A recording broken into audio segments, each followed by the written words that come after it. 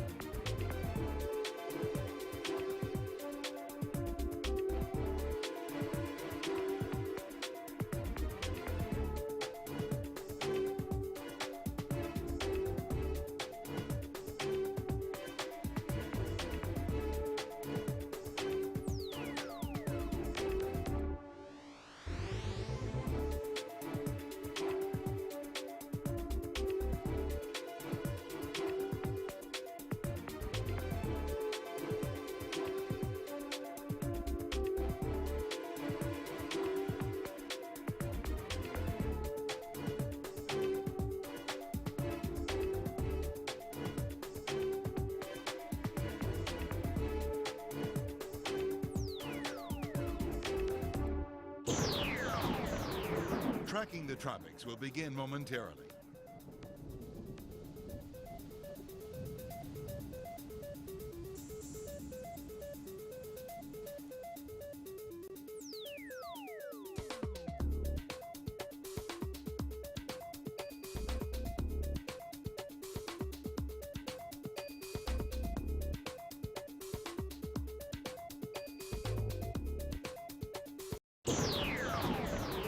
Tracking the tropics will begin momentarily.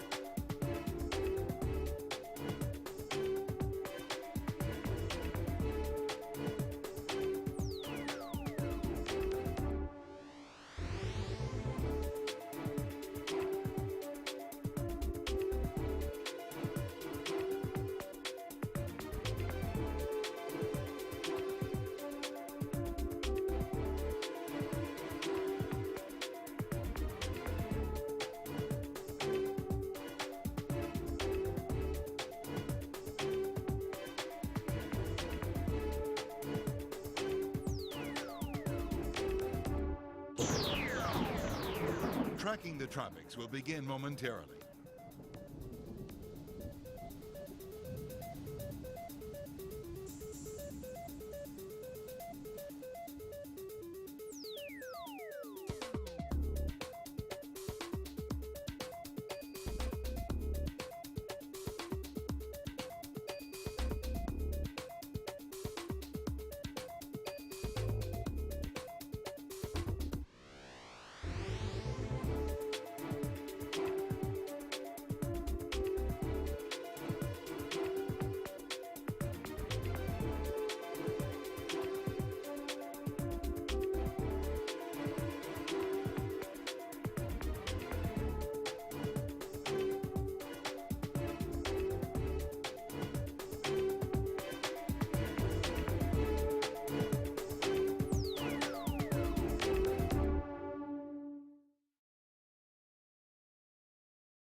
Live from our hurricane headquarters with real-time analysis from some of the nation's top meteorologists, this is Tracking the Tropics. Catastrophic damage to Southwest Florida as Hurricane Ian batters our coastal communities, leaving Floridians stranded, powerless, and in need of help. We're going to do everything that we can, answer as many questions as possible, folks, on Tracking the Tropics. We're live, powered by Handyman Roofing. This video at the center of your screen is unbelievable, and it's just a little bit of what's to come, showing you, everybody, just how devastating this storm was, especially to southern Sarasota County, Charlotte County, and Leigh County. Live on your screen, top right, meteorologist Eric Stone, hashtag Hey Eric, and joining us live, everybody, from... Actually, Jack, you're going to have to update us on your location. Let us know exactly where you are. Jack Royer, everybody. Use hashtag HeyJack to ask him a question. We send it now to Jack live in the damage area. Jack? Well, guys, we want to start off by saying this is far from the worst of the damage. We are just simply unable to move as easily as we'd like to be able to for a variety of reasons. Number one, this is Highway 41 behind us. You can see people are leaving, but you can also probably see there is a parking lot covered in water. We are with a satellite truck. That is the only way we are able to talk to you today. Cell phone service is very spotty down here. The further south you get, I understand, the worse it's going to be. We got walloped by the northern eye wall and then what was on the back end of Hurricane Ian last night. So there are challenges associated with moving a satellite truck and everything and being able to be efficient. So we're stuck right here for right now. We wait to find out where we'll end up today. But yes, damage is here. Let's go ahead and show you to my left. This awning is ripped off. I mean, we've shown you on Channel 8 a variety of different things that just show the power of this storm. JB, I don't know if you were able to access the video that we sent to the station of how it looked at its worst yesterday, but I'd love to show it if you do, just to give people an idea of how strong these winds were and how fierce the rain was. This is a building that I know firsthand has suffered some damage, and then there are homes around here that were flooded for sure. With just immense, I mean, in fact, look behind me at this is a good example behind me. These signs were just ripped off by the wind. These palm trees knocked over in some cases. Just pretty much, it'll be hard to find a building or a structure, and for that matter, a life that was not touched or affected in some way by this storm. So we're in Northport, Florida, in the southern tip of Sarasota County, heading. If you go that way, we'd head right into Charlotte County. That's where we've been for the past almost 36, 48 hours now. Yeah, Jack, Eric here. I just want you to tell me, when we watched you yesterday, you were in the parking lot. It looked like tropical storm force wind. How quickly did conditions deteriorate to where you had to seek shelter?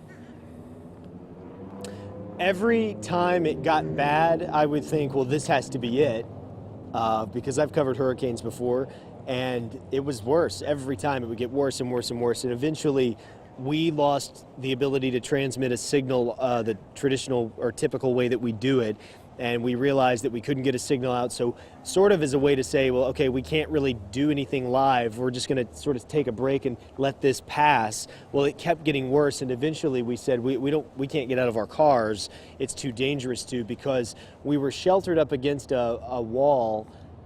In fact, can we spin around 180 degrees? Let me just show you what I'm talking about. So this isn't exactly the spot, but this is sort of a reversal of where we were last night in here. We were in this version on the other side of this building in a corner like this, and we were benefited by the fact that the wind was sort of avoiding the underpass where we were stationed. Then when the back end of the storm came, it completely shifted. And again, this is facing a direction that would be opposite my point, but just to get the picture, suddenly the winds were coming in under here and blowing debris right at us and things right at us. And fortunately, none of our equipment was damaged in any way.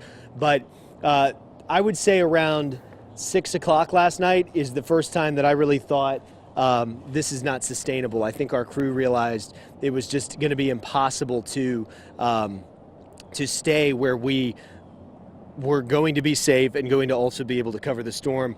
Last night I looked out the window of a building we were able to sleep in, And, ceiling tiles are crashing in all throughout the night. Let me get out of the sun so you can get a better picture here. Sorry, I'm driving photojournalist Dave Kraut crazy trying to spin around here.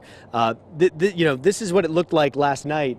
Picture this flooding, picture this debris down, but also wind gusts it had to be close to 100 miles an hour, more debris flying through the air. You really couldn't see from this building front. You could not see that McDonald's. You couldn't see into the parking lot, only enough to see the water rising.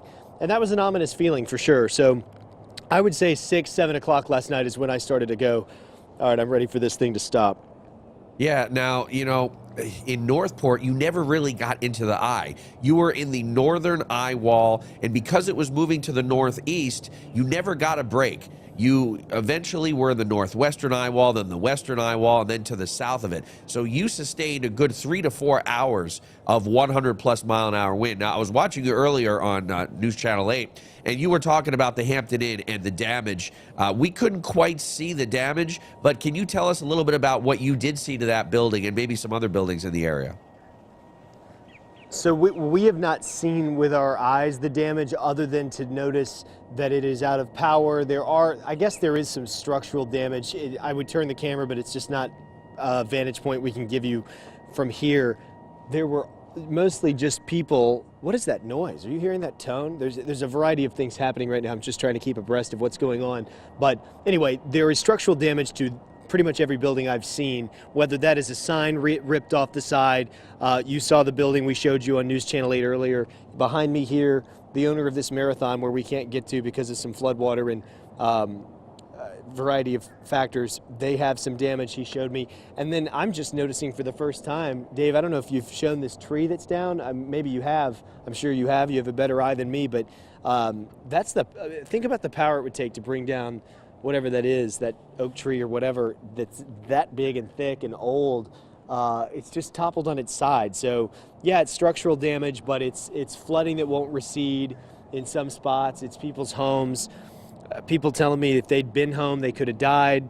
I got to tell you, if I had been standing where I am standing right now 12 to 15 hours ago, it would have killed me. So not that I would have or wanted to at all or had a reason to, but when you think about that, then you think about applying that same thing to a house or to a mobile home or in a flood zone or to storm surge waters. It is mind-blowing what this storm was capable of and how it lived up, sadly, to the hype. Jack, we've got a lot of folks joining us that are doing so without power. Hundreds of thousands of people lost power as Hurricane Ian made landfall last night. A lot of people are accessing us on their cellular devices. Hello to the audience joining us on, there's a lot of places. We're streaming everywhere. WFLA.com, the app, trackingthetropics.tv. Hello to YouTube Live. Hello to Facebook Live. And for the first time, hello to TikTok as well. Jack, a lot of people joining us without power, just looking for some answers out there, and also trying to reconnect with loved ones out there in the impact area. Where you're located, what context, we're going to go over the outage situation here in Florida in just a second, but from your vantage point and your location, what can you tell us about outages where you are exactly? There seems to be a great loss of power where we are. We're having to be strategic about what power we use and access. I'm going to step out of the way here to let this car pass while we sort of take you around. But yes, a great loss of power. I haven't seen, when the sun was barely up this morning, I didn't see anybody with any power except maybe one place that might have had a generator across the street. So I'm not hearing of good reports on power here, and frankly I don't see how, because how anybody can have power here. There's just too much damage and destruction, too many wobbling power lines that we witnessed last night, and you just think that if that could happen and still stay intact in some spots where, I'll be honest with you, the wind wasn't that bad where I'm standing right now compared to where it was had there not been a building to take some of it away. I mean, think about everything that's fallen down around me took some of the wind off of us had we been out here. So there's a great loss of power for sure. I'm interested to hear the updated numbers. Yeah, Jack, stand by for just 1 second. I want to show our audience something. This is just coming into our newsroom. We have access to a lot of feeds here in our stream center. And this is a live picture now from Sanibel Island. Eric, this is a place that got walloped. We're going to keep this on your screen here for just a moment. Really quickly, Jack, for folks that are really trying to reconnect with loved ones, is there anything that you can share from Sarasota, again, where you're located? In terms of what I'm unclear exactly what you want me to share, but what are you asking, JB, specifically? No, Jack. I mean, is there anything set up, or is there any advice being put out by local law enforcement as far as, look, there's a lot of folks trying to reconnect with loved ones down there, folks from other states who might have relatives down in Florida. What can they do, or if you heard anything about there being a way or a means to reestablish connection with loved ones where you're located? I know it's probably going on in Lee County and Charlotte County, but where you are. I think it's more going on statewide from my understanding. I only know what I've been able to hear on our programming while, I've been trying to talk to people here and gather interviews and information more in a hyper-local sense where we are. But I believe I heard the governor and other leaders mentioning a website earlier where that is a possibility. They mainly want people to call 911 if they have an emergency of some sort now that they can get back out and help people. But I am unaware right now of any sort of relocation portal or anything within Sarasota County. Jack, allow me to share something that might make you smile. I think you're overdue for a bit of a smile. We were tapping into your coverage yesterday, Jack, and showing a lot of your live reports that you were doing on WFLA News Channel 8 and the YouTube comment section. The YouTube comment section, first and foremost, they love you. And second of all, they think that your hat is the real MVP because we saw hats flying in the wind and flying off of reporters' heads all over the place. But your hat somehow stayed on your head. So I don't know if you can share any tricks, but YouTube says your hat game is on point for what it's worth. Well, I'm glad. I had a friend of mine criticize me for wearing the flat bill News Channel 8 hat yesterday, but I find those are a lot more sturdy in severe weather. I don't know if it's the aerodynamics of it or whatever, but no, strapped on tight was about as good as I could do because you try to stay dry and best you can. We failed at staying dry, but we tried our hardest, so the hat helped. Well, I hope you keep the hat, Jack, because it made it through Hurricane Ian on your head. Everybody catch Jack Royer. Follow him on social media, and you can catch him as well on WFLA News Channel 8 coming up. Jack, eat your power bars, your granola bars, drink your Gatorade, whatever you got to do. We're thinking of you out there, buddy. I know you're a friend of mine, of course, obviously, so just thinking of you out there, my friend. JB, I've just lost you on the earpiece here. So if you can hear me, I'm going to go ahead and say farewell. All right, Jack. We have lost Jack Royer, everybody, but class act, definitely. and my friend from out my Alabama days. Welcome to the Stream Center, folks. JB, Eric, we're going to try to answer as many questions as possible. And yes, we're live across multiple social media platforms. We are going to get to your hashtag HeyJB, hashtag HeyEric questions and comments. And yeah, TikTok, we are going to be getting to you guys as well.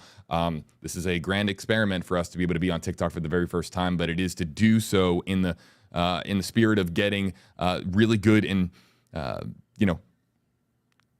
really just reliable information to our audience out there, wherever they are joining from. But we got to look at this video, Eric.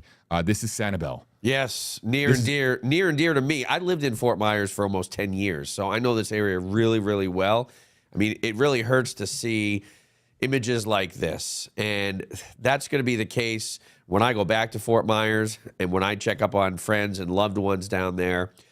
The Sanibel Causeway, I mean, it's virtually impassable now. And you're looking at the sand and debris that was blown from storm surge, from Ian, onto the roadways. And boy, JB, it is going to take a long time to clean this up. So not just Sanibel, but the whole Southwest Florida area. Let's go full screen for a second, just to let this have a moment full screen.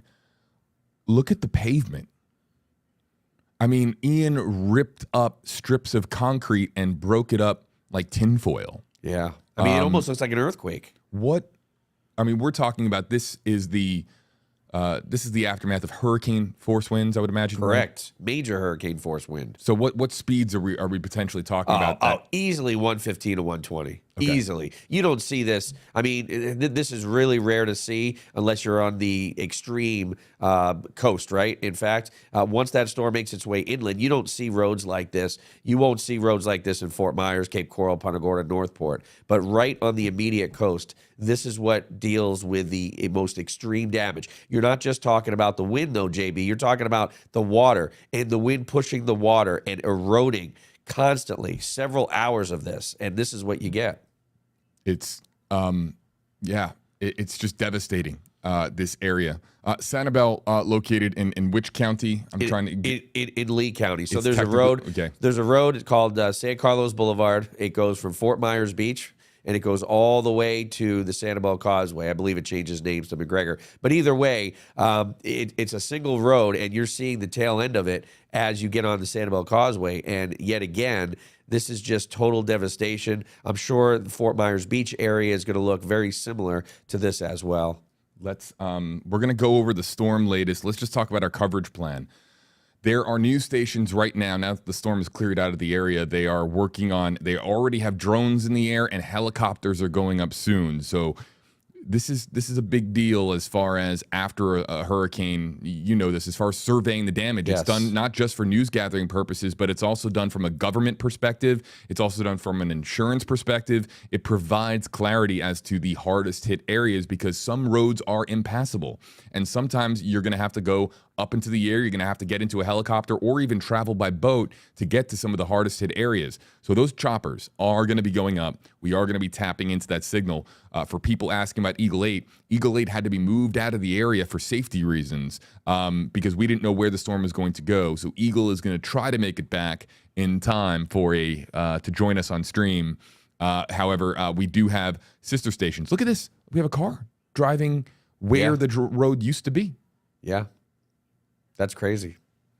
This is live, folks, on your screen. So we are going to bring you chopper coverage as soon as possible. Stay with us on Tracking the Tropics, YouTube, Facebook, and TikTok, and we'll try to get to as many of your questions as possible as well. So we're about to come back. How this is going to work over the next several minutes is I am going to look out for your hashtag HeyJB and hashtag HeyEric questions and comments. In the meantime, as I look out for those comments, we need to know what the latest is with this storm. And Ian is not done making his presence felt right here in the state of Florida. So we'll send it over to the wall for, of course, meteorologist Eric Stone. You got your wireless mic on there, Eric? I do. All right, let's bring you How up. does that sound? Good? All right, and let's see what the latest is. Again, we've been watching this wobble tracker, and it has really been the precursor to what Ian is going to do next.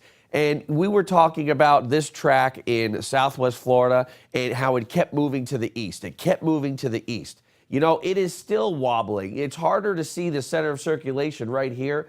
But look, it is still right in this general area off Cape Canaveral, right off the Space Coast. It is still moving east of this blue line. So for some reason, the track is just never corrected far enough to the east. Well, again, places like Jacksonville to St. Augustine, all the way down toward Cape Canaveral, points southward, north of Daytona Beach. Finally, things are improving in your neighborhood. But all in all, again, we are dealing with a tropical storm that, as of the 8 o'clock advisory, now these advisories are going to be updated every 3 hours, not every single hour as previous. But you see the track. We were talking yesterday when this was over Charlotte, DeSoto County, and we saw the wobbles, and I said, you know what? This is going to go into Sebring and into Highlands County, while the track was up toward Lakeland and Orlando. And I'm telling you, those wobbles, they really tell the story of where this storm is going to go, and it really followed suit. It stayed to the east of Arcadia, right over Sebring. Look at that. Didn't even really make its way into Polk County, maybe the extreme southeastern portions. But again, we are looking at a northeasterly movement around 8 miles per hour. What's going to happen is Ian is going to reemerge in the Atlantic as we expected, and it could strengthen.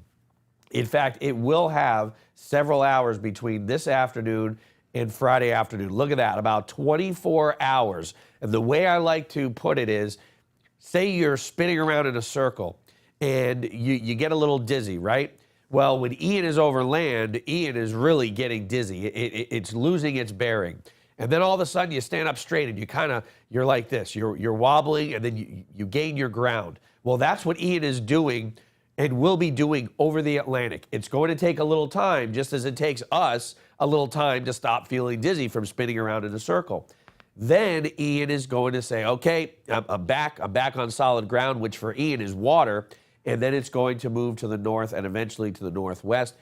And it quite possibly could become a hurricane once again. I would say a Category 1 at best, but it looks like it will make landfall somewhere near Charleston. We did talk about this yesterday in South Carolina. I have a good friend in Charleston as well as Columbia. They're asking me, hey, what can we expect from Ian?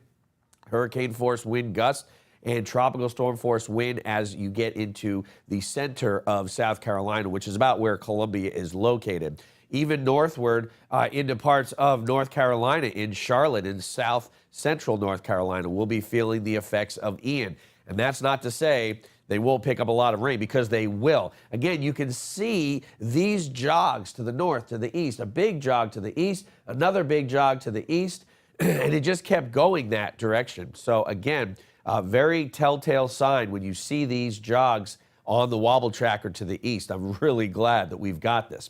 All right, let's talk about what we can expect, okay? From this morning into the early afternoon, the rain is getting out of here, mainly in Polk County. Not much going on in the Bay Area, northward into Citrus. By this afternoon, rain is pretty much all said and done. Maybe a couple of stray showers later this evening, but all in all, we stay relatively dry, if not completely dry, all the way through Friday. That is good news. Now, you see these green areas that I'm showing you, a lot of flood warnings. I'm going to tell you the next threat is going to be the rivers flooding. Now, water is running all over the place, right? They find their way into a river, stream, or canal. I'm going to list off the rivers that we have to watch over the next several days. The Peace River, that's a big one. Bartow in Polk County, Arcadia in DeSoto County on 70, Zolfo Springs in Hardy County on State Road 17, Horse Creek at Arcadia as well, State Road 72, and then the Myakka River. I've seen the Myakka River in Tropical Storm Ada just overflow its banks on 776. Very vulnerable body of water, Myakka River State Park in Sarasota County, and at the Rye Bridge, the Manatee River near Myakka Head at State Road 64 in Manatee County. Little Manatee River in Wimauma, US 301 in Hillsborough, and Hillsborough River at the Hillsborough State Park, Alafia River in Lithia. So all these bodies of water we have to worry about. Let's take a look at the possible flood stage. Now, this is from Friday all the way into next Tuesday, and you can see the Peace River in Bartow at State Road 60.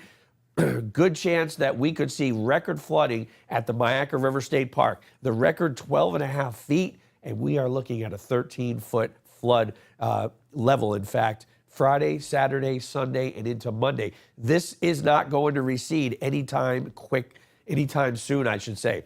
Alafia River, here we are, Lithia. Look at the major flood stage at 19 feet. We're going to be very close to that all the way through Saturday and into Sunday. Now again, in Pinecrest, the same deal. Wimauma, the same thing. Close to record flood levels today, tomorrow, and into Saturday. Finally, Manatee River at Myakka Head. You can see it peaks later on today into tonight. And again, well over flood stage as we head into the weekend.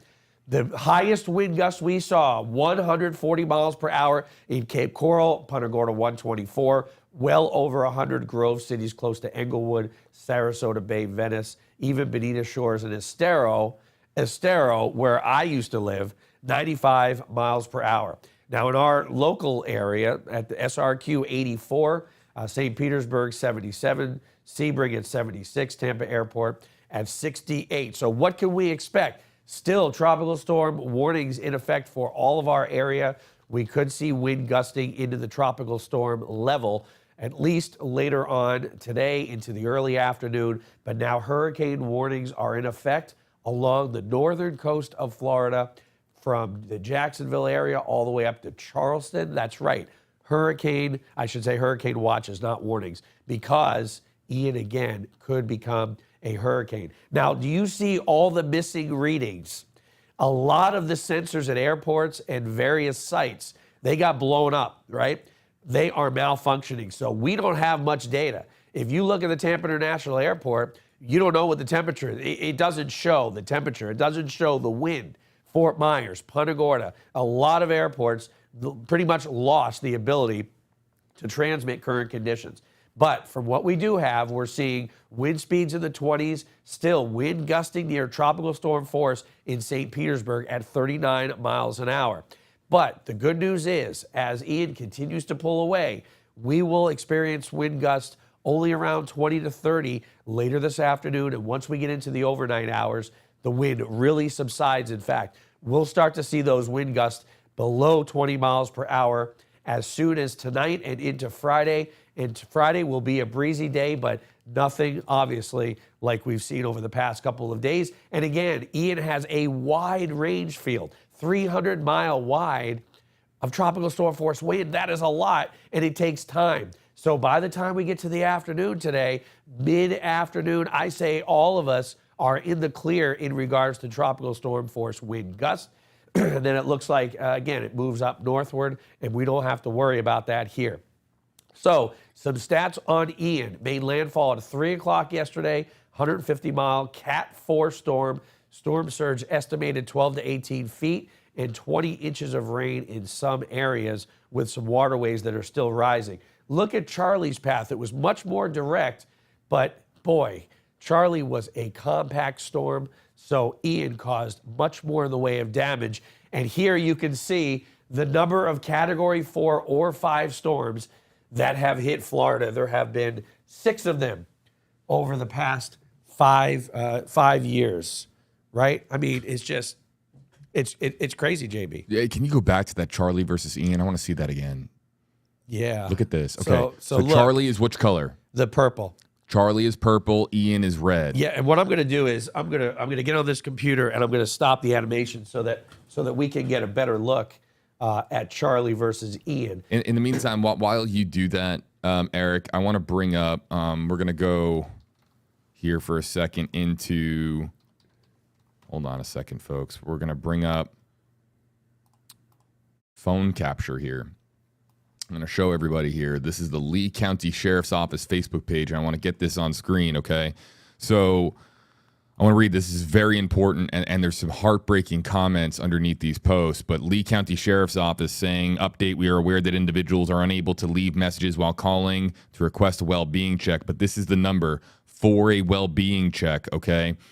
We know that people are unable to reach out to loved ones. And look, it's very important to not panic and just to remember that the cellular infrastructure in the area has been decimated. So it could just be that they don't have cell phone reception. So again, if we can just kind of get this information out there to as many people as possible, it will certainly help. Leigh County, and we'll talk about some other counties as well. Again, that's for a well-being check if you have a loved one and you're desperately trying to locate where they are. Okay, now back to Charlie versus Ian. Yeah, you can see Charlie took a more direct path, right? It was moving a lot faster, so much more in a straight line fashion, where we saw Ian just wobble to the north, to the east, to the north. And when it does that, it's moving slower.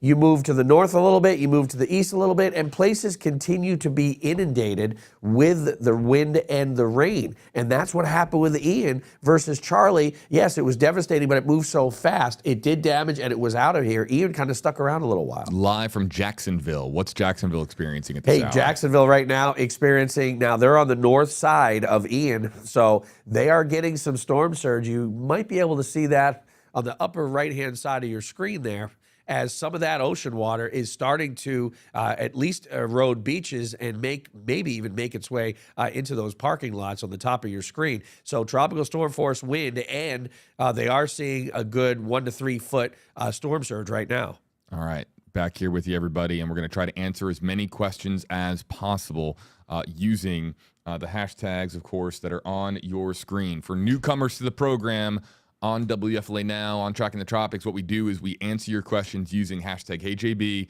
hashtag HeyEric, and if you use that hashtag with your question or your comment, we can feature it on screen. So we're going to start with this comment from YouTube.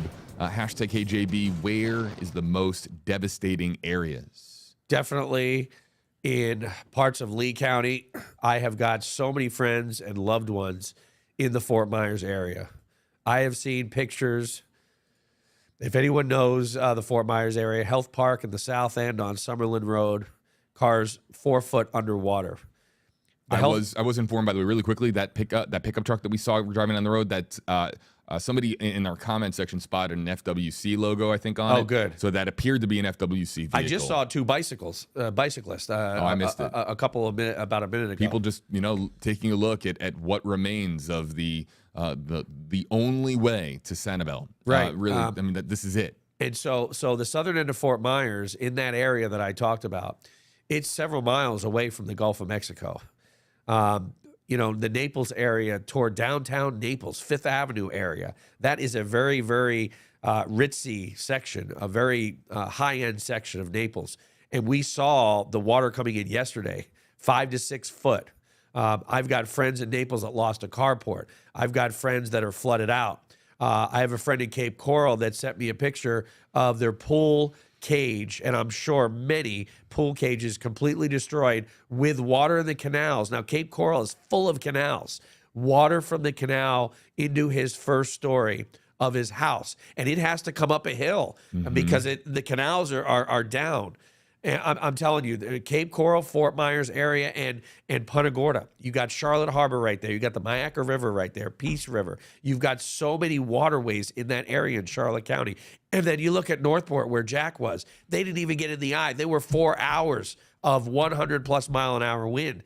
And then you have from Englewood to Boca Grande, all those islands. Once you get into Leigh County, Cayo Costa, Sanibel, Captiva, those are the places that get hit the worst. Fort Myers Beach. Do you know they're building Margaritaville in Fort Myers Beach? It is a huge project. They're probably 35% finished with the project. And now they're inundated with all this water. Unreal. As we see now, another pickup truck driving down what used to be the roadway to Sanibel.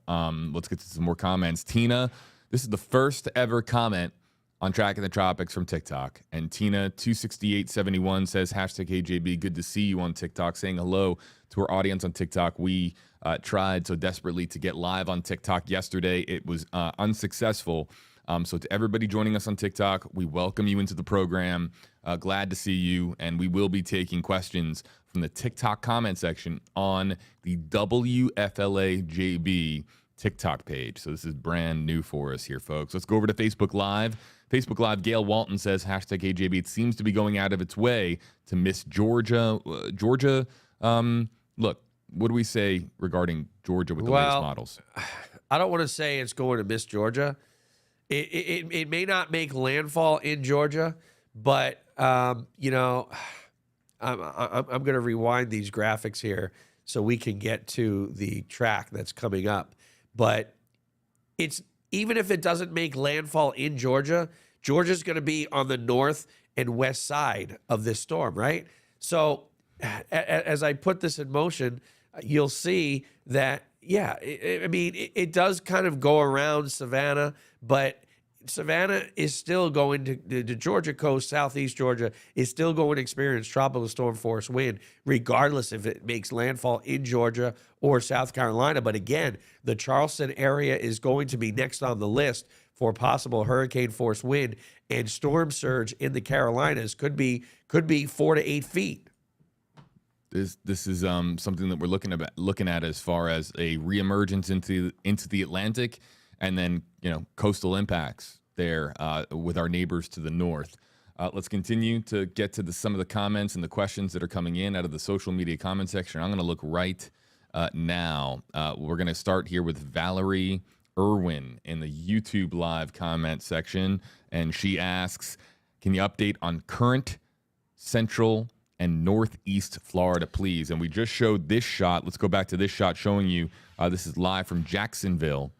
And this is a camera mounted atop a very tall pole and you can see that there's not a lot of traffic out there. People are, staying safe.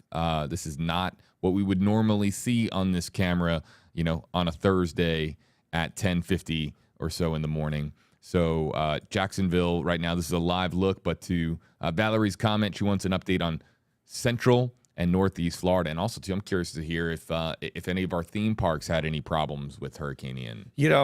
I'm sure they've had a lot of wind, right? I can't imagine that they'd even be open right now. They are experiencing 60 to 65 mile per hour wind. And now that the storm has moved out of their neighborhood, they're still seeing a lot of rain. Several inches of rain, 8 to 12 inches of rain in the Orlando area. The good news is for Central Florida is the storm is moving away, right? The storm is right now located pretty close to Cape Canaveral. Can you believe it? And it's so much further north than Daytona, when yesterday, again, some of these models had this going over Daytona. Either way, Jacksonville area, St. Augustine, all the way into the Space Coast, you are going to be experiencing tropical storm force wind. You are experiencing that right now in Cape Canaveral, even all the way as far south as Melbourne and Daytona Beach.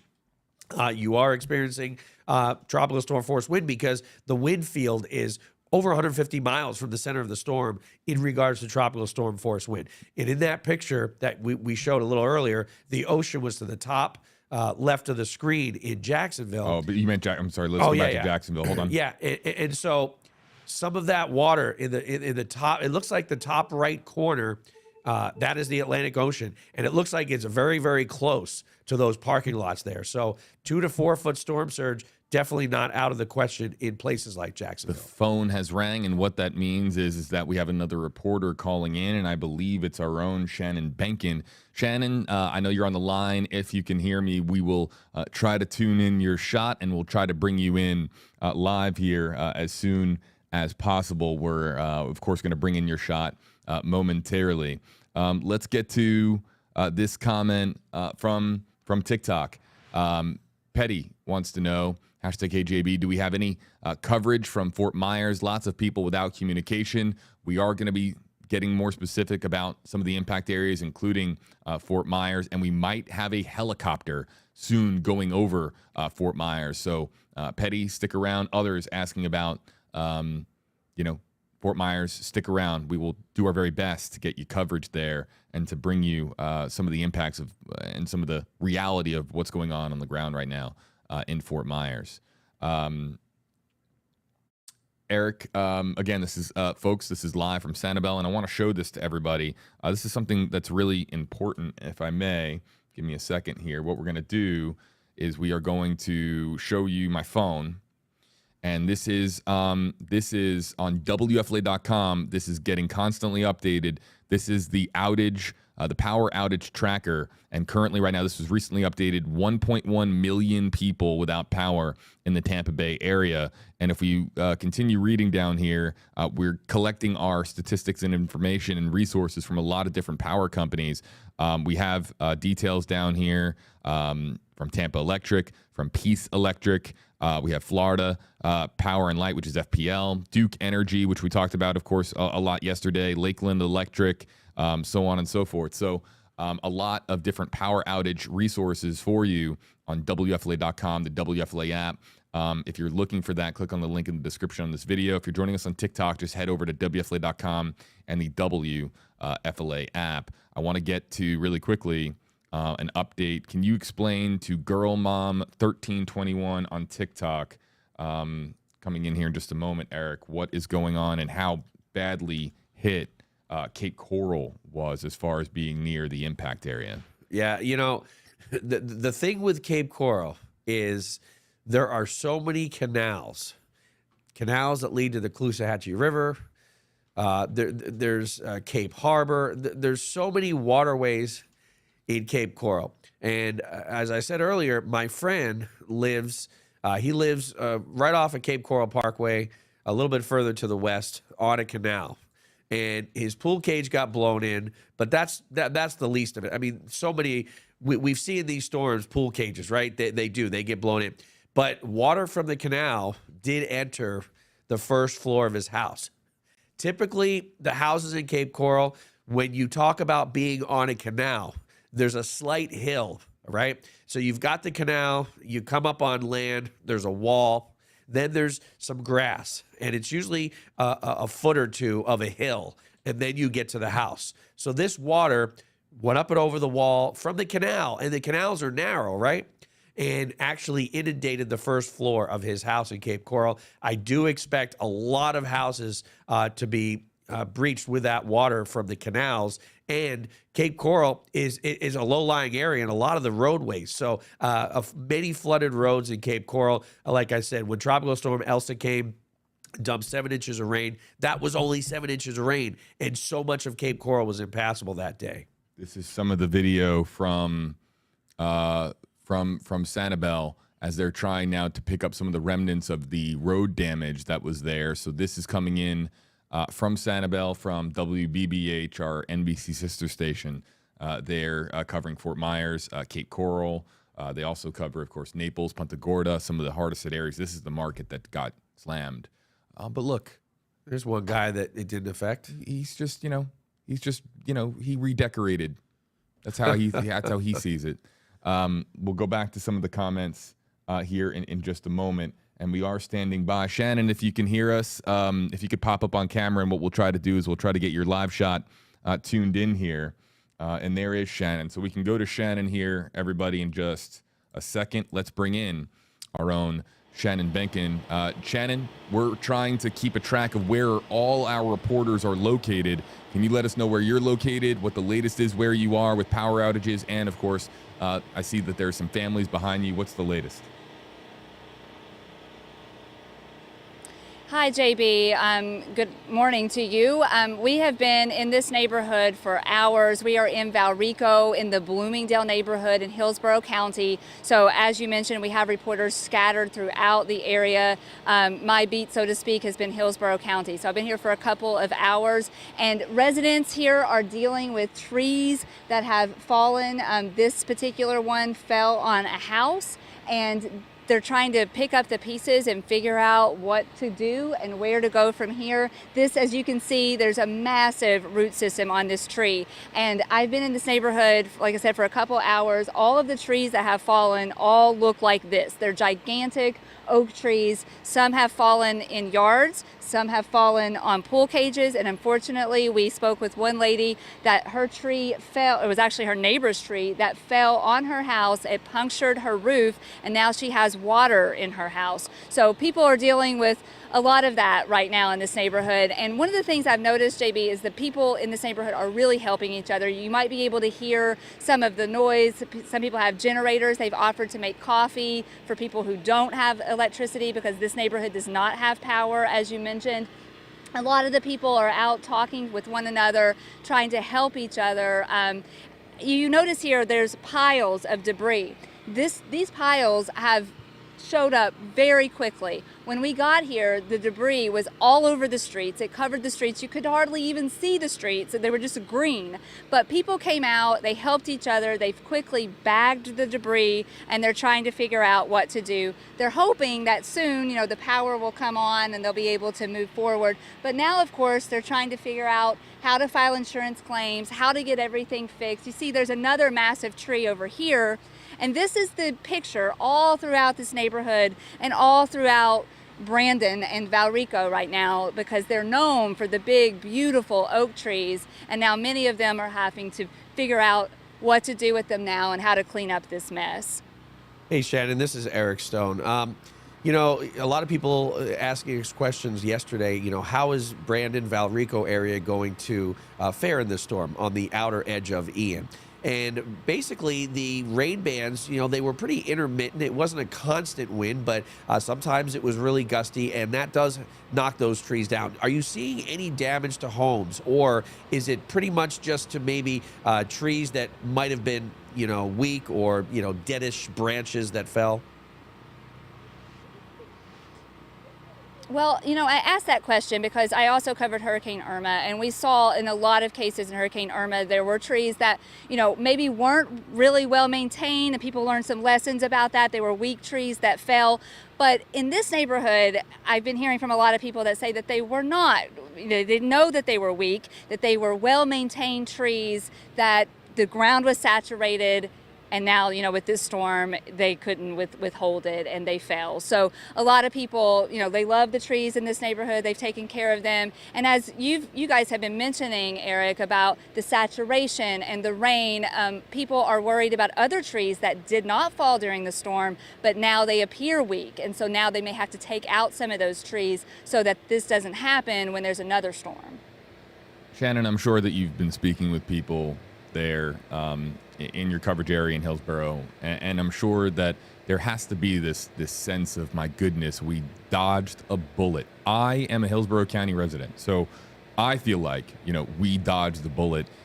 We look down to our south into Charlotte, South Sarasota County, Leigh County, and we've been playing back some of the video. In fact, I'll play back some more video of just some of the devastation of what our neighbors to the south experienced.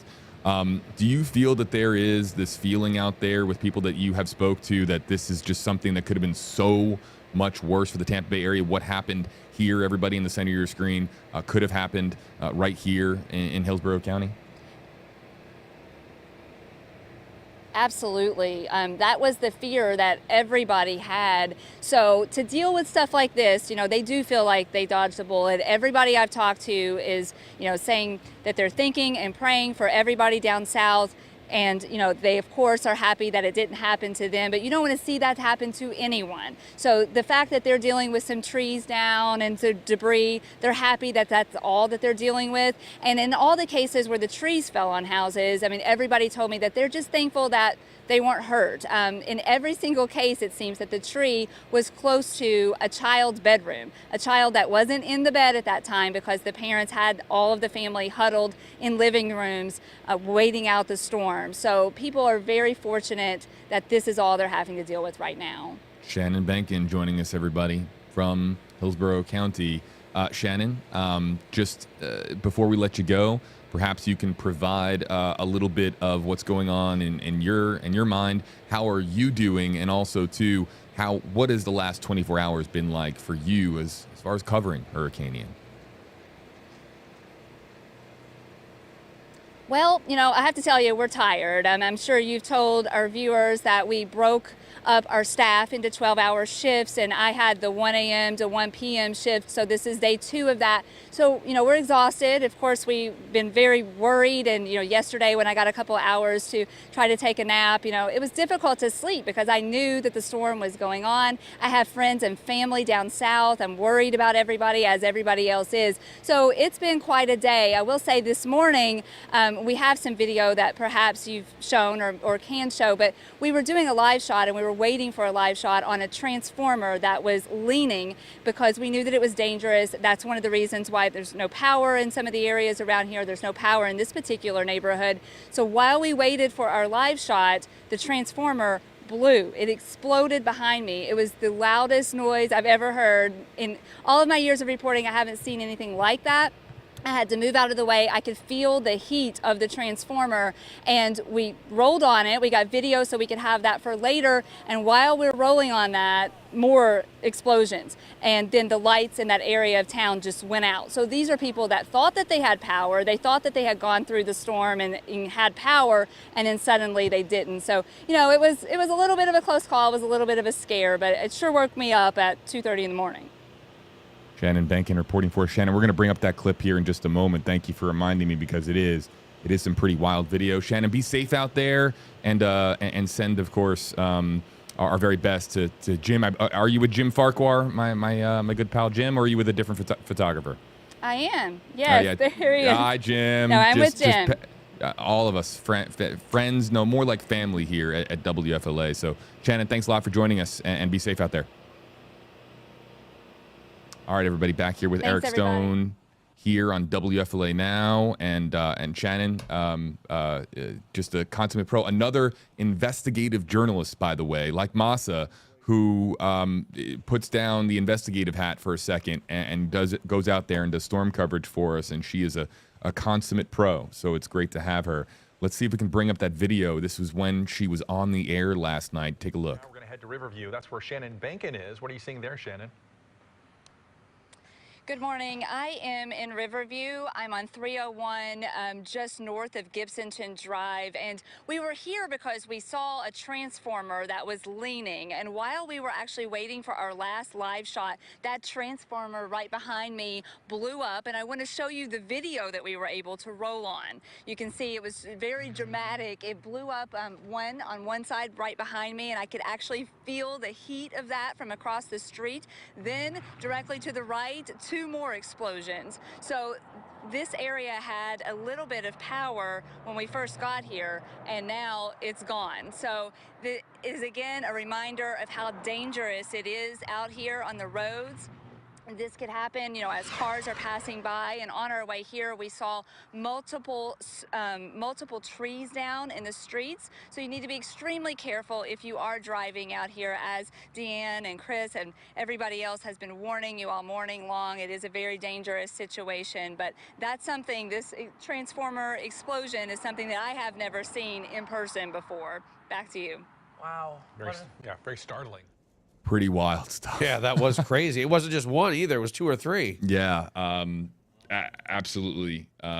Just crazy, some of the stuff that we're seeing out there. We are getting a new video. We are awaiting chopper and drone flights that we're going to be bringing you live here on Tracking the Tropics. We are awaiting that aerial view of what Hurricane Ian left behind as it trekked across the central section of our state, made its way towards Orlando and then towards Jacksonville before it will at some point here reemerge into the Atlantic. Paying attention to your comments on Facebook Live, YouTube Live, and TikTok Live.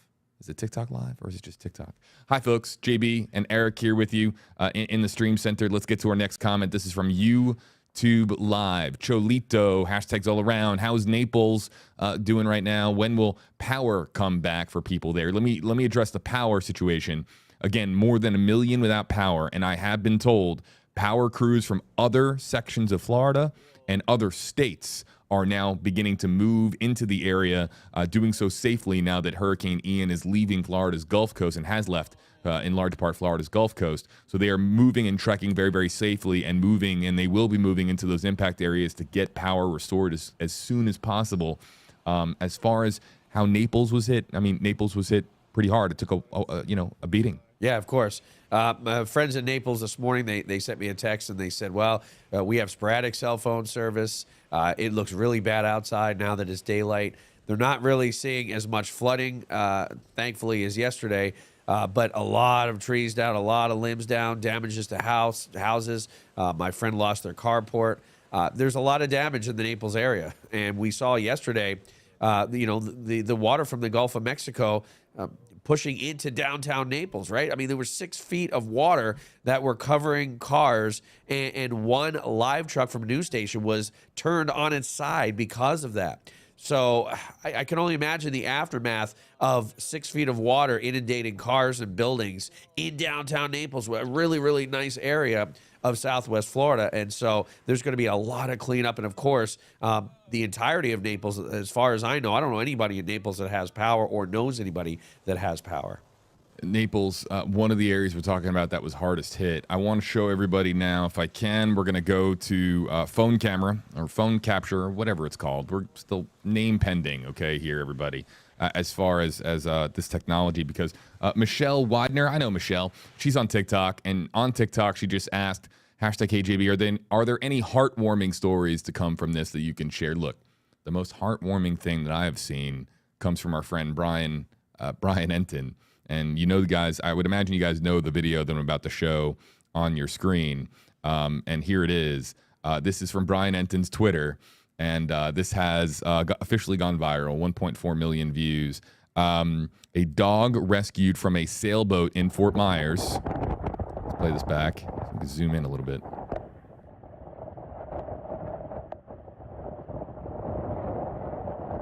Yeah, there you see the dog.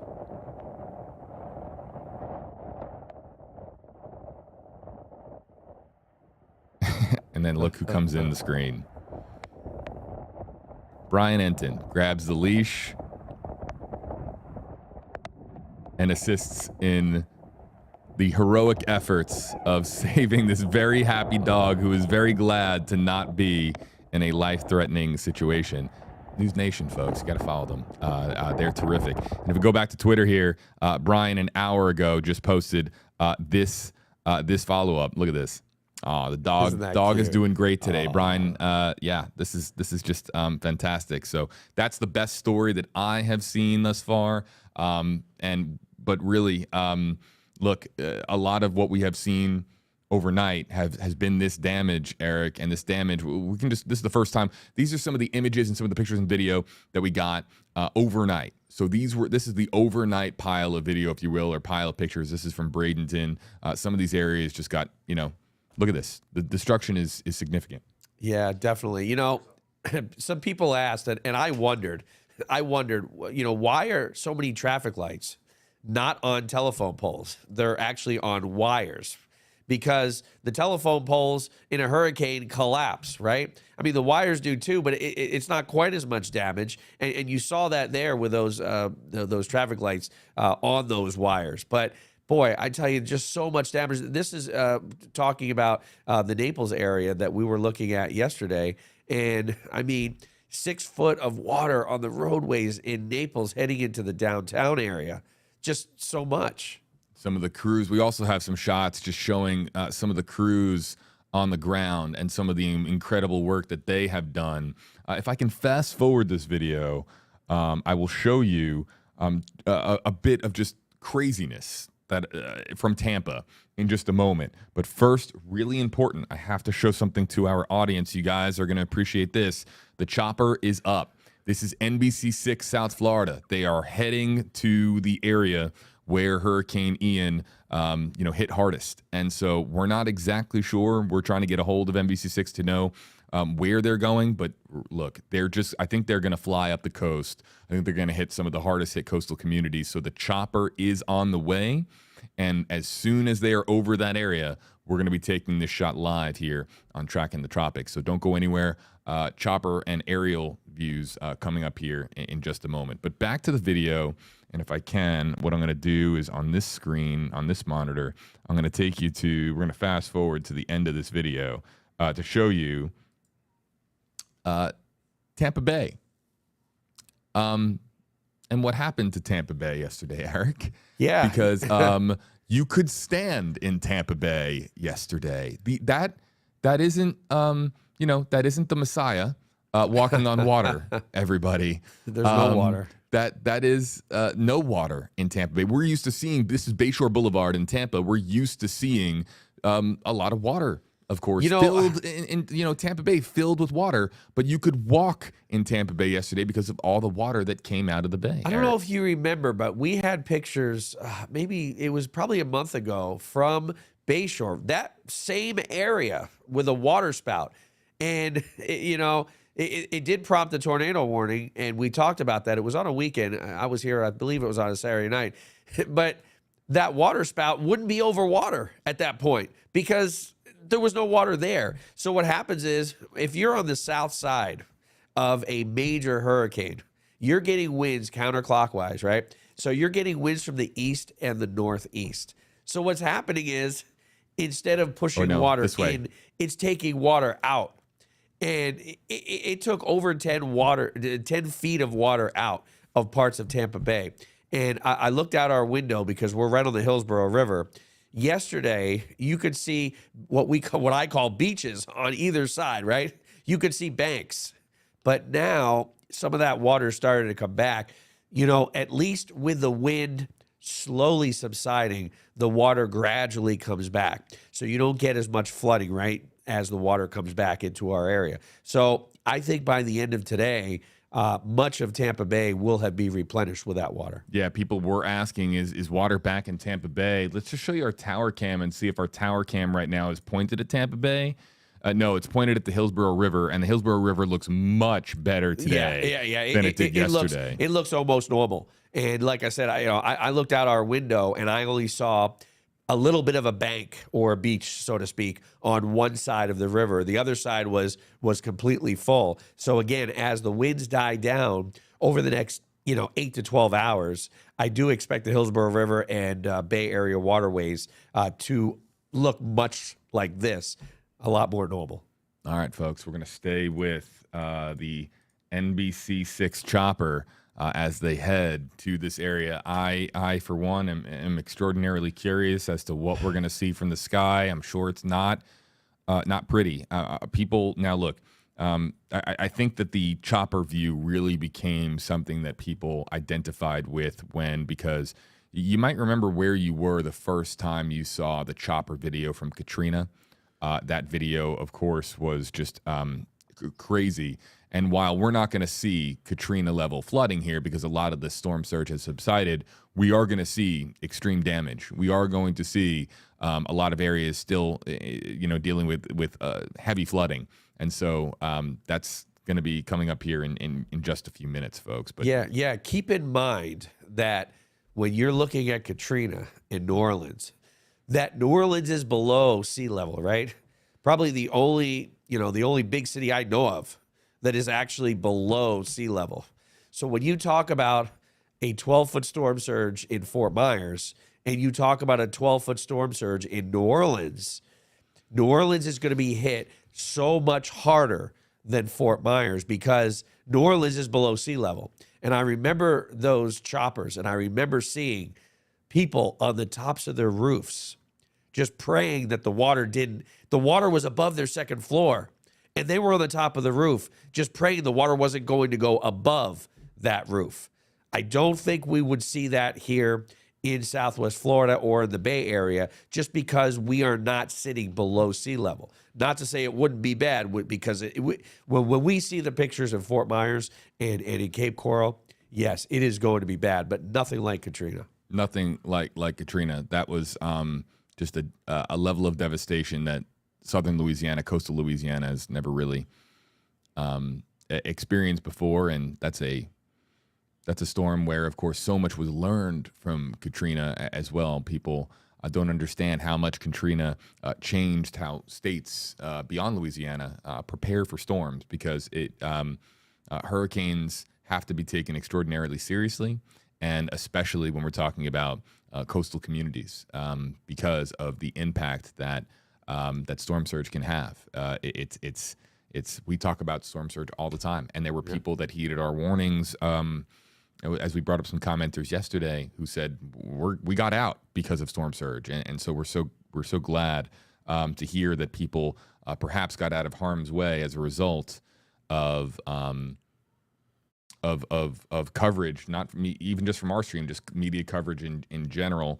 Ashley, let's just try to help out Ashley. #KJB, have some friends in Englewood that need gas. The roadway's clear to get to them. Thinking of driving there from Land O'Lakes. You are probably going to encounter, are the roadways clear? I can look up, some resources here, but there are still, let me make this clear for our audience and to Ashley as well, as we're getting as the chopper moves, we're going to go into black here. So that's the signal breaking up because it's bouncing from different, different feeds, if that makes sense. But there it's back.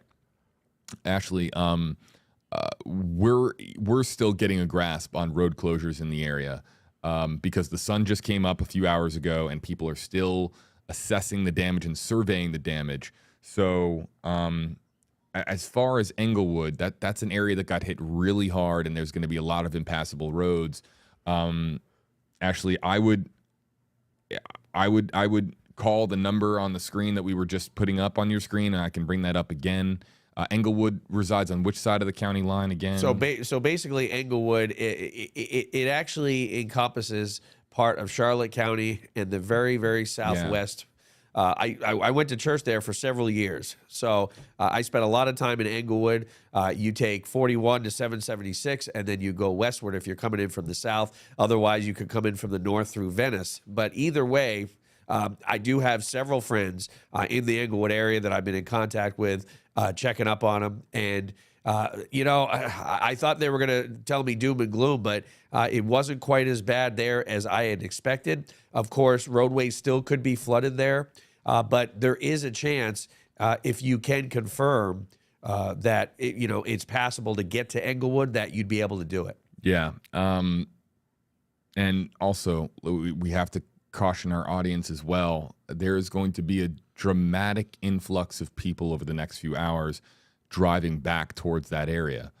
So if you don't experience road closures, you're going to be sitting in maybe hours of traffic as people start to move back in and clog the roadways, because people who left now want to go and see their house and see, how bad it really was. And people don't want to wait.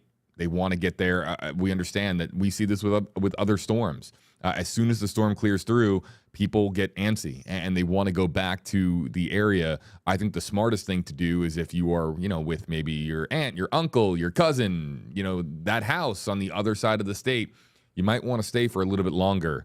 It might be difficult for you, and everyone has their own specific situation, but you might want to stay a little bit longer. Now, for Ashley's case, again, they need gas. I would, again, contact the local EOC, contact the local sheriff's office, and they might look. They have people who are answering the phones, providing information pertaining to the roadways, pertaining to resources. So Ashley, hopefully you get down there safe and sound and help them out. Yeah, and if you do get gas, make sure you get it near where you're at, because the further south you are, the less likely anything will even be, you'd even be able to get gas at a station. I have a bunch of comments in the queue here that I do want to get to. And we'll go to Tommy Sheffield on Facebook Live. I got Facebook Live, YouTube Live, and TikTok Live all punched up here. Tommy wants to know, my best friend is in Fort Myers. Haven't heard from him since yesterday. How bad did Fort Myers get hit? And again, let's remind our audience, if you haven't heard from a loved one, I know it's so easy to fear the worst, and it's only human nature to fear the worst. It's just how our minds operate. You get terrified, and your heart begins to race because you don't know what happened to that person, whether they were in a mandatory or voluntary evacuation zone. But remember, there's been a massive communication breakdown with the phones and cellular infrastructure there. So it could just be a result of that. As far as Fort Myers, look, it was one of the areas that we were really monitoring, and an area that got hit pretty hard, Eric. Yeah, definitely. I've received a few texts from folks in Fort Myers. Now, Fort Myers, area-wise, is actually pretty big. It goes from Fort Myers Beach all the way inland, right? Almost to a town called Leigh Acres, right? Past I-75. And then it goes southward almost to a town in South Fort Myers called Estero. So there's a big area. Now, I have some good friends near Estero in South Fort Myers, and they had said, we saw some wind, we saw, rain, there's no flooding, but we don't have any power. And I've got friends that live pretty close to the downtown area that said, wow, I can barely send a text message. We have poor cell service. And I'm assuming the closer you are down to Fort Myers Beach and into that area, cell service is going to be pretty much knocked out. And, of course, all the power is knocked out. Let's go to TikTok. Girl Mom 1321, hashtag KJB, hashtag Hey Eric. Any news on if Disney got any damage? And, yeah, I have been paying attention to what's been going on with Disney World. And there was some flooding at Disney, but I have not seen any major damage reports out of Disney World. But here's the thing to remember about Disney, okay? They've got endless amounts of money, billions of dollars. They don't need to wait for help. They can just go into their endless amount of money and just repair things really, really fast. And if there is any damage, down trees, if a window was broken by a a random wind gust there in Central Florida, look, they're gonna have it fixed in no time. It's Disney World. They keep the park astonishingly clean, and they also keep it in in working order to a degree that other theme parks aspire to attain to. I know because I actually recently watched a Disney documentary about how well they keep the property and how well they maintain things, and the maintenance staff there is enormous as far as making sure that everything is up and running and that there is no, of course, long-term impacts. So if there is damage, if there is down trees or power problems, they're going to be up and running very, very quickly because they are, of course, privately funded and they have more money than anybody. So it's not a big problem. It may not be safe to open up because, I mean, they're still, experiencing tropical storm force wind. They may open up tomorrow or they may open up this weekend. But yeah, they definitely help themselves. Call me crazy.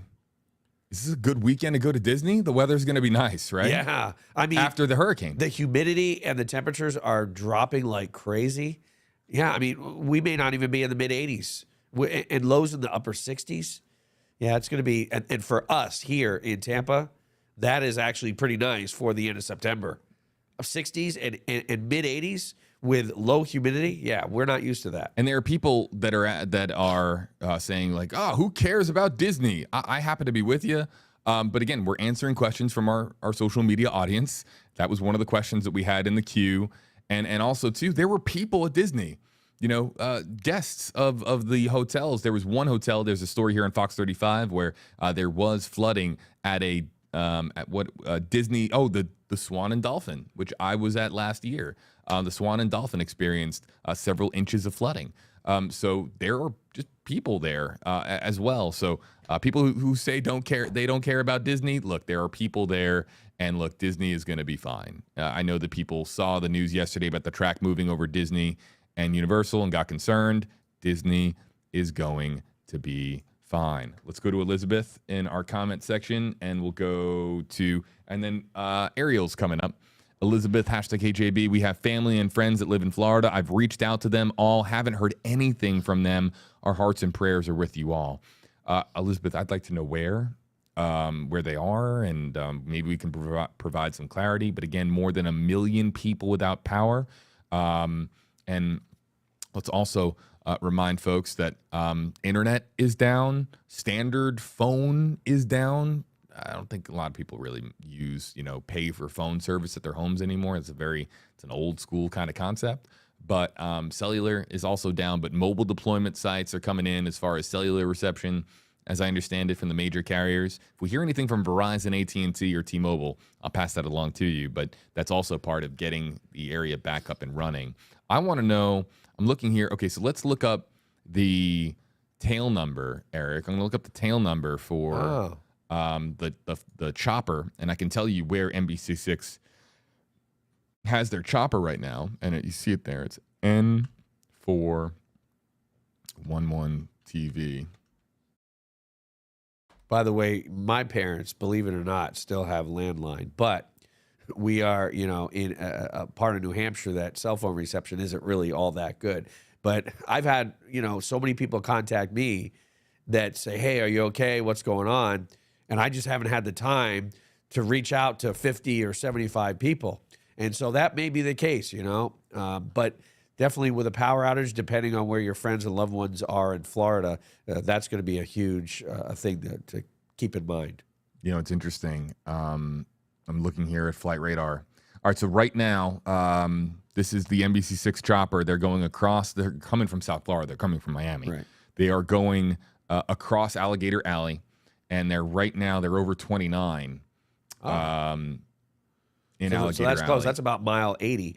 So 29 goes from Alligator Alley northward to an Immokalee, which is in Collier County. So they're already pretty much in Southwest Florida. They're about 20 miles away from the toll booth. I'm fact checking you on that. Do you really know the mile marker for 29 on the Everglades? It's right around mile 80 or so. Yeah, go ahead. What is it? I trust you, but I'm just trying to zoom in and get it. Come on, I've lived there for 10 years, man. Eric knows Florida. I aspire to be a geographical Florida genius like you. I travel to a lot of pinball tournaments, and I do travel to Fort Lauderdale and Miami, and I do have somewhat of a photographic memory when it comes to numbers, so I guess there's that. Let's get to some more of the comments coming in. Ariel, as promised, hashtags for both. Was Ian or Charlie more devastating in your opinion? I have family that was there for both, so I want both of your opinions on the matter. My family member is still there and is stuck. Look, I'll start just by saying I didn't cover Charlie. I don't want to tell you where I was at Charlie because it'll Oh, come on, tell us. No, it's not going to All happen. Not going to happen. But I wasn't a reporter yet. That's my hint. He was Charlie, young. 2004. Did you cover Charlie? No, I was in Salt Lake City. But I was a meteorologist for a local station in Salt Lake in Utah. So obviously, we did a little piece on Charlie, but obviously, not as in depth. So, but from I can tell you that Ian is more destructible, right? Because Charlie was a compact storm, and it did affect fewer people with a smaller diameter of hurricane force wind, right? But Ian had such a large wind field, and the storm surge, because it moved slower, was worse. Charlie moved a lot faster. So when a storm is more compact, moves a lot quicker, it's going to do a damage in more of a straight line, right? Rather than what Ian is doing, where we're seeing storm surge from the Naples area all the way up into damage in Sarasota County. Let's remind our audience, this is super important, and I'm seeing just some of the comments come in. We can only pray the death toll is as low as possible. There have been social media reports, and I can't even call it a report. Social media claims that the death toll is a certain number. We follow official, credible sources for information when it comes to something as drastically sensitive as the death of somebody or the death of multiple people. So, Governor DeSantis was speaking at a press conference a short time ago, said he doesn't have numbers yet that he can share. So we are hoping that number is as low and as close to zero as possible. But do not believe any of the social. Look, there might be a claim here or there, or somebody who might say that their loved one passed away in the storm. That's a little bit different. That person, of course, you try to provide that person with as much love and as much support and comfort as possible. But to the people out there, if there are reports of this many people, dying in this neighborhood or in this city or in this county, please be very, very cautionary to just how much misinformation can be out there in the aftermath of a storm. We are waiting on the fire rescue personnel, the law enforcement personnel, the sheriff's office, and as well as the governor's office to help us spread reliable information about the potential loss of life as a result of Hurricane Ian. We're being responsible journalists and not, sharing out any of those reports because that would be irresponsible to do so. So keep that in mind, folks. We'll keep you posted here on stream as we are live streaming, and keep you posted to the very latest information. Eric? Yeah, that's right. I pray the death toll is very, very, very low. And, I really hope that no one that I know has significant damage. But I know when we see what the copter shows us, there's going to be a lot of flooding and there's just going to be a lot of damage. This is a Category 4 storm, and it wasn't moving all that quickly. It could have been moving slower, as some of the models predicted, at 2 or 3 miles per hour.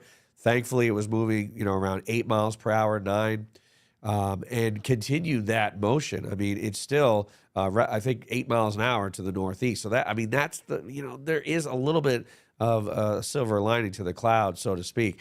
But still, it was a big, wide surface area storm. I mean, 80 miles from one end to the other of hurricane force wind and 300 plus miles of tropical storm force wind. And you saw places like Brandon and Valrico that didn't even get near to the center of the storm. They weren't even close to the worst of it. Even Pinellas and Hillsborough County, northern Hillsborough. And you're seeing the power outages, the trees down, some houses affected, and they weren't even close to the storm. So again, this storm, in my opinion, much worse than Charlie, slower moving storm in such a wide area of strong wind. I'm very well aware, folks, of the Leigh County Sheriff's report that the death toll is likely in the hundreds. But that is a rough estimation based on just probably something very preliminary coming into him. And so I understand that he understands, that he knows his county better than anybody. But at the same time, that's not a death toll. That is a guess. And we're not going to, we know that we're talking about people's lives here. We're not talking about, so I understand this is why a lot of officials are holding back, because they want to get the number right before they say an actual number. So to say likely in the hundreds, okay, look, that was the Leigh County Sheriff's decision to say that, and he did say that, and look, he very well might be right.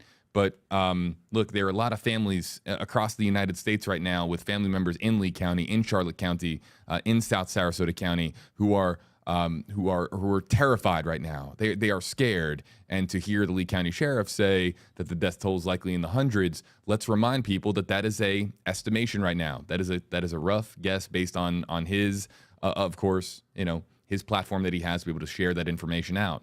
So look, we don't have a death toll yet. That's a figure that was thrown out there, and I hope he's wrong. I hope he's wrong. Yeah, I mean, I hope he's wrong too. And I'm one of those people that are, a little nervous, because I have a lot of friends and people I consider family and loved ones in Fort Myers and in Naples and in Cape Coral. So, just praying for all their safety. As we're here live, everybody, tapping into feeds. Feeds are cutting out here and there, and I think that we do have this shot to go to show you, and I'll try to get a location for you in just a second. This is another flooded community. This shot just came into our newsroom, and we'll try to get a location for you. Let's go to this comment from Lisa on Facebook Live, and then we're going to go to Jai on YouTube Live. Hashtag Hey Eric, will storm surge continue to be an issue depending on tide? I would say no, not now. We're not seeing the water being pushed up onto the shore, but the water that has been pushed up on shore may still be there, right? And of course, during a higher tide, you are more likely to be flooded. Now, there are so many rivers like the Caloosahatchee that are overflowing their banks, right? In the Fort Myers, Cape Coral area. There's so many canals as well. And so flooding will continue to be an issue. But again, in regards to storm surge, that's pretty much all said and done. I'm going to queue up a clip here and try our very best to continue to maintain a signal of some kind with the chopper feed that is coming out of NBC South Florida. Let's get to this question from Jai really quickly. Hashtag KJB. I'm in South Carolina. Do you think that Ian will regain strength when it enters the water before hitting the state? Yeah, definitely. I mean, It's forecast to be a hurricane. now, okay, so there you are. The 11 o'clock advisory. Now it's forecast to be a Category 1 hurricane making landfall somewhere in the Charleston, South Carolina area. It really all depends on where you're at in South Carolina, but you are looking at along the coast storm surge yet again from the Georgia coast to the South Carolina coast, maybe even as far north as the Outer Banks and the Barrier Islands of North Carolina, and further inland. You will be seeing several inches of rain if you're traveling northwestward toward the Columbia area. Again, places will be seeing a lot of rain in South Carolina. I want to remind our audience that we're also tapping into our comment section across multiple platforms this morning, Facebook Live, YouTube Live, and also TikTok Live as well. Let's go to this clip, a rescue caught on camera. As I understand it, this was in Naples. You want to film it?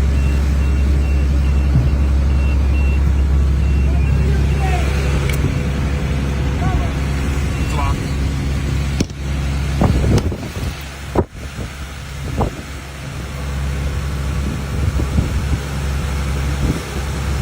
Car's moving, LT.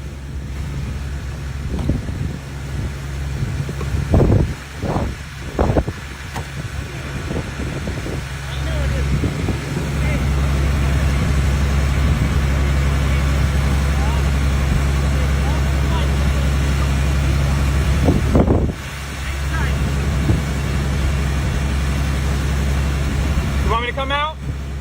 We're good.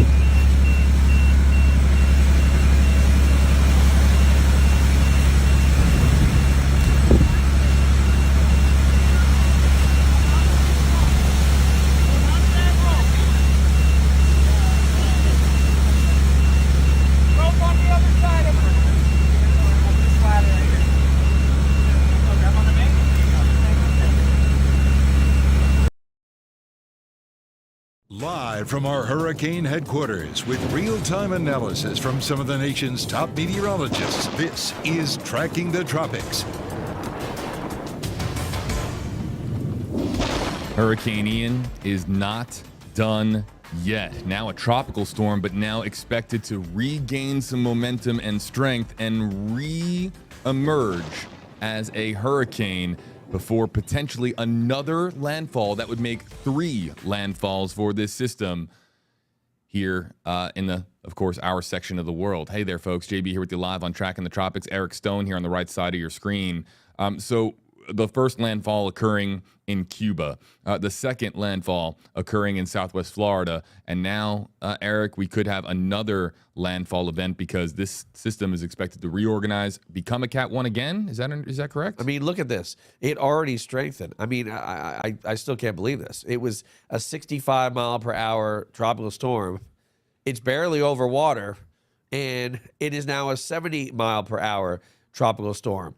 Is it fair to say that we've reached zombie status with this storm, because this was falling apart over the peninsula, and you're saying that it reemerged over the waters and it's already starting to come back to life a little bit? It is. Let me change this graphic so we can see the cone of Ian.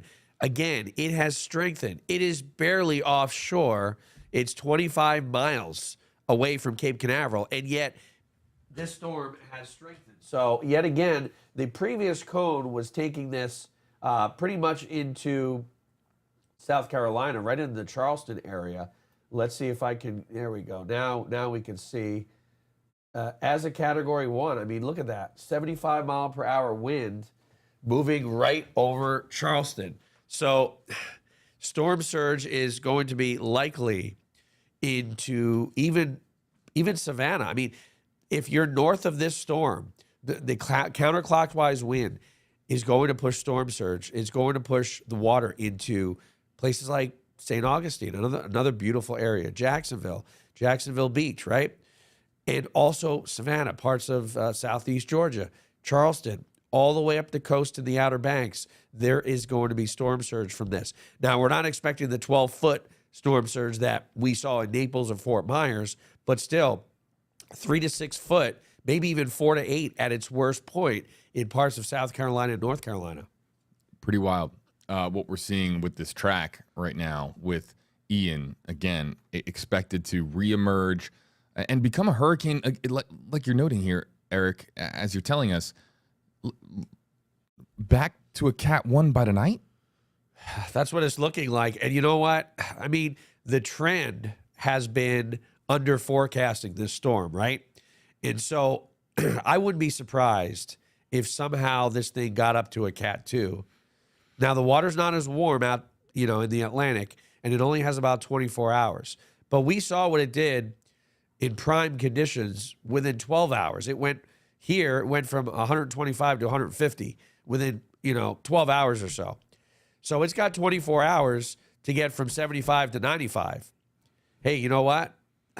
I wouldn't be surprised. It's already at 70. It doesn't have to be much more to be a hurricane. I mean, this could definitely be a Cat 2. I guess what I'm asking is, was there a more significant weakening of this storm expected by the time it reached the Daytona area? Yeah, we expected it to be around 55, 60 miles per hour. But again, if it's moving more east, it's going to cover more land. This moved northeast, so it took the shortest path into getting into the Atlantic. So it is already in the Atlantic. It's 25 miles north of Cape Canaveral. So in that 25 miles, it gained 5 miles per hour, right? I mean, who knows what this next update at 2 o'clock, or better yet, at 5 o'clock, is going to show. How much did it strengthen? All right, so look, here's the deal, folks. We have to stay focused on the folks in Florida that have questions that need to be answered, and we are going to stay focused on Florida. But if you're in coastal Carolina right now, in the coastal Carolinas, you need to be prepared, and you need to be prepared now. And you need to be, of course, taking steps to keep you and your family safe. It's not going to be, of course, the landfalling event that we saw, of course, Wednesday around 3 o'clock, but it is going to be a Category 1 hurricane at landfall, according to the NHC. So coastal Carolina, folks, if you know somebody in the Carolinas that is unaware that this is happening, please send them this video, or you can tag them in the comment section, or just shoot them a text. It doesn't have to be with our coverage. Just let them know. Check in on them and make sure that, of course, they're making their preparations, because this is what we do. We look out for one another. We keep each other safe. And I'm sure that folks, especially in South Carolina, in Myrtle Beach, I guess the Myrtle Beach area, right? Yeah, Myrtle Beach, the Charleston area. Yep. Yeah, definitely. Because if you're on the north side of the storm, and it looks like Charleston would be, I mean, you're going to get inundated with that storm surge for several hours. Yep. So let's really think about our friends in the Carolinas, in coastal Georgia as well. There's going to be impacts from this storm. So let's stay here with you live, and let's try to go back to the chopper feed has gone down. And here's what we think occurred with the chopper. The chopper made the trip all the way over the peninsula. I think we believe that they landed for fuel, and they're about to reemerge as far as on our grid, so that we can bring you live chopper coverage, because the aerials, I'm sure, is something that you want to see, folks at home. And yeah, look, we want to update you as well. Excuse me, we want an update as well as far as what things are looking like from the sky. Sorry, everybody, if I'm not making sense with some of my words, this is day 11 for me. It's been a lot of streaming, and please forgive me if I'm a little tired. If I'm not even wearing a tie today. I'm used to wearing a tie. That. I know. Yeah, I thought, man, maybe I should take mine off. I'm just, I will. We have more pressing things to talk about, but I did sleep at the station, and we'll talk more about that later. Let's get to some of the other comments that are coming in the comment section. PT Bruiser asking this question. #KJB. What is the chance of this storm doing a 180 and just changing direction? No, definitely not going to happen. It's being steered right now by a jet stream that is located to its north, high pressure located to its east. It is on this motion and will continue. Now, again, when will it make the turn back to the north? When will it, those are all questions that you may be asking. It does look like it will move in this trajectory. Eventually, it will turn to the north and then eventually to the northwest slightly, but it will not turn back. I mean, thank God that these storms don't have a mind of their own and just go in all these weird directions. There's upper level steering currents that guide these storms. There's ridges of high pressure that storms go around, troughs that storms go around. And so this one is going to take a very similar track to what you're seeing on the screen right now. Let's go to this comment from, hold on, I want to bring it up on your screen. Everybody, let's go to I don't even know if I can pronounce it, but I'm going to do my very best to pronounce it. Mara Haaja 96, hashtags for both. I have to drive to Boca Raton from Tampa on Tuesday. What's the safest route that I can take? What resources can I use to know that the routes are clear? Tuesday, we expect things to be significantly improved by Tuesday. Right. And also too, if you're making the journey from Tampa to Boca, that's going to be, you're going to start on I-4, and then you're going to take 60, and you're going to stay on 60, and you're going to go all the way down to the interstate. These roads are going to be clear by Tuesday. Yeah, or the turnpike. They might be clear already. I mean, a lot of traffic on the roads. I recognize that name from yesterday that we tried to pronounce. But yeah, definitely. When I went down to Jupiter, and I-4 was a parking lot because it was 4 o'clock in the afternoon. So I took State Road 60 all the way to maybe even the Florida's Turnpike. There might be a road somewhere in between there. But either way, that's the best way to get from Tampa to the East Coast. And yeah, next Tuesday, you're definitely going to be in the clear, especially since you're kind of going around the greatest of the damage. We are standing by for an update from Governor Ron DeSantis, by the way. Let's go to that here. Boom. DeSantis, the EOC. When DeSantis speaks, we will go to him because, look, that could be significant information about the death toll It could be significant information about resources, updates on our roadways, updates on help from our friends in other states or in other sections of the state. So that's a very important press conference. The governor's press conferences are important in the before a storm because, of course, of preparations, and we get an idea as to what state preps are looking like. But I happen to think that it's just as important, if not more important, afterwards, because we're getting an idea as to how people are going to be helped, how the state is going to come in and help them out, and how the state is rallying together with local, state, and federal resources to provide that aid. And this is also something to see. Politics on streaming is a very adventurous journey because our comment section gets extraordinarily polarized when we talk about politics on live stream, Eric. And this is a time where, look, doesn't matter, what party you belong to. There's going to be, a sense of unity here with Democrats and Republicans. I would imagine that, of course, DeSantis and Biden are going to work together to put aside, any adversarial things that they have said about each other in the past. And believe me, in recent months, they have said some negative things about one another. However, I would imagine that right now it's just about helping people on the ground. I would imagine that President Biden I haven't seen anything. I've been really focused on the president, but I would imagine that he is planning something to come down to the impact area. And look, President Biden and Governor DeSantis are going to have to work together as far as providing as much, resources together to people as possible. So we'll see exactly how that takes shape over the next several hours and over the next several days. We'll go to this comment, and Todd, I will bring this up. #KJB, please show the emergency numbers for all of the counties. I was doing that on my phone, and this is really important, Eric, because the EOC today, this is what they're here for. I mean, those EOCs in our respective counties, they're there to answer the phones and help people out in the case of an emergency. Yeah, if you text those to me, maybe while DeSantis is doing his conference, I'll make a weather graphic that I can put up on the screen, and that way, everyone will be able to see it. This is Charlotte County.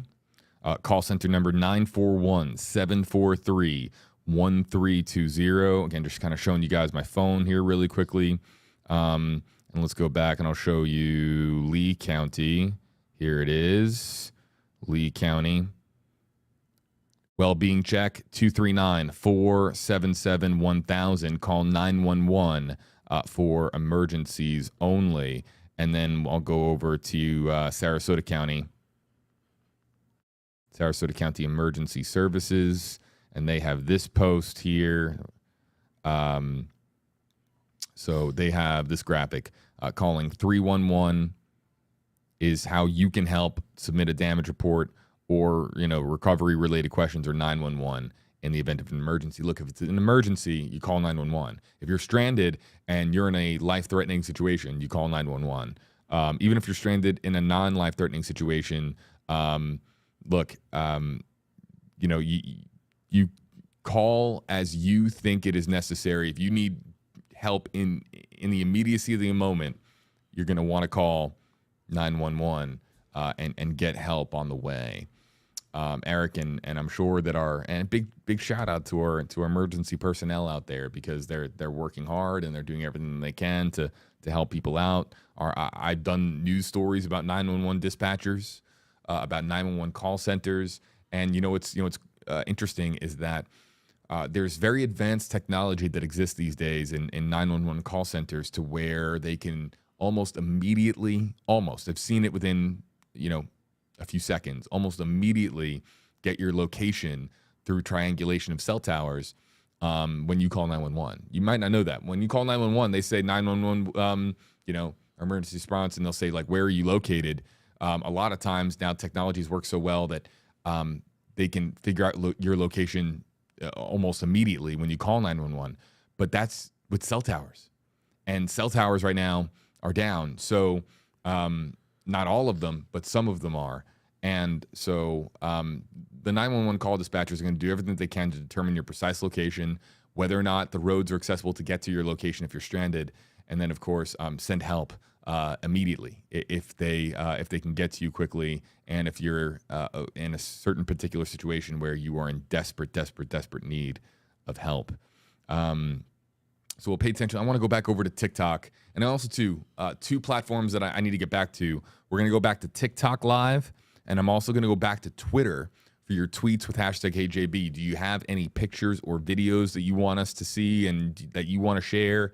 Are you still without power? And want to show us, your face? You can do that. Use hashtag HeyJB over the next few minutes. I will go back over to Twitter, and we'll see what people are tweeting out with hashtag HeyJB.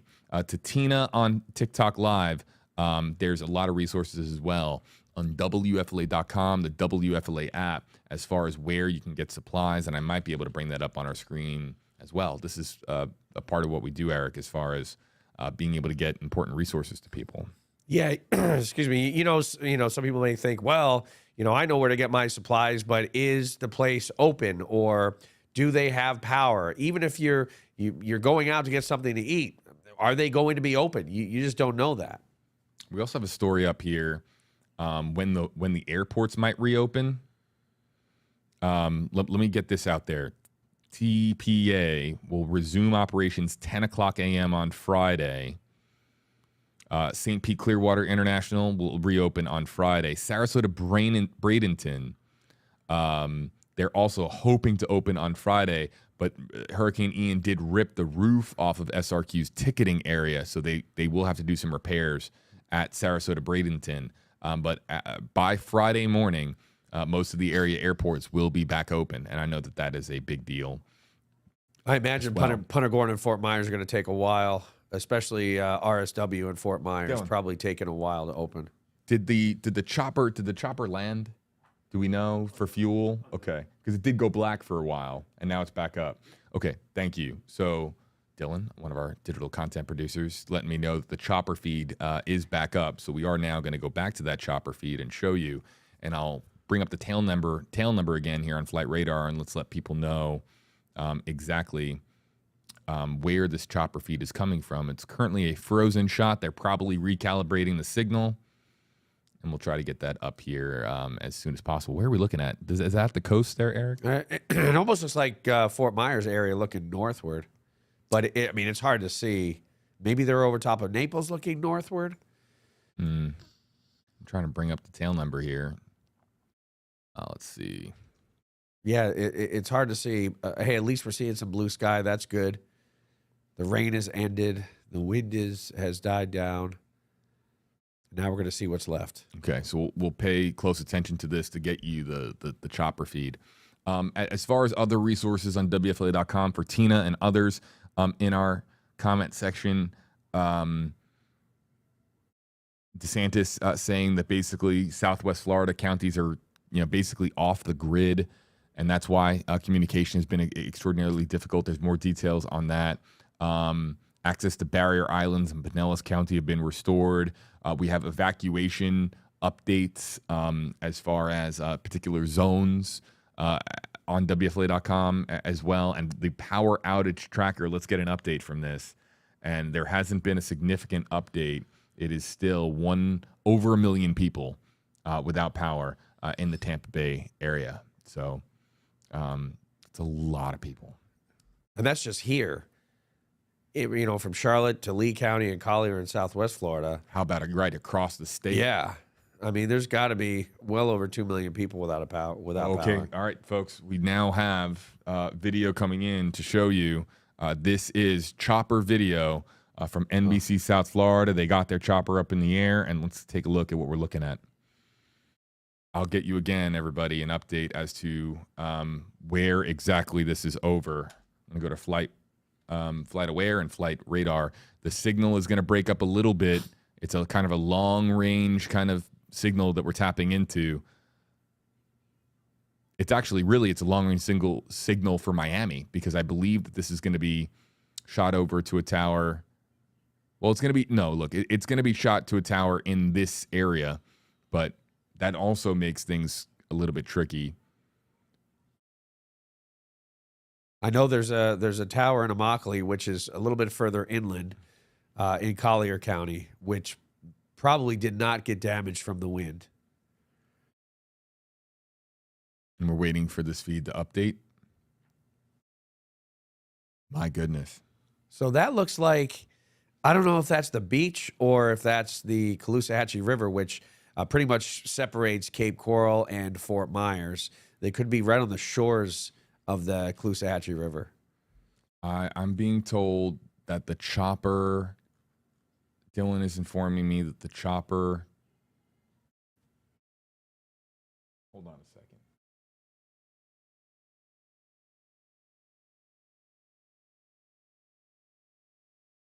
Yeah, that's definitely the Gulf there.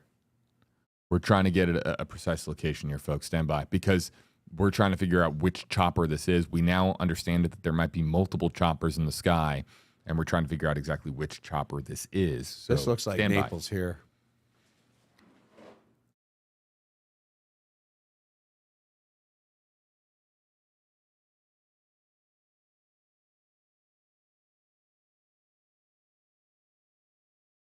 No, that's heading toward Fort Myers Beach right there. That's Estero Island in Leigh County. I could see that.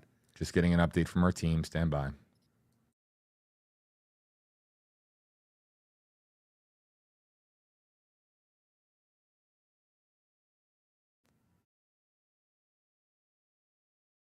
Boy, you know, those houses fared pretty well considering.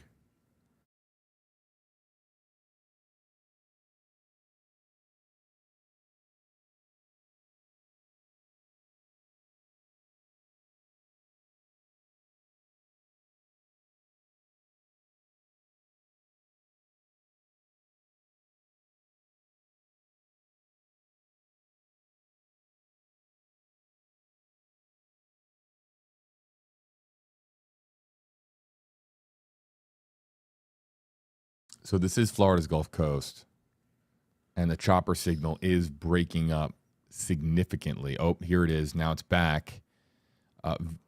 Weak signal, but we're going to stay with it because these images are going to tell us a story. Look at this. Yeah, you can see a lot of damage there. And I mentioned earlier, pool cages, I mean, destroyed, you know, just about every house. Even in Irma.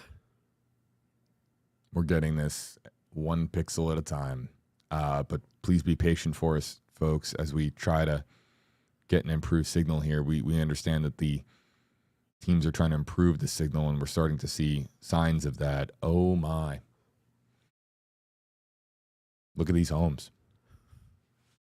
Yeah, I mean, you see a lot of pool cages down, but a lot of the roofs look intact. Again, this looks like the Naples area, so there's a lot of expensive homes in this area, well constructed. Oh, thank you. That was very kind of you, Leigh.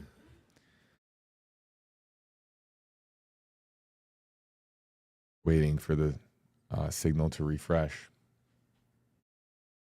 Here it is.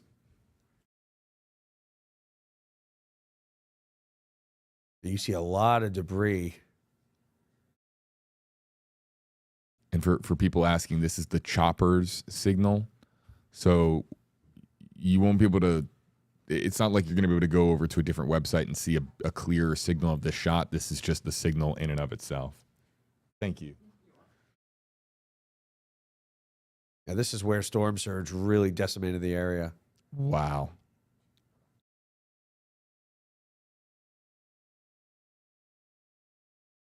That looks pretty close to being Fort Myers Beach right there.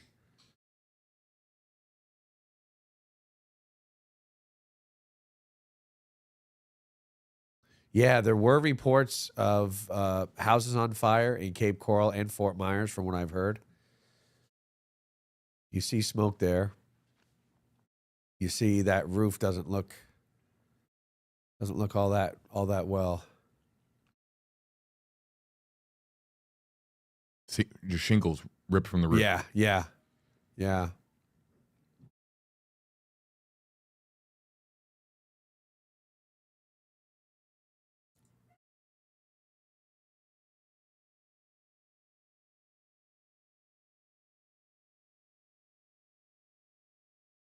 Not sure if there's still a fire still burning.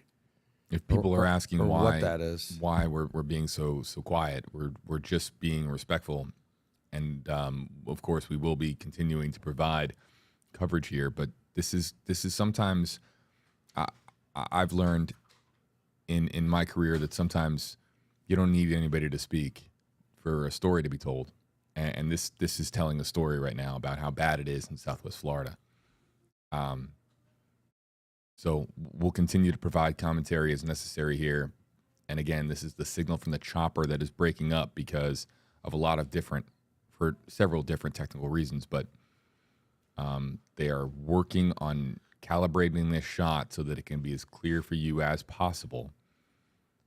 But yeah, as Georgia Peach in our comment section on YouTube says, it is a somber event. Yeah, these are the first pictures that we're seeing. Right after Ian.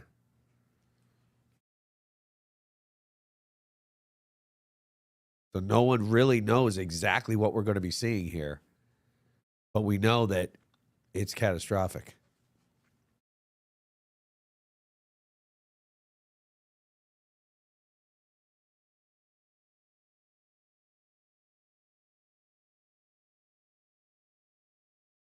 We're waiting on this signal to refresh.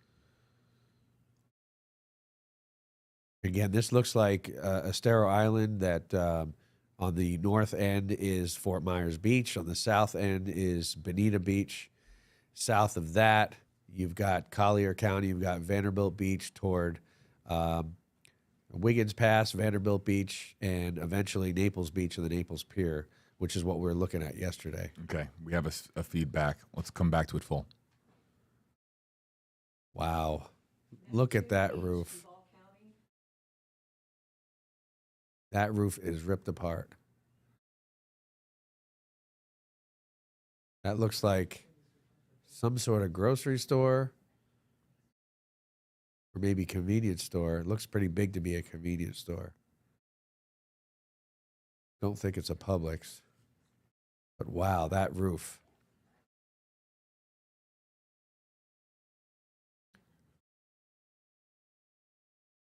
And debris just everywhere. Things from inside that building, I'm sure, are everywhere scattered about. And for people concerned about the quality of the shot, this will not be the video of record because while they are feeding this back, they're also recording on the helicopter itself. And so the entirety of the flight for surveying purposes will be recorded. And then when they land, they can, of course, take that card and plug it into a laptop or a computer and then send it back to various stations, including our own. And then we have the entirety of the flight without interruption.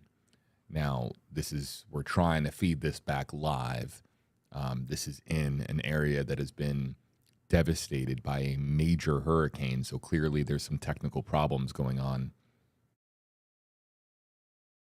Yeah, and again, this is the first look that we're seeing. What we're seeing, people haven't seen yet. I've been monitoring helicopter traffic, and I believe that this is the first helicopter flight over this area. I believe. I could be wrong, but everybody, please be patient with us as we wait for the signal to restore itself. And again, they are continuing to recalibrate it as much as possible so that they can reestablish a connection with the chopper.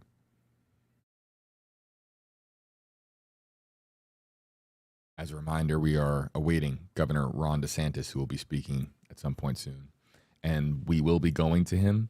However, if we do get this shot fully restored, we will also be going to a side-by-side so that you can see DeSantis on one side of your screen and then that you can see the chopper feed on the other. I mean, look at that roof, JB. Roof is this building is shot. Yeah, yeah.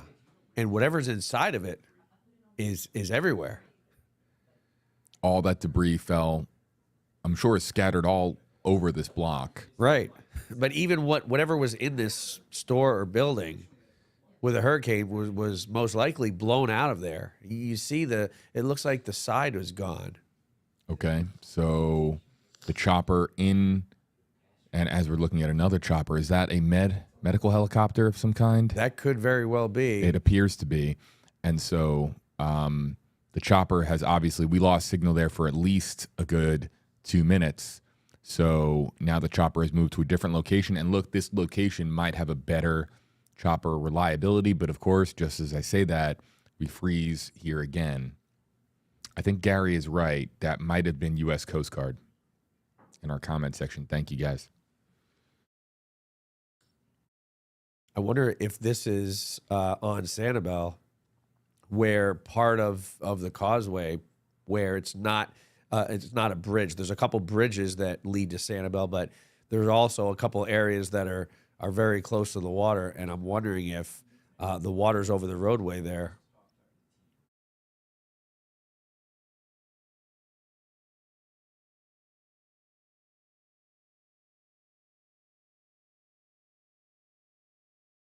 Yeah, that looks like it. That looks like the roadway getting onto Sanibel. Wow. The same roadway we were showing you on a shot earlier. Right. But this is on the other side of the bridge.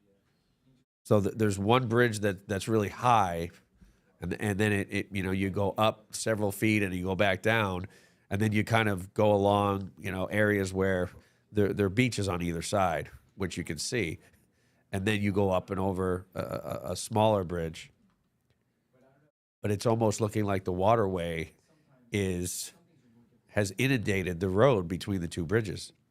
As we await the signal getting refreshed and restored, again, the signal from the chopper, I can answer this question from Ampy in our YouTube comment section, asking about Northport, and says that my best friend lives in Northport. Any news on that area?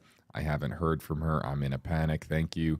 Northport really took a beating from Hurricane Ian. I do know some folks, some great folks down there in Northport.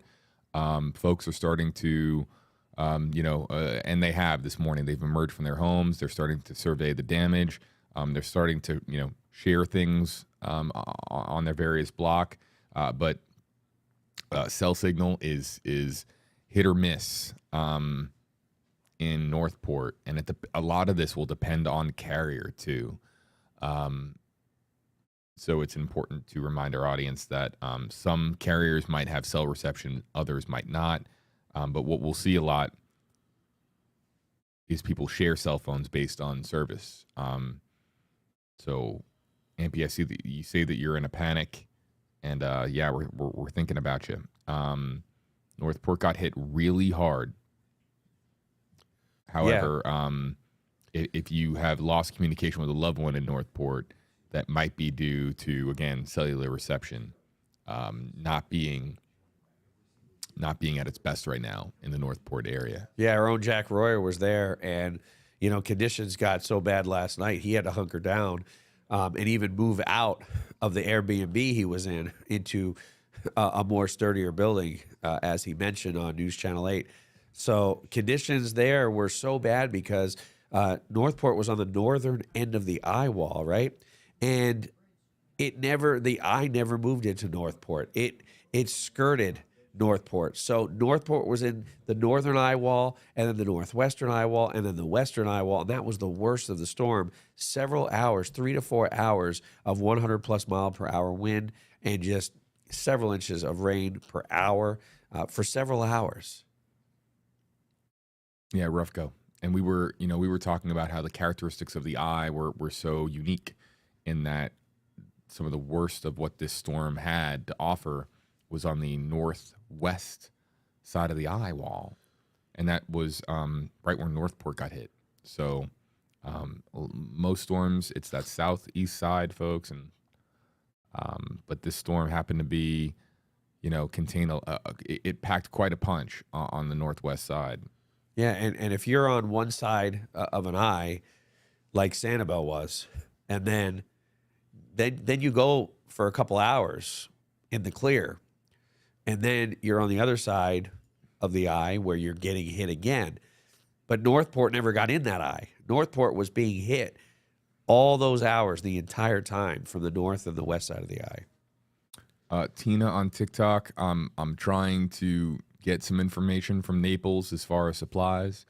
But as I'm here on live stream, it's very difficult for me to stay in touch with all the resources that are coming in. We're getting probably a good 100 emails an hour to our station regarding updates from the area as far as food, water supplies, power, internet, resources, death toll, stuff like that. It's all coming in very, very rapidly. There's no way for me to be in touch with every community and every resource being provided, but we have an extremely hardworking team in our newsroom that way, and they are posting updates to WFLA.com, the WFLA app. I will try my very best to stay in touch with those resources and read them out here to you live. And when people ask questions, I can, of course, try to go hyper-local and answer them for you. It is very difficult for me to answer specific questions.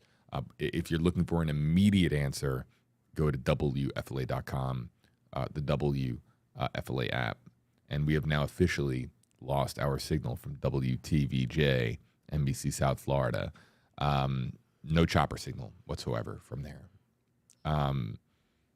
It might come back. It is possible. They could be shutting things down, the old turn it off, turn it back on trick. However, this grid, this black screen, means that we have lost the feed from NBC South Florida. And look, they made the journey all the way across the peninsula. They're going to do everything they can to get that feed back up and running. Eric, for those of you just joining us, Eric Stone, JB Biunno here with you live in the WFLA Now Stream Center on Tracking the Tropics, powered by Handyman Roofing. And that's the real-time wobble tracker. We were monitoring every wobble last night. The wobbles were significant, more east, wobbling east from the path of the storm. But now that east wobble is proving to be consequential, because the storm isn't going to, the eye of the storm isn't going to go closer to Jacksonville. The eye of this system, or what's left of the eye, center, it is going more over. What would you say that area is right there? That's the Space Coast. That's Cape I was going to say Canaveral. that's Cape Canaveral. Yeah, exactly. That's NASA. And check out again, the last frame right there. You're seeing the western portion of the center over that blue line. So yet again, it's deviating to the east and to the northeast of that line. Again, in this case, it's not as significant as here, right? Because it is going to move to the northeast and then eventually curve back and into parts of South Carolina. But maybe it will make landfall closer to Charleston now that we're seeing that east wobble yet again. Maybe the track goes a little bit further to the east, and that equates to a further east landfall in South Carolina. South Carolina, get ready. You're not getting Tropical Storm Ian or even a tropical depression. You're getting what will likely become a Category 1 storm again, a bit of the zombie effect, reorganizing pretty quickly. What's that? Leigh is pointing out here. Leigh's in our office here, and Leigh Spann, everybody. You were in Charleston. Yeah. So Charlie. So then we're following a parallel of these two storms that we cannot ignore. And while no two storms are exactly the same, the parallels between Charlie and Ian are significant. Yeah, and noteworthy. And again, for Charleston, one of the differences is this is moving a lot slower, right? So at 7 or 8 miles per hour, this will have 24 hours to strengthen. And with Ian's track record, I wouldn't be surprised at all if this gets close to a Category 2 storm. Now, again, the waters aren't as warm. It may encounter some of the Gulf Stream, but it's not encountering 85, 90 plus degree water, right? There's not as much energy from the ocean here in this area to really rapidly intensify the storm. But boy, JB, I wouldn't be surprised if this gets close to a Category 2. Let's hope not. I am seeing some tweets with hashtag KJB on Twitter People saying that we're having some audio problems. So let's just do a quick check. Make sure that everybody can hear us out there. Let's check across Facebook, YouTube, and TikTok. We'll just do a quick signal check. Can you hear us? Does it look right? Does it sound right? Are we coming through clearly across all platforms? I just want to make sure that that we're doing the very best to keep things up and running. This is the most we've ever been live as far as number of platforms all at once. So technically here, this is a lot going on, to say the least. We're live on WFLA.com, the WFLA app, the Max Defender 8 app, maxdefender8.com, trackingthetropics.tv. We're also live on Facebook, YouTube, and TikTok. That's a lot of places to be live at once. So let's just check in. TikTok, how's everything sounding? Facebook Live. Yep, everyone says on Facebook Live that we are good. And then we'll go over to YouTube Live. And, okay, looks good. Everything's sounding good. Audio, video, good. So you guys are the best, man. This is why, I don't miss TV. TV, I can't talk with you guys when I'm on TV. But when I'm here, I can talk with you guys, and I can check in on you, and we can see how you're doing out there, and that means a lot to me. So I hope everyone's saying good here, all good, all good, all good. I'm getting a lot of thumbs up, so that's good. And I hope that you guys out there, as far as your frame of mind, Eric and I both, we're thinking of you and hope that you are doing good and as good as our signal is doing. And we hope that you are keeping your spirits up, especially to those without power right now, don't have access to traditional TV, and are using their cell phones to connect with us. I have something to ask of those people. Not that I would ever ask them for anything, but if you do have the ability to do so, don't waste cell phone battery if you're really trying to conserve battery. But if we would like to see where you guys are and show us how you guys are hunkering down. So if you guys put any pictures up with hashtag HJB on Twitter, I'll throw them up. If you care to just kind of show us that you guys are doing good, I think it'll do good for our comment section and for everyone's psyches if we see some folks in there out there that are doing good and giving us the thumbs up. I think that'll be I'm all about energy. I'm all about energy, and it'll be good because we're seeing so many comments, Eric, of people getting really concerned about their loved ones and not being able to reach them. So being able to see some people that are just that are out there and they're just keeping themselves safe and doing so without power, and that's just the reality of their situation. Maybe that will help us out. So hashtag AJB, I'll be coming over to it on Twitter here momentarily. But yeah, getting we're live in a lot of different places, Eric, and reaching a whole lot of different people. Yeah, and if you're reaching out to folks in Fort Myers, Port Charlotte, Punta Gorda, anywhere in that area, Cape Coral, keep in mind with cell service, very, very sporadic. And like I had said, I've had some friends message me earlier this morning from Fort Myers, from Cape Coral, and they said, oh, self-service, sometimes it's hard to send a text. There may be a lot of people trying to reach a lot of people in that area. So they may not be able to communicate as of yet, especially without the power and possibly without cell phone service. I want to let everybody know that, okay, Jeffrey, this is great. Jeffrey on YouTube, this is awesome. Let's ask folks, if you're in the area, let us know if you have service, what carrier you have. This is, again, why interactive journalism, and I scream this from the rooftop. I do. This is the future of what we do, being able to get some real-time responses from you guys. Jeffrey says, hashtag AJB. I have T-Mobile cell service uninterrupted. Jeffrey, let us know where you're watching from. Hopefully it's from the coverage or from the disaster area, so that provides us obviously some perspective. But that's helpful to people, and it's all about helping people. Catherine is also saying as well in our YouTube comment section, saying, I have T-Mobile, no interruption. We'll look at, but if we're going to do this experiment, please tell us where you're watching from and what carrier that you have. and that might provide some clarity for some folks. I want to go to, in the meantime, I want to go to the first hashtag HeyJB tweet. Pasco Kurt, great tweet. Possibly advise people to not head out on their own to go help. The intentions are great, but the reality is they will be turned back and might actually add to the confusion. This is so accurate, and in this respect, and let me explain what Pasco Kurt is describing here.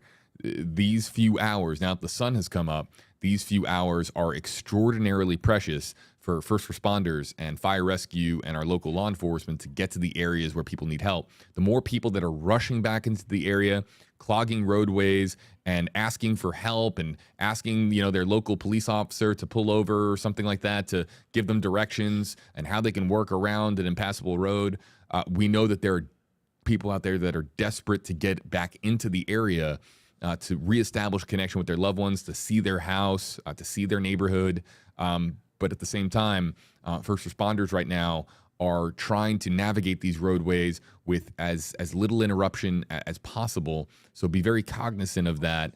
Of course, 911 for emergencies. Call 911, and they will, of course, point you in the right direction as far as getting help for a loved one or reestablishing connection with a loved one. We also put the EOC numbers on your screen a little bit earlier on in the stream, and we will be coming back to that at some point to show you those numbers. But this is an excellent point from Pasco Kurt. Yeah, when the Cape Coral tornado hit back in 2016, there were a lot of people that wanted to help out. There was a lot of damage, but if you just all of a sudden go in like I can't think of the name, but there's a drink by that name too, but I can't. I'll remember it later. But if you go in like hey, I'm gonna go and do this and do that. Hey, you may try to clear up some trees. And all of a sudden there's a power line you don't see there and might wind up harming yourself. So what happened was we let the experts come in first, right, in Cape Coral. And then when the Red Cross or FEMA,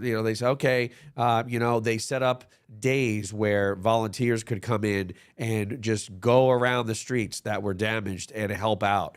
And they would take groups of people, not just one or two, but groups of 10 or 15. And I was part of it. And we would go to different houses and clean up trees at this house. And we would talk to the people that were in there. And they were so appreciative, even though it wasn't the day of or the day after, maybe it was a week after. They were so appreciative. They said, wow, you don't have to come help us at our house. But there were groups of people that came in. Oh, kamikaze. That's what I'm thinking. Don't go in like kamikaze, thinking, all right, I don't care what happens. I'm just going to go help out. But I tell you, give it time and there'll be opportunities to help out. Yeah. And I'm thinking of the Cajun Navy, as far as their ability to, be trained and have tremendous experience with helping out with disaster areas as well. I want to go back to YouTube for a second because we had a lot of folks commenting. Also, Facebook as well. Again, please comment with where you're watching from and your carrier if you're on cellular,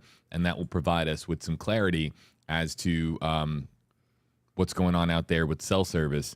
Okay, Jadine says, hashtag HAB, amazingly, Metro working in Seffner.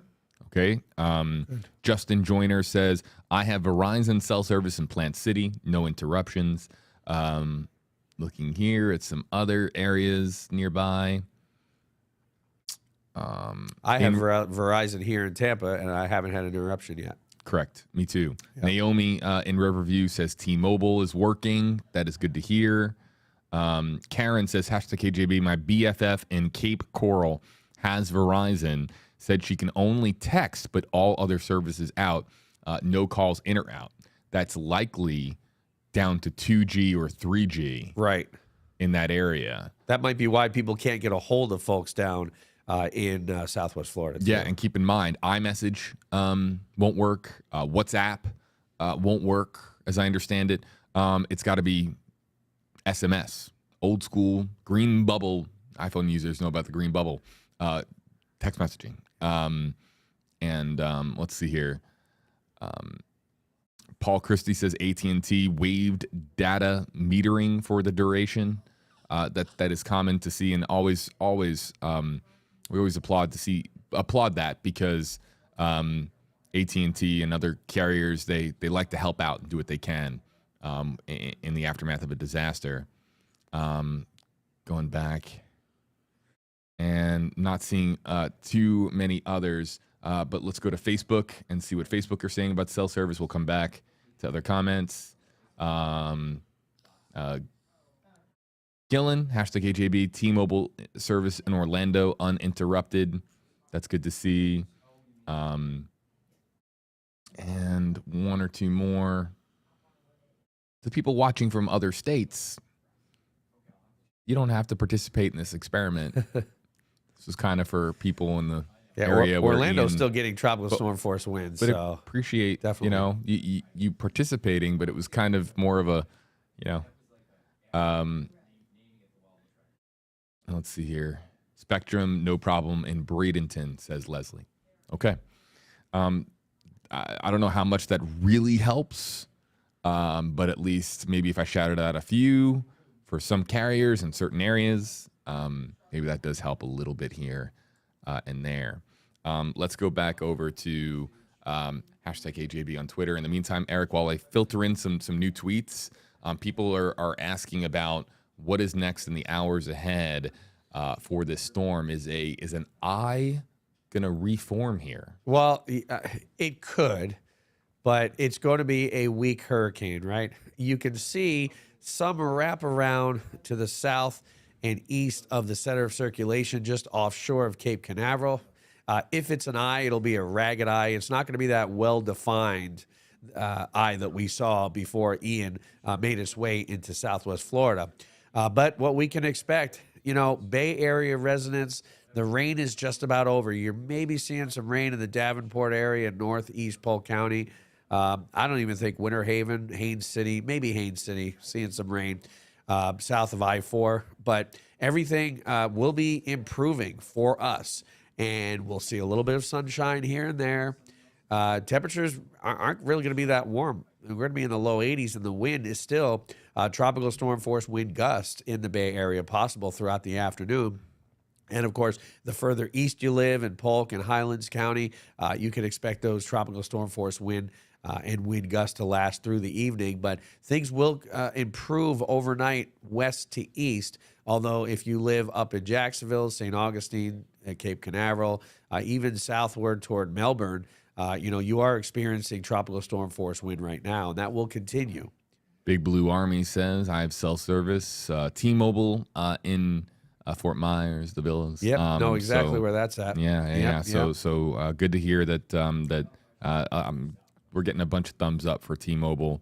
I also have Sonia in our comment section saying cricket working in Daytona Beach. That's good. Obviously, Daytona Beach seeing impacts. We'll come back to another tweet here. This one is from David. David wants to know about Bonita Springs. Eric, what do we say for David? Yeah, Bonita Springs, you basically have Fort Myers, then you have Estero, south end of Fort Myers, and then you have Bonita Springs, which along the coast is the south end of Estero Island, or you have Barefoot Beach and you have Bonita Beach.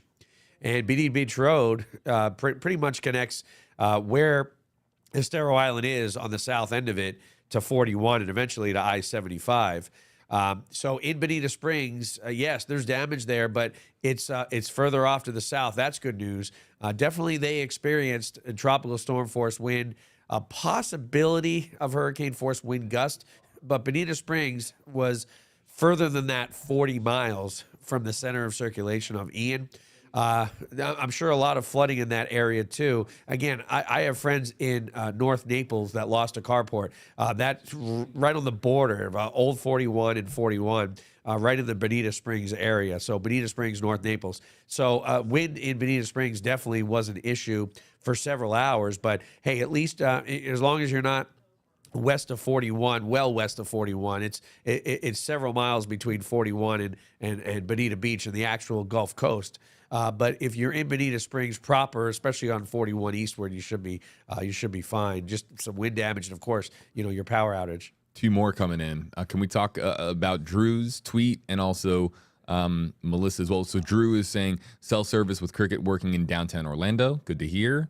Some positive news about cricket and also in Orlando getting a report there. And then Melissa Lloyd wants to know about Punta Gorda, and we've been talking about Punta Gorda as being one of the hardest hit areas. Haven't seen much coverage about the damage there, and that's because it got hit really hard, and so there are going to be some areas of Punta Gorda that are going to be really difficult to get to.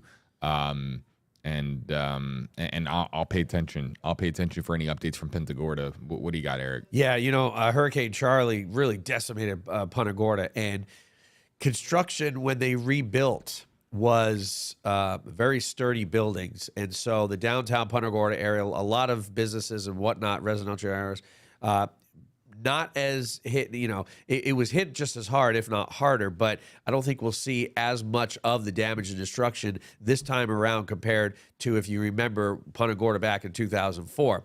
Now, floodwaters definitely from, yet again, Charlotte Harbor. You've got the Peace River close by. So there will be floodwaters, and Punta Gorda could be impassable in some areas. One of my colleagues down in Fort Myers lives in Punta Gorda.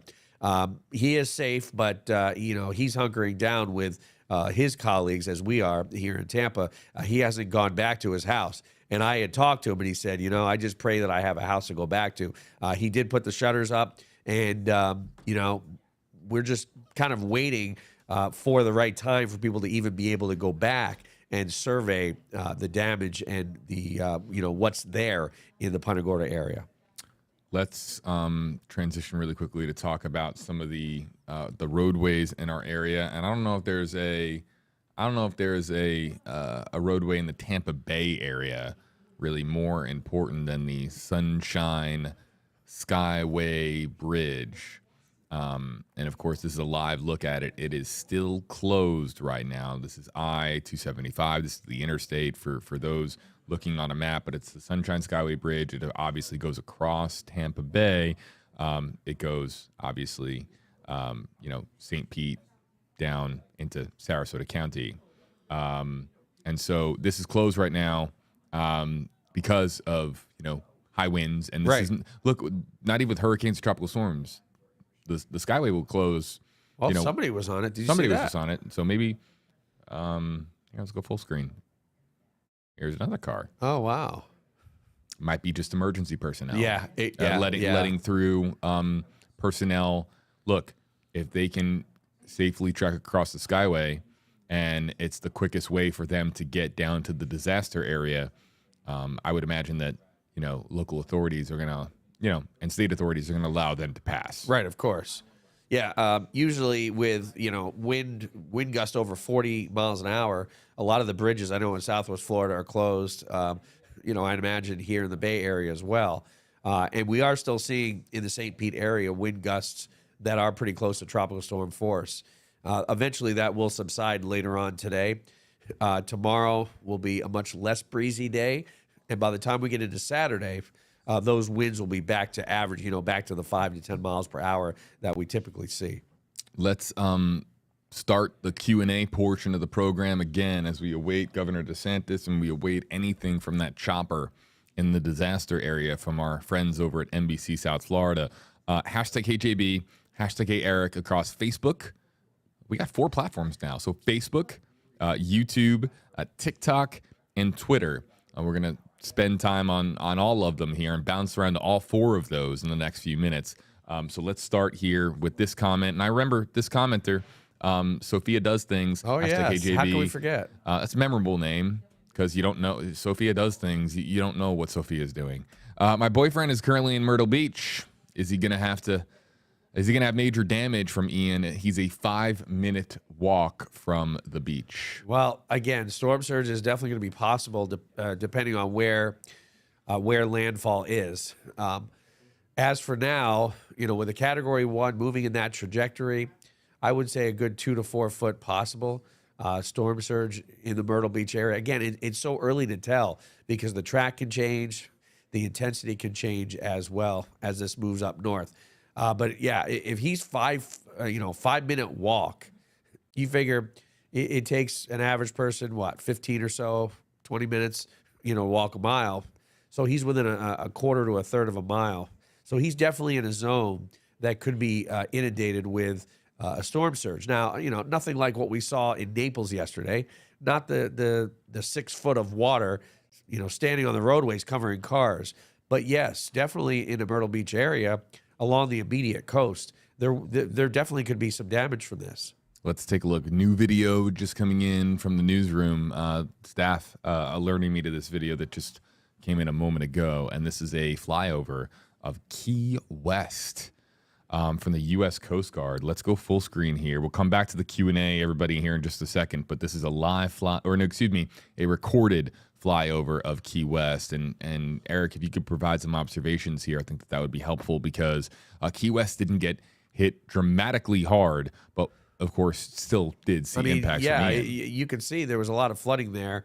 There was storm surge there on the south end, and the east end.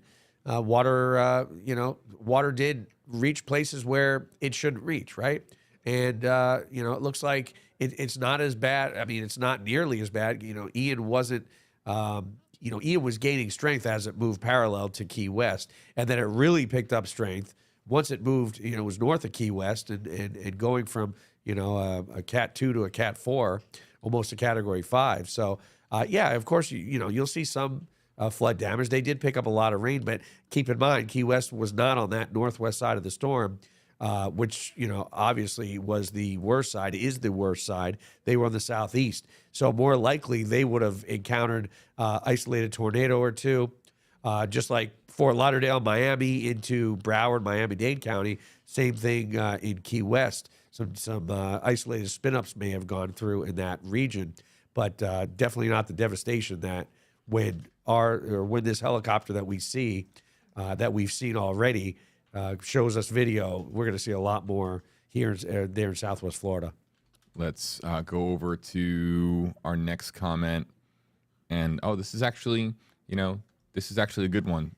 Brittany wants to know, hashtags all around, reports of tornadoes touching down, anything this morning from the National Weather Service. Thankfully, we haven't really seen all that much. We saw more in the way of tornado touchdowns and possible tornadoes down. Like I said, in Miami, more like Fort Lauderdale in parts of Broward County Monday evening. And of course, that Monday evening was how long ago, JB? It feels like it was forever ago. It was 2.5 days ago. But as for the Bay Area and Southwest Florida, I don't think there were any. There was only a couple of tornado warnings. I know there was one in Lake Placid, but not much. Chopper feeds back up. Let's go full screen. Look at this. I think this is to Sanibel. Yep, that's it. So this is now chopper signal from NBC South Florida once again, as we understand it.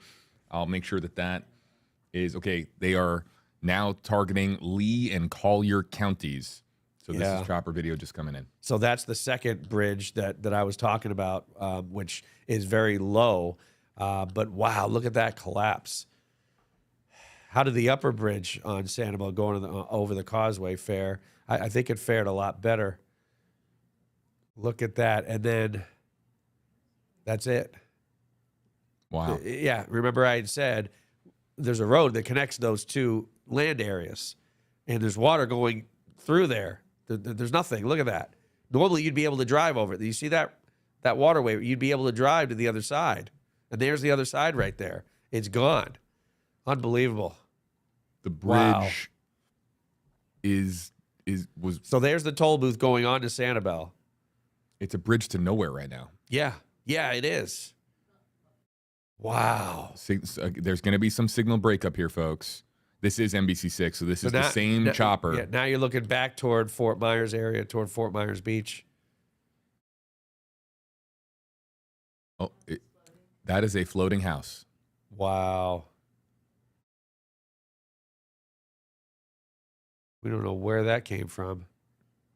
I would assume that is a house that floated away. I would assume it is because, yeah.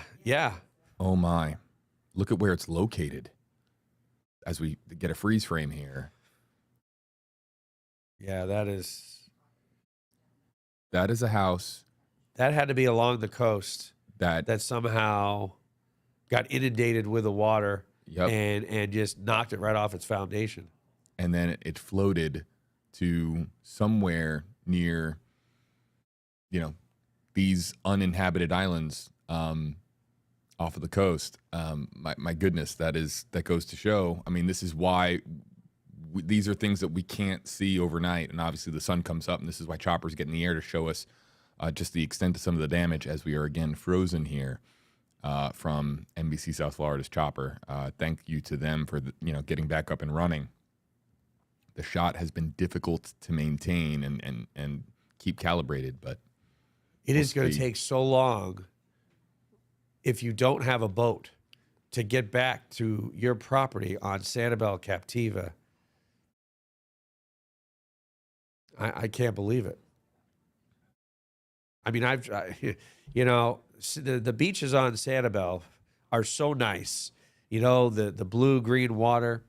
Then you've got the beaches on Fort Myers Beach, which I don't mind Fort Myers Beach. I like it. But if you go to the beaches of Sanibel Captiva, when people come vacation to Leigh County Islands, they go to Sanibel and Captiva. And they're not going to be able to. I mean, this blows my mind. It's not even a bridge that's high up. And the road is just gone. It's all because of the surge. I'm telling you, that water is so rough, and you get a 100-mile-per-hour wind for a couple of hours, and it tears the roadway up, and it just erodes everything around it. And that's exactly what you just saw. I'm going to monitor that shot for our audience, and if it comes back up, I will go back to it live. But an intermittent signal coming from the chopper as they try to feed back video live. Again, it will be posted in its entirety by news stations when they get the recorded version out of the chopper, but the live version, feeding it back live, is just something that's very difficult right now. Yeah. I mean, it's difficult to see that. That's amazing. People were asking, was there anybody in that house? And look, you just hope that people in that home and people near that home heeded evacuation warnings and evacuated. We can only hope. And barrier islands are not. I mean, they're the most dangerous place to be when a storm is coming in your direction, because you've got water on both sides of you. You've got the Gulf, and then you've got an intercoastal, a bay on the other side. Go over to TikTok, Christy Hubbard. Do you have an update for Port Charlotte, please? Yeah, I don't know too many people that live in Port Charlotte. I haven't heard anything as of yet. I do imagine that Charlotte Harbor, very close to 41, you go over the bridge from Punta Gorda to Port Charlotte, and I'm sure there's a lot of places along the immediate coast of Charlotte Harbor that are flooded. Not sure if US 41 is passable in Port Charlotte. Again, they're pretty much off the grid in terms of power and cell service. So haven't heard yet. But they were one of the towns that got the brunt of this storm. They were in the eye, though. Let's go back over. I want to stop in with our folks on Facebook Live and say hello to those on Facebook Live. Yeah, this is Carrie. You're right on the money with this comment. Put this on screen from Carrie Snyder. Hashtag AJB. And Eric, please do a shout out to all the line men, women who are out there risking their lives to restore power. My BIL, what is BIL again? I'm blanking out because brother-in-law came from Ohio to help Florida out with power. Big shout out to all the linemen and women. We did it yesterday, and we will do it on screen. And it's great that we have one of our commenters helping us out with pointing it out, because the linemen and women who work so hard, as do, we had folks asking about area hospitals. Look, the hospitals, I'm sure, are ready to accept anybody today that might have been injured as a result of the storm, and I'm sure that they have already been dealing with an influx of patients. Are those in the medical field that are working, the first responders, sheriff's office employees, everybody out there that is working this and doesn't have the ability to stay at home and watch Netflix on their phone if they have cell reception. I mean, nothing against anybody who's doing that right now. If you're watching us on YouTube, of course, but there are people right now that are going above and beyond to help people, and because it's their job to do so, and those people deserve a lot of credit.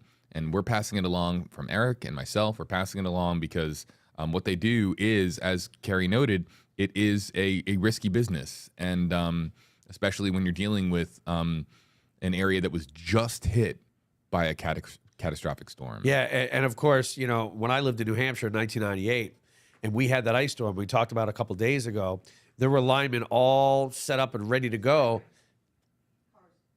Oh, source. Okay. News for the Skyway just coming in. Are they reopening? We haven't gotten official word. Oh, okay. So we are waiting for official word. This is big for the Tampa Bay area traffic-wise. That the Sunshine Skyway Bridge between Pinellas and Sarasota counties, that this is, we're starting to see, in fact, why don't I get my, very big head in this very large box out of the way on your screen. And we're starting to see cars come across, as I understand it, and they might be, here they are. Oh, yeah, there we go. They might be in the process now of reopening the Sun. We have not been given official word, so that is so important to point out. But this could be a sign of things to come. And so there's a ambulance, lights flashing. But there's several cars in both directions. That's a pickup there. Yep, that's a pickup. So we're gonna stay on the shot for just a little bit to see if this is, if we start to see a significant ramp up in activity. Yeah, and of course, you're not going to see much traffic on the roadway, right? Because people are told not to drive, right, and people are told to avoid the bridge, and they've been detoured away from the bridge. Can't cross it. But now we're seeing a lot more traffic. It's not like there's going to be a parking lot of cars that are going to come across it all at once, as you mentioned, Eric. Yeah. But a trickling of cars could be a sign of things to come for the Sunshine Skyway Bridge. And look how choppy the water still is. It's pretty rough out there with wind gusts pretty close to tropical storm force right in the St. Pete area. Biscuits. Not the food. A YouTuber. Man, you were getting me hungry when you say biscuits. Hashtag AJB. Okay. We're in St. Aug. What kind of damage can we expect there? Well, you're definitely, depending on if you're really close to the coast, there will be some sort of storm surge. In fact, you're probably getting it right now. I'd say a good 2 to 3 feet anyway, as Ian remains a strong tropical storm. And, you're going to be getting tropical storm force wind over the next several hours in St. Augustine, Jacksonville area, because the wind field extends so far out from the center. So expect tropical storm force wind. I mean, you'd be hard pressed to say if you'd get a gust of hurricane force, but again, the rain will be heavy. You'll get several inches of rain, and you are getting it right now. It will continue throughout the day today because, yet again, you're on the northwest side of the storm, and that being the strong side of Ian, you will get the heaviest of the rain, and you'll get some strong wind, but you're not going to be anywhere near the immediate center. So I just don't think hurricane force wind gusts. I think, wind speed around 50, 55, in some of those rain bands, maybe 60 and gusting up in that area as well. Let's go to Brenda. Any news about Pine Island? So one of my former colleagues lives on Pine Island, and he showed me a picture of Pine Island Road about 2 or 3 miles away from where Pine Island Road makes its way toward Pine Island. And the road, there's a bridge. I don't know the name of the bridge, but right where that bridge was at, there must have been really, really bad storm surge. And I saw the picture at night, but the roadway looked like the initial shot of Sanibel that you and I, JB, were looking at with the concrete, or the asphalt, I should say, torn up. That's what it looked like on Pine Island Road. Now, Pine Island Road connects the island of Pine Island all the way to, it's one of Cape Coral's major east-west roadways. It connects Pine Island all the way to North Fort Myers and to 41 and Business 41, if you know that area, the North Fort Myers area.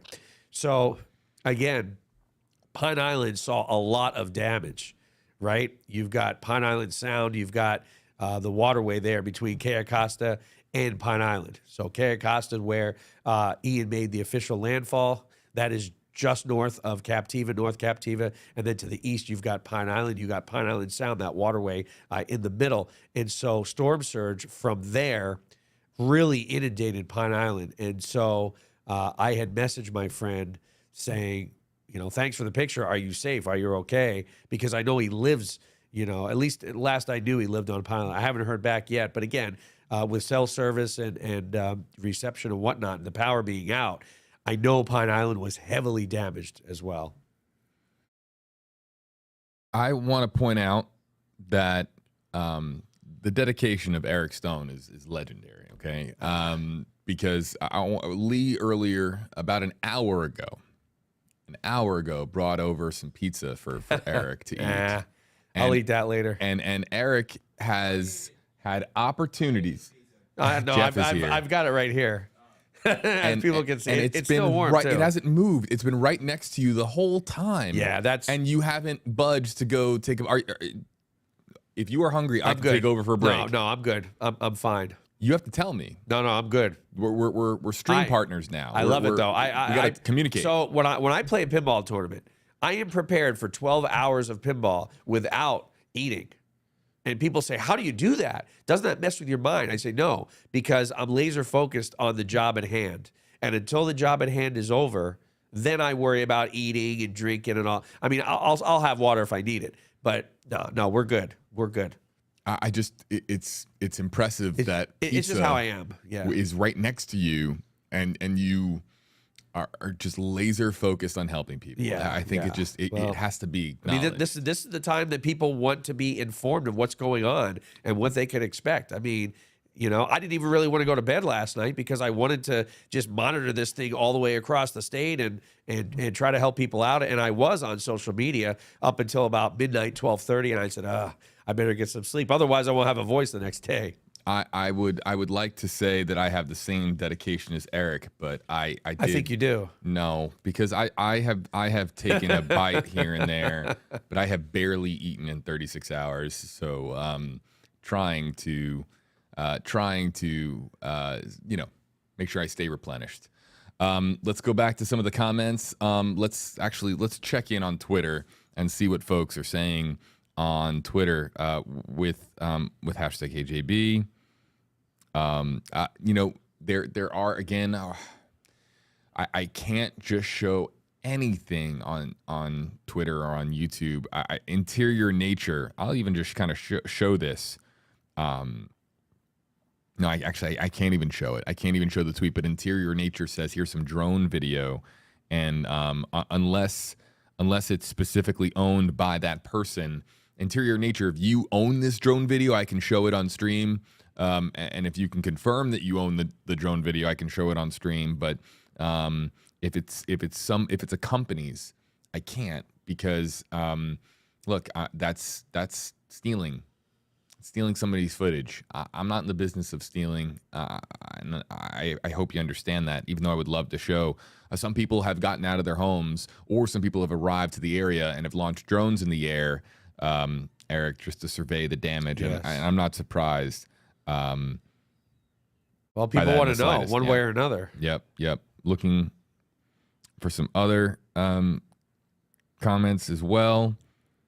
All right, so looking at this damage report, looking here at this comment. Let's get to this one from Jai, Heaven's Best on Twitter. #KJB, what's the news on Palm Coast and Ocala? I have family out there, and I am very concerned. Force wind, of course, now the Ocala area is out of that, but still in the Palm Coast. But, you know, you're going to be dealing anywhere from, I would say, Melbourne, Jupiter area on the East Coast, all the way up to Jacksonville. The entire coast experiencing tropical storm force wind right now. And eventually conditions improve from south to north. Our coast, again, Nature Coast here in Tampa and further to the south, things improved. And you can see the rain is pretty much gone, even in our far inland counties of Polk County. We're still seeing some of that rain in the Orlando area. And again, probably still seeing tropical storm force wind as well. But for the most part, give this another 8 to 12 hours before it moves out into the Atlantic and, conditions start to improve along the Northeast and East Coast. To Andy on Twitter, I appreciate the Photoshop skills. I think we showed a little bit of that yesterday. You look good. I am trying to be as respectful as possible on this stream, and it's not about me, and it's not about myself. It's about trying to help people. So Andy, I'll read Andy's tweet and not show the picture because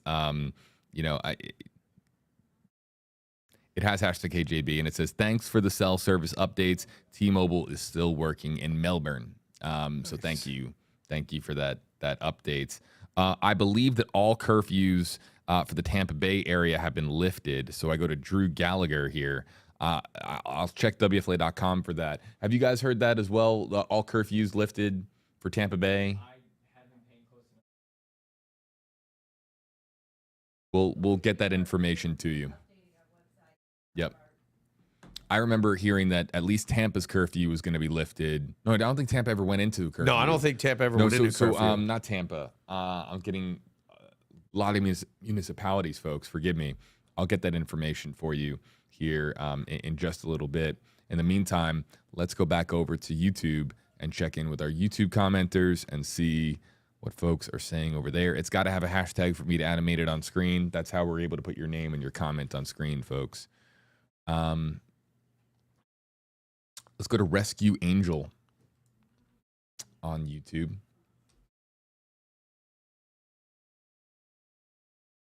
Rescue Angel, hashtag KJB. How does St. Pete, Florida look? Have family there. It looks a lot better than it could have looked. Let's put it that way, right? Of course, with a lot of rain, there's flooding, but now, we're a good 12 hours out after the rain has ended. Things are looking a lot better in St. Petersburg as far as wind. I saw reports of about 35 to 38 mile per hour wind gust. So pretty close to tropical storm force wind, but wind gust, I should say, but sustained winds in the 20s. So a rather breezy day today. But tomorrow, tonight and tomorrow, the wind only dies down. And once we get into Saturday, conditions will be very, very, quote, normal in regards to wind. But for now, tropical storm force wind gust, I even think that is pretty much over with for the St. Pete area, but gusting 30 to 35 miles per hour. I would like to give everybody a friendly tip. I am making the rotation between Facebook, Twitter, YouTube, and TikTok to answer questions. I'm getting a lot of stuff on 3 of them, but this is our first, streaming attempt ever with TikTok. And so there aren't a lot in the comment section on TikTok. If you're trying to get a comment through to me directly right now, look, when I look over at the screen on YouTube, I see a gajillion comments. When I see Facebook, a gajillion comments. Twitter, I'm looking at just a minefield of tweets. But when I look over at TikTok, there's only a handful of commenters in there. And so your odds of us answering your question are going to be higher on TikTok. I'm not trying to push you to that platform. I'm just saying if you are really trying it, YouTube right now, it's probably very, very difficult to get your comment answered. And we understand that. We're trying to do our best, but your odds are going to be greater on TikTok. And that's just a friendly piece of advice at WFLAJB over on TikTok. Brent is paying attention to our wobble tracker in the center of the screen. I don't know if you are or if I am. We're laser focused on comments. Oh, I have been. But Brent wants to know, is that a hard wobble to the east? Yep, I think it is. I've been waiting for the moment to interrupt and say, check out. Leigh, no. Now you're in. Leigh is in. We have such an amazing staff. We all slept here at least 1 or 2 nights or 3 nights, and we've got our pillows and our blankets and our sleeping bags and our. It's like we're going on a trip somewhere. But that was a Leigh Spann the cameo. trip is here, and Amanda's over there. She's packing her stuff up too. Come on, guys, Amanda. can you guys just Come on, on Amanda, come camera? in and take a They have been selfie. on broadcast TV. Just come over here and wave at this camera. Just say hi because they've been on broadcast TV, keeping people safe on NBC, your Look NBC at station. that. There they are. Who packs more? Look at that. You gotta-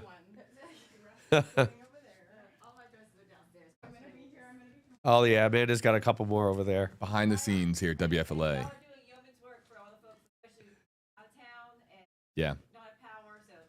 I'll repeat And thank that. you. Thank thank our you. whole staff. I mean, So throwing it back over to Leigh, I mean, superb job, you guys. As far as how many nonstop hours were you guys on the air? It was 10 yesterday.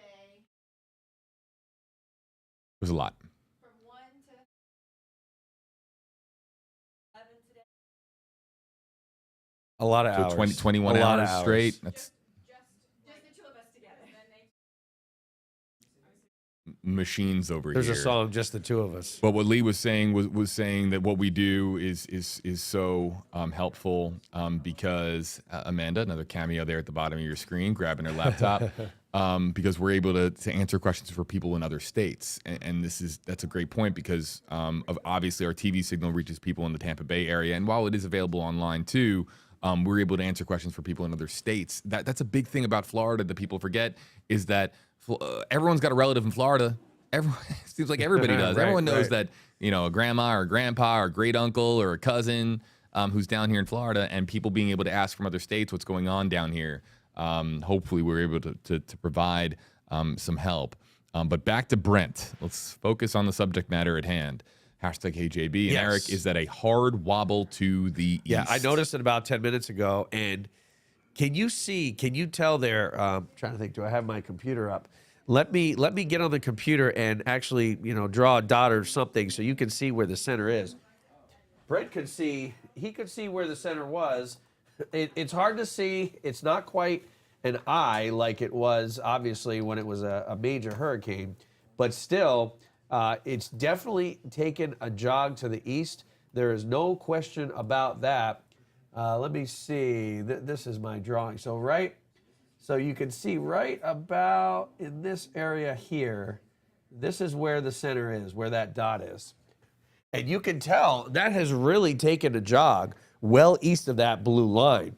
So what does that mean? That means, folks in northern coastal South Carolina, again, Charleston's still in the bullseye, but that's where this system could make yet another landfall. And again, you can see that little bullseye, that little white dot. It is several miles to the east of that blue line.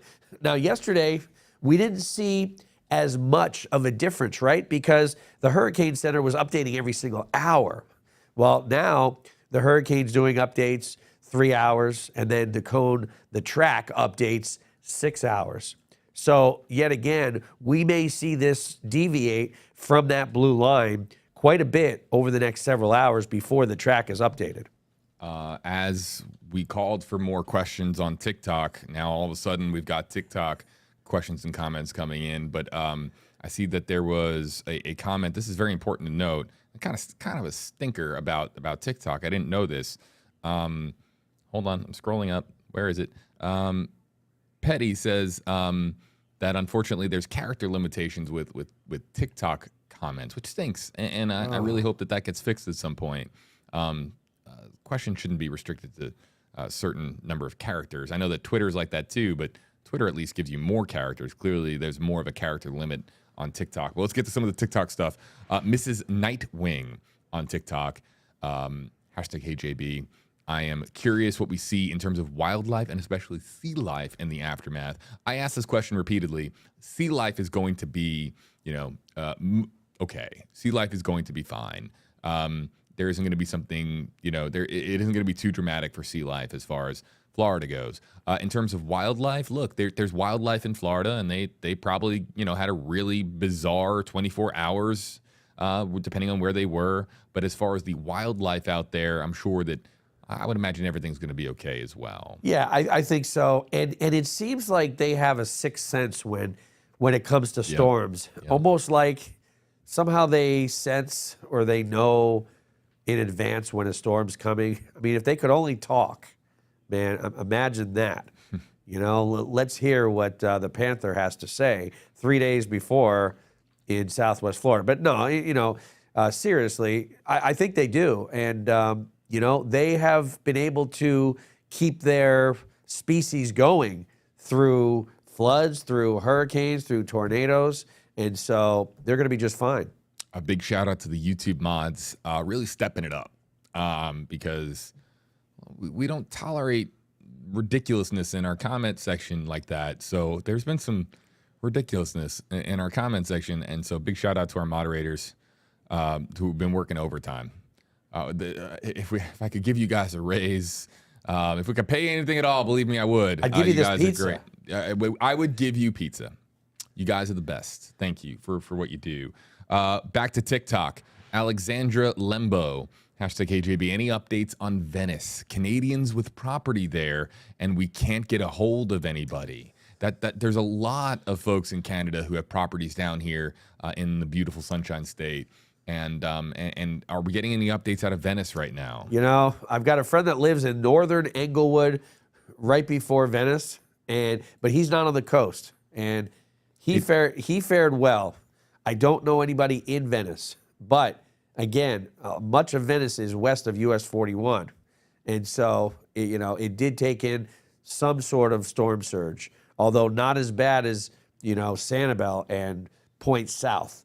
But that's not to say that there's not some flooding in that area in Englewood and Venice along the coast. Again, they didn't get the worst of the storm surge by any means, although they did pick up, gosh, I want to say over 20 inches of rain in the Venice area. I know southern Sarasota County was up to, I think, 18 inches when I checked yesterday evening, and they were still going.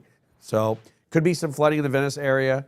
Again, I don't have any updates as of yet. I think you're spot on with Venice. Alexandra, you can comment back at us and let us know, are you on the west side or east side of 41? And Eric, what's that little inlet there? There is an inlet in Venice with some waterways that go through it. Like an intercoastal? Is it like Roberts Bay? Yeah, I'm not sure the name, but I know where you're talking about. Yep. Yeah. And if you're near those waterways too, obviously those waterways likely have swelled a bit. So I think it depends on location in Venice. But let us know, Alexander, if you're on the west side or the east side. Yeah, then you got the 41. Venice jetty. You got the jetty and that side of it that I'm sure did pick up a lot of rain and storm surge as well. So let's, Alexandra, I'll keep an eye out for your comment. In the meantime, Cuban Lax 34 on TikTok. We're really trying to get to these commenters on TikTok now because they came over to this comment section to get their questions answered, and I want to do right by them. I live in Charlotte, North Carolina. What should we expect? It's already windy in Charlotte, North Carolina. Yeah, I'm not sure if that wind has to do with Ian. It's still very, very far away. That may have to do with another feature. But in Charlotte, the way this track is going, it's actually going to be pretty close to Charlotte. Let me change this to the forecast track. See if we got it right here. Now, Charlotte would be, look at that.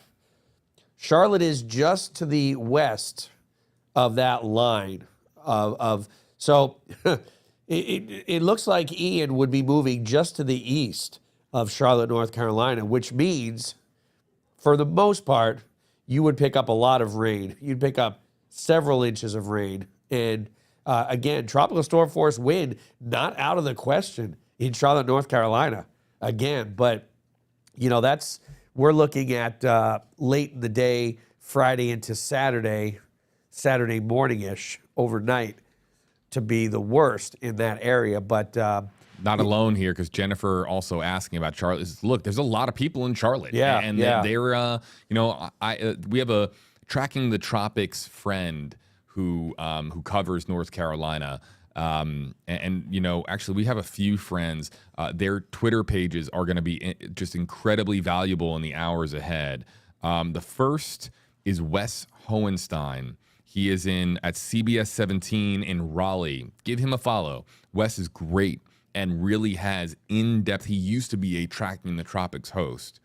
His knowledge of tropical development is fantastic, and I encourage you, everybody, to give Wes Hohenstein a follow if you're in the Carolinas. I we like Wes. There are certain look, meteorologists. We have some of them on the program that clearly have a very rich and in-depth knowledge of tropical development. He is one of them, and also too, we also from WBTW in Myrtle Beach. That's Amanda's old station. Actually, Amanda just left, but I think the chief meteorologist there. Oh, actually, I believe that individual left. There's some great meteorologists that we have at sister stations of ours in the Carolinas. They're great. We're going to keep you posted on the storm too, but at the same time, there's some folks that know the Carolinas very specifically, know the history of how storms impact the Carolinas. They are worth a follow, folks, on social media. So one more time, Eric, as far as Charlotte for Jennifer here, impacts are expected. Yeah, and I do have several friends I used to work with in Charlotte. And again, by the time we get into Friday night, you'll really start to see that wind pick up. It looks like Ian is going to move just to the east of Charlotte. And, of course, you'll be on the northwest side of the storm. So, 4 to 6 inches of rain, not out of the question. But it's looking like it is weakening rapidly, which it would typically do. And not only that, it's moving rather quickly between, you see Friday morning in the Atlantic to, north central South Carolina, 12 hours from there, and then right through just east of Charlotte within the next 4 to 5 or 6 hours. So tropical storm force conditions, definitely a likelihood with this track. But again, we're seeing this wobble to the east, and I do expect that this track will be shifted to the east. How far will it be shifted between now and We'll have to follow those wobbles. When it makes landfall? I mean, will it be somewhere near south of the border, if you're familiar with that? Pedro. We have to go to a press conference that is occurring now with the President of the United States. Let's listen in. Is there. They're always there. They stepped up, and they continue to step up. So I want to thank them as well. Thank you. President, how would you describe your relationship and your conversation with Governor DeSantis? It's totally irrelevant, but I'll answer it, okay? In fact, very fine. He complimented me. He thanked me for the immediate response we had. He told me how much he appreciated it, said he was extremely happy with what was going on. This is not about whether anything having to do with our disagreements politically. This is about saving people's lives, homes, and businesses. That's what this is about. And so I've talked to him 4 or 5 times already. And it's not a matter of my disagreements with him on other items. Do you hold Russia responsible for the rupture of the Nord Stream pipeline? Let's stick with this, okay? Well, this is an important international issue. There's a lot of important international issues, but we're here to talk about America. Okay, thank you. Thank you. Mr. President.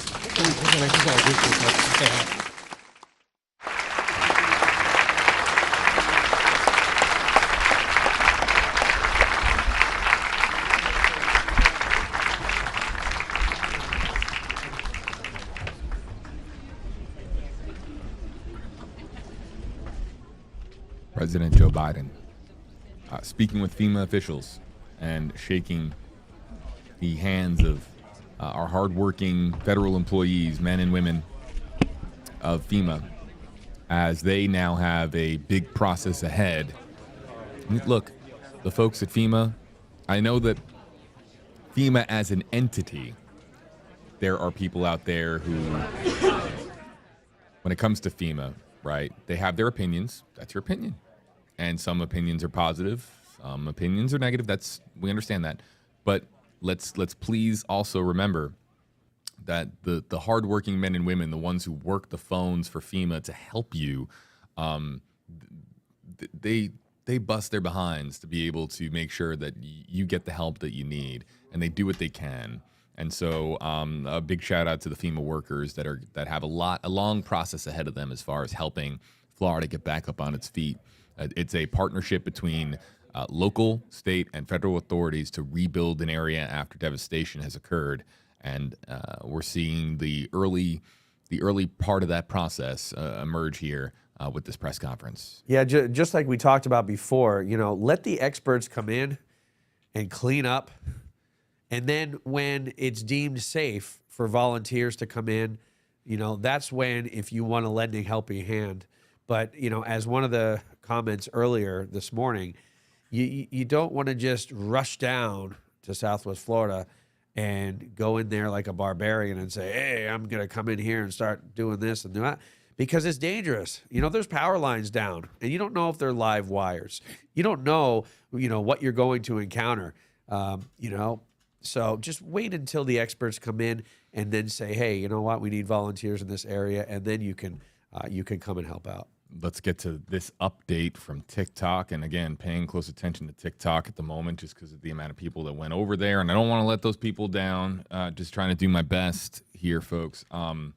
Alexandra Lembo, #KJB. Thanks for the update. We are on the west side in Venice, west side of 41 in Venice, Eric, which obviously, it's not ideal. And we're hoping, Alexandra, that everything is okay. The west side, without question, seeing more impacts on the west side of 41 in Venice. Yeah. I mean, in regards to, but again, keep in mind, Ian did make landfall a pretty far distance south of Venice. So for the most part, if they did see some storm surge well before the storm made landfall, that water was going to be pulled back out, and it was going to be pulled out hard. I'm sure that Venice Beach, you could see quite a long ways out if, obviously, you didn't want to be there when Ian was due south, but like we saw in the bay, we saw the water being pulled out. You would see that exponentially at Venice Beach. But being on the northwest side of the storm, again, picking up wind speed, 90, 100 miles per hour. Of course, you were in the borderline of that northwestern eye wall of the really, really strong wind, but still, wind gusting well over 80, 90 miles per hour throughout the storm. Let's go to Twitter really quickly. Let's go to Twitter and take this one from Gray is the hottest color on Twitter. #KJB. We might have taken this person yesterday too. Must be 50 Shades. Right. #KJB, watching from Kentucky. What news from Longboat Key and Anna Maria Islands? I do remember that question. I do remember that question. So looking for an update. Yeah. I haven't heard of damage reports there. So that's good news. Again, being on the northern side of the storm was good. I mean, for them, for us here in Tampa, as water was being pulled away from the coast. So, good news in that respect. And also, the heaviest of the rain stayed to your south and east.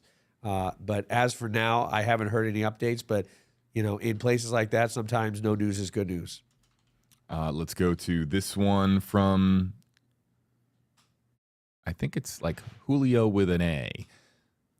1, 2, 3, 4 on Julio. On YouTube. Actually, I think this might be on TikTok. This is on TikTok or YouTube. I don't remember.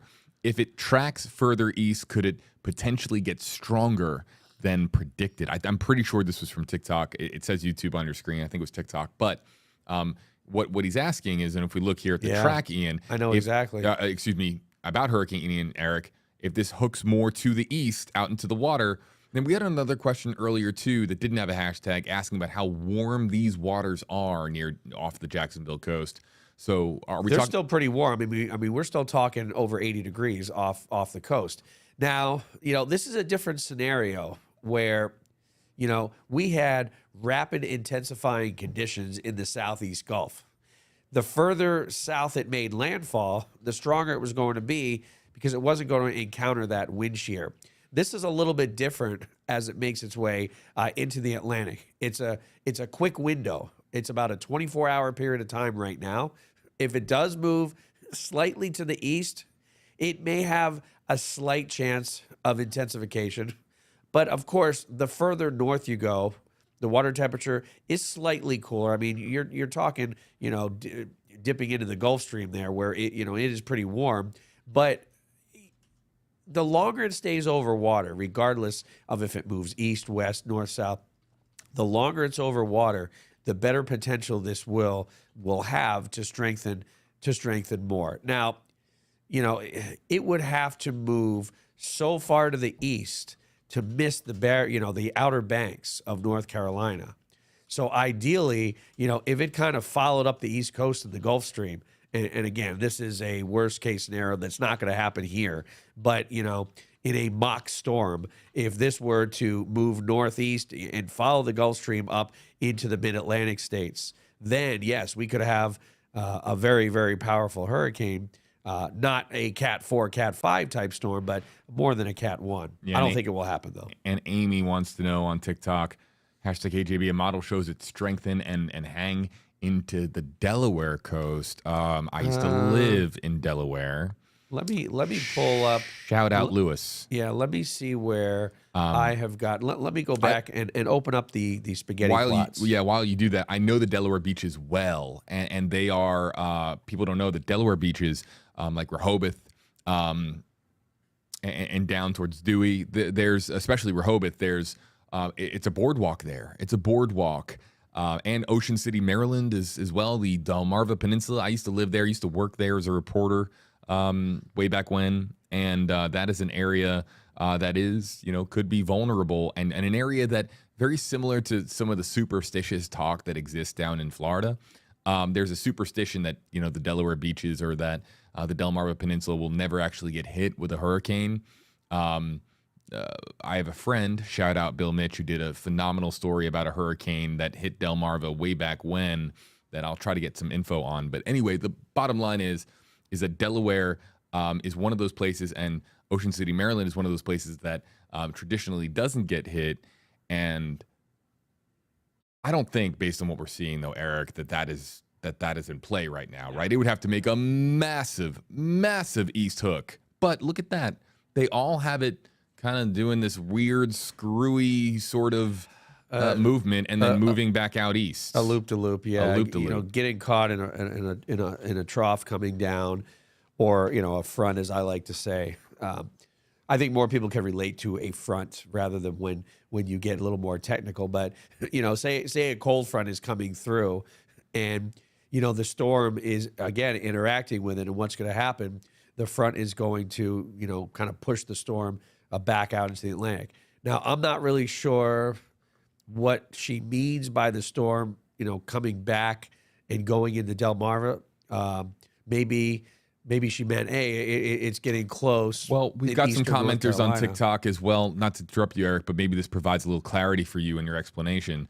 We have a commenter coming in who is asking this, and if you give me 3 seconds, I can animate it on screen. This is from TikTok, and it comes in from Catherine Schroeder. #Hey Eric, is there a Euro model? Still thinking it will track further east than those spaghetti show. So the Euro, the Euro model. Why not? The Euro has really earned a very loyal following based on its accuracy. So people want to know what the Euro's doing. Yeah, I would assume that the Euro is doing, and I mean you can see it here in the purplish. But let's do GFS versus Euro. And of course, I have not updated the L's on this because I didn't really plan on using this. So let's get rid of these, because right now all you're going to see is close up, and we want to zoom out. Okay, so again, focus on the circles here. Okay, the red set is the Euro. The green is the GFS. Both, again, have this morning over Cape Canaveral. As we get into Friday morning, the Euro actually takes this further west. I'm going to have to extend this out in time so that we can kind of see. Let's do it this way. Let's go a week out. That way we can really see what's going to happen. Okay, so the Euro is actually taking this much further to the south, and the GFS. So the Euro is west, the GFS is east, and the timing of landfall is very, very similar. 2 o'clock, just east of Charleston, Friday afternoon, and just barely on the border of South Carolina, Friday afternoon at 2. So again, just keep watching the reds, and wow, I mean, so weak. Look, so the storm's gone. So both Euro and GFS, JB, pretty much dissipate the storm pretty close to Charlotte, right? GFS may be a little bit further to the north and east. Let's see if it regenerates. I'm not seeing any sort of regeneration of this. So there it is. It's gone, and it's gone for good. Oh, wait a minute. The GFS has got it re-emerging a bit out in the Gulf, in the Atlantic rather. And then see, it takes it so far to the north and east, and then it's gone. So I would say any threat of this, once it makes its way to the Carolina coast and into South and North Carolina, it appears that it would dissipate, and whatever's left over, that's most likely being steered by a trough or a front that's moving it from west to east.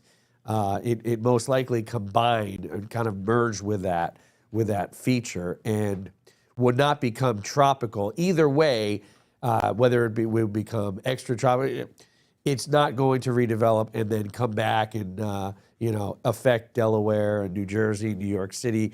It looks like it's moving way out. If it even is a feature you can define, it'll be out of the Atlantic and move away from the U.S. New video just in. That's why I was looking on my screen over this way. New video in just a moment ago. This is from the Leigh County Sheriff's Office tweeting out chopper video. We're going to play this back and take a listen.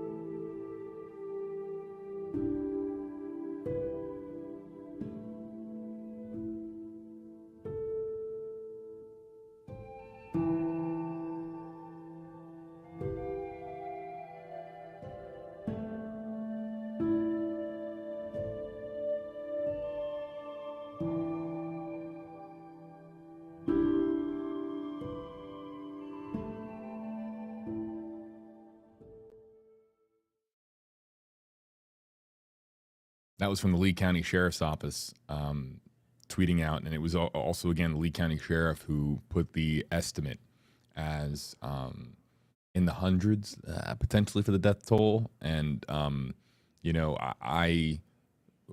am, I spoke earlier about how that is an estimation, and I think that headlines are social media can get used in ways to attract clicks sometimes, and I'm not one for clickbaiting. I hate that kind of stuff, and so when an official says a statement like that, sometimes that can be used as a way to generate attention for a particular story, especially, and I'm not really all about that when we're talking about a situation where people in other sections of our state, other sections of the country, people who evacuated are panicking right now and freaking out about what happened to their loved ones because they can't reach out to them. And then you have, of course, a very, a trusted local official saying the death count is there in the hundreds. That's an estimation, and I'm going to do my part here responsibly to quote the Leigh County Sheriff there as saying that it is likely in the hundreds and that is his estimation when he says that. But then you see this video and you understand a little bit more perspective as to what he was thinking when he said that, Eric, because Leigh County, coastal Leigh County, has clearly been devastated by Hurricane Ian, and that was a chopper flight soon after the sun came up this morning. Yeah, I understand that the Leigh County Sheriff's Office is live right now, and thank you to our commenters for that. I don't have access to it on my grid. If I do, I'll bring that up. Yeah, I visited Joplin and Tuscaloosa several years ago, and when you see damage and you see homes lost, and you imagine what people are going through, that's one thing, right? But when you see the county that you lived in for 10 years and you see the damage there, I tell you, it's hard not to get emotional, because it's like that's the place you know and love, That's the place where, I used to go eat there, or I have friends there, or I would bike ride Fort Myers Beach night after night. I mean, there's a lot of stuff that recreation, and it's really tough to see that, and it's going to be difficult to go back and see what it looks like, in person after that. I'm trying to bring in, if I can, on phone capture, if I can show this to everybody, and perhaps I can. The Leigh County Sheriff's Office right now is live. I'm not sure if we have audio. Bring it up. Continue to monitor the flooded areas and assessing infrastructures that assist with drainage of roadways and low-lying areas. You all probably know by now that we had a very significant storm surge. In some areas of the county, we saw about 10 feet of water come on shore. Some of those areas remain flooded, but most of that water is now receding, but we'll still see low-lying areas where it's going to take some time for that water to drain, and we'll be working in all those areas to facilitate that drainage of that water. Please do not bring your yard waste from the storms to the solid waste facilities right now. Take it to the curb, and we can pick it up there. Collection of trash, recycling, and yard waste is suspended today and Friday, and so we're asking you not to place those materials at the curbside just yet. Wait for those announcements through local media and social media and some of the other platforms that we will use to tell you when we'll start picking up solid waste again. Except the next bullet point says the solid waste garbage collection will resume Monday, October 3rd. So that decision's been made, and that was new for me. Last but not least, county is working with United Way and the Collaboratory to provide people a way to make donations of cash and to help those in our community who have been impacted. Once details are worked out, we will post them on our website and Facebook page. So please stay tuned. We have a lot of local residents who have lost their homes. Yesterday, during one of our press conferences, I mentioned that it's just heartbreaking to see the amount of damage that's taken place to Leigh County. Today, I got a really good look at it from the air, and the sheriff can speak to this because he has some firsthand knowledge of some of the devastation out there. Our community really looks like some of the disasters we see periodically throughout the year that have taken place in other parts of the country, whether it's the wildfires or floods or tornadoes. Our community looks like it's been hit by a very large tornado. So you have a lot of neighbors who are going to be in need of resources. Be patient, be kind, and if you're able to donate, please do. It's going to take a while for us to recover, but we are well organized, and I think situated as well as any county in the state of Florida might be. So please stay tuned, and you'll see in the coming days an awful lot of activity that will begin to help us get back to normal. Sheriff? Thank you. Thank you, Mr. DiGiorle. Thanks for being here today. Obviously, we've been hit very hard. This morning I got up in the helicopter. I know the county managers, the county commissioners, we got up there and we got to see the eye in the sky and really get to see what this county looks like. And I can tell you from the heart, there are no words that can describe what we got to see. As you see some of the Barry Islands, they got hit very hard. But when you look at Fort Myers Beach in particular, there's no words to describe it. It does look like a large tornado did go through it. Homes that would stand tall, buildings are completely gone. When you look at the bayside, which obviously was washed into the Gulf and back and forth, you have vehicles that are submerged, barely showing. Again, we haven't been able to get to that vehicle or those vehicles or those boats that are upside down inside the bay. This is a long-term commitment that we have here. Last night, special operations units and patrol deputies were out. We were all out in full force. And we're going to gain access to the people that called 911 in priority to make certain that we help everybody as quick as possible. I know that dozens, firsthand dozens of rescues were made in waist-high water where my family members and other responders were able to access people in need and safely get them out of their house and rescue. When we look at the storm, before the storm, during the storm, and after the storm, those three parts, now that the storm has passed us, what we ask, if you don't have to be out, don't be out. There's a reason for that. Although there's no more storm and it looks like the sun is shining, there are so many challenges and there are things that could truly hurt you. In the water, there could be electricity, there can be downed power lines. We don't want you to be out and get hurt. And we also want you to stay clear so we can properly get out there and assess what we have. For those of you that are absolutely heartbroken over what you've lost, my heart goes out to you and your families. We're in this together. If you're worried about welfare checks and your loved ones, I know when you call our local hotline number, unfortunately you get sometimes disconnected. There's such an influx of calls coming in. Just be patient and keep calling. We're going to get to you. We are going to help you. Teams are out there firsthand right now doing exactly what we need to do, and that is get out there and make things happen. Prioritizing calls. Okay, we had a couple thousand plus calls that we're holding. And what did we do? The second we could, we were out there answering those calls immediately with teams, both from the local, state, and federal side. Governor DeSantis has been a blessing. He has truly been in touch with us completely. I mean, I can't tell you numerous times every single day the First Ladies contact me to say, look, these are the assets that are coming to you. My fellow brothers and sisters in the Florida Sheriff's Association, sheriffs from North Florida, this state is great for a reason, and that is because this whole team comes together and we make things happen. And we're always going to protect and serve the great citizens of this county and this state. I also want to tell you that when you come to an intersection, we have down power lines. We're out of electricity. It's difficult to communicate. Please, please stop and take an extra minute to be certain when you cross an intersection that you don't just assume you got the right of way. Things are very difficult. There's major intersections that don't have any lights. There may be a stop sign on the pavement, but you got to stop and really pay attention if you are going to be out. Again, don't go out unless you really have to. Understand that we are in full force.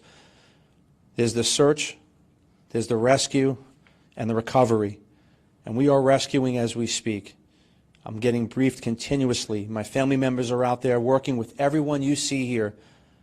This county has come together. We are going to work together Don't panic.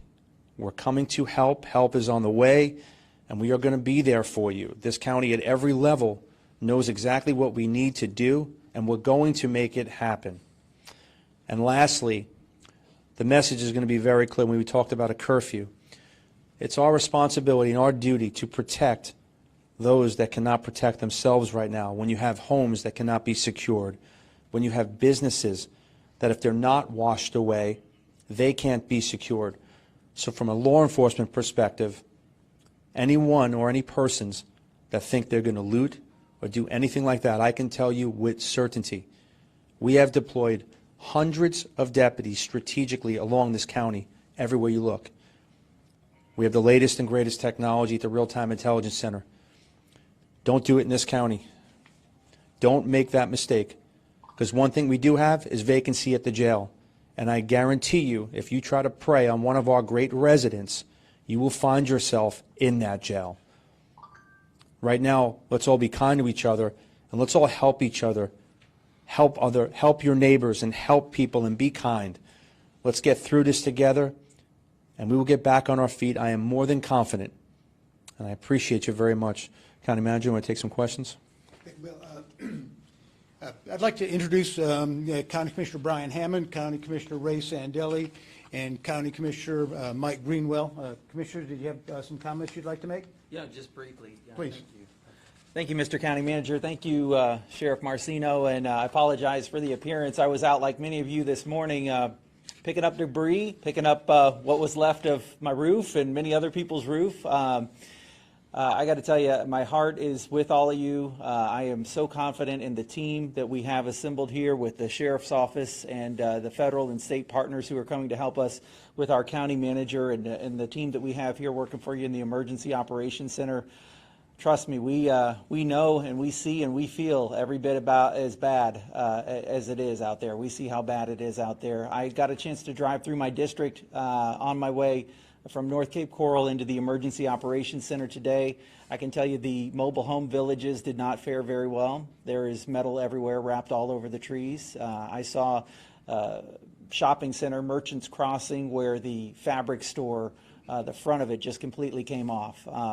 I would say the biggest thing that I want you to remember if you're going to leave your house, and really we don't want you to leave your house right now, but is treat every intersection like a four-way stop sign. That is probably the most dangerous thing that I encountered right now is just driving. And so it is not a safe time to drive, so really don't do it if you don't have to. And we are here for you, and we are going to rebuild. Absolutely. Commissioner Sandelli? Thank you for being here, and I just wanted to reiterate two things. I did the same thing that many of us did this morning. I was up early, wanted to visit some of my constituents and see things as they unfolded. We come to work every day motivated to get things done, but patience right now is really key. Be thoughtful, be courteous. That second that you're going to try to go through an intersection stuff could be more costly than some of the other things that are happening. So please be patient, be kind, and if you see somebody that needs some help, that's what makes us the community that we are. And we are, as the sheriff always says, we're a family. Let's keep it that way. Thanks. I think the same thing. I think we all need to have patience. I know driving over here, everybody was pretty courteous, using every stop, major intersection as a four-way stop. This is the time to come together as a community. We have a wonderful sheriff out there doing everything they can, city manager. We're truly a family here, and it's time to be county strong. Let's get strong and work together and help our neighbors, and we're going to get through this, so let's make sure we have patience and we're taking care of our neighbors. Thank you.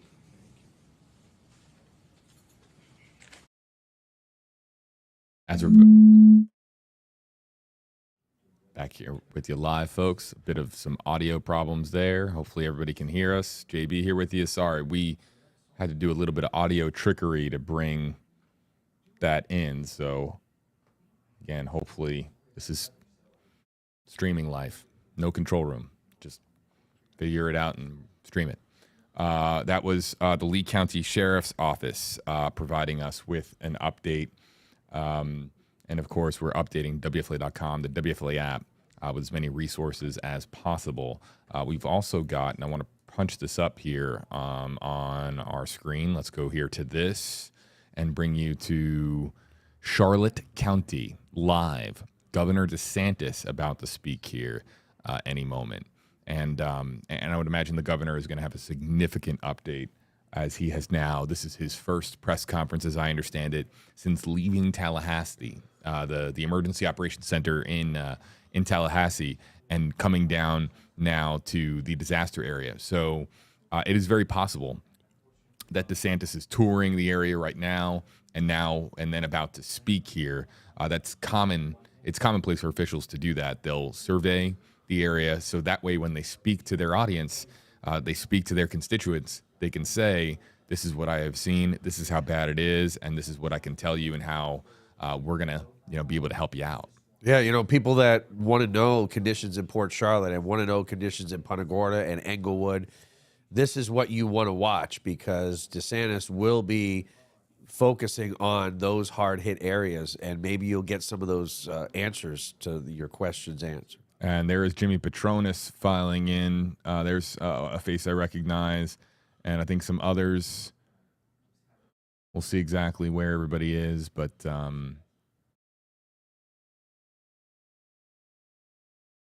awaiting Governor Ron DeSantis.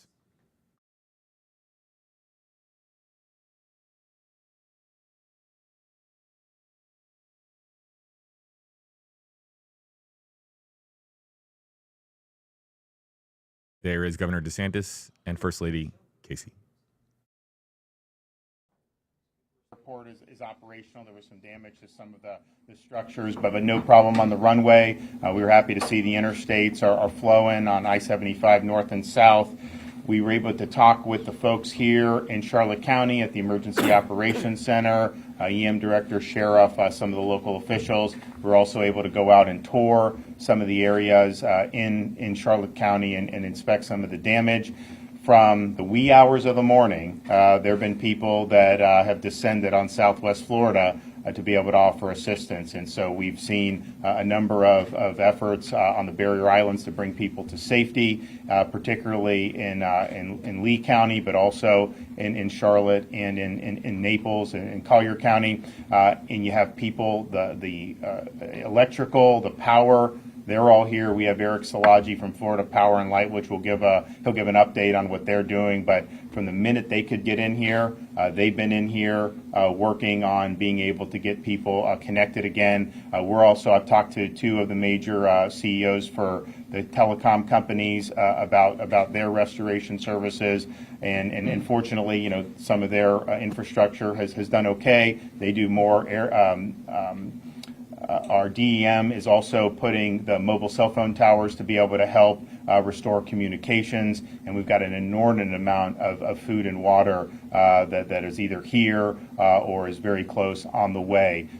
Life safety, of course, is critical. Anyone stranded on one of those barrier islands want to make sure that they're safe. And I know here in Charlotte, any of the neighborhoods that experienced a lot of wind or water damage, these folks are there. They're working to make sure people are safe, and that is true in Leigh and Collier County as well. So that's really, really important. We also got to just stabilize the area with these key services, and so we've got a huge amount of resources that have been brought to bear to be able to do that, and we're going to continue doing it. This is going to be a 24/7 operation because we realize how important it is. We also understand there's a lot of people that have asked what they can do to help the people of the state of Florida, particularly down in this region. And the First Lady will talk in a minute, but we have a fund, FloridaDisasterFund.org, FloridaDisasterFund.org. You text disaster to 20222. You can make a contribution. And at the end of the day, we've got supplies that have been pre-staged that are being used, and that's important. We don't necessarily need people to send us stuff. What we need is to be able to help those relief organizations help the folks. I mean, we're surveying the damage right now. Some people that evacuated, they're going to go back and look at their homes and see, is there flood damage? Is there wind damage? Is it going to be habitable? And so all those things, as those happen, we're going to get a clearer picture of some of the unique needs that individuals in this region may have. And so your financial contribution can make a world of difference. And so we're happy that so many people have done. I think we're over $2 million already within less than 24 hours, and I know many more people want to do. But I'm really impressed with the resiliency that we're seeing here in Charlotte County. This is not anything anyone wanted to deal with. I mean, if you go back 72 hours before landfall, most of Southwest Florida was not even in the cone, and then you have a situation where you're staring down the barrel of a hurricane making landfall at 155 miles an hour. So the response here and just the way people have reacted has been very, very impressive. And we understand this is just the beginning. There's a lot more that's going to need to be done, and the state of Florida is going to be good partners with the folks here at the local level. I'm going to let the First Lady talk about relief efforts, and then we'll have Kevin Guthrie, and then Eric Szilagyi from FP&L will give an update on the power situation. No, I just have to echo that. We are just so proud of the people of Southwest Florida, the resiliency and the courage and strength that you're exhibiting, the people here at the Emergency Operations Center, and frankly, people across the state of Florida. We just couldn't be not more proud of what you have done to support your fellow Floridians and also the people across the country. So the governor mentioned a second ago the Disaster Recovery Fund, disasterrecoveryfund.org. You can donate there. It's a 501c3. Why that's important, again, is because we can take those resources and micro-target them and get them directly to the ground as quickly and efficiently as possible. As I said this morning, and I reiterate this, we are going to cut through any red tape and bureaucracy because we know people need those funds and they need help. And so we're really committed to making sure that we do that. The other thing is you can text disaster to 20222.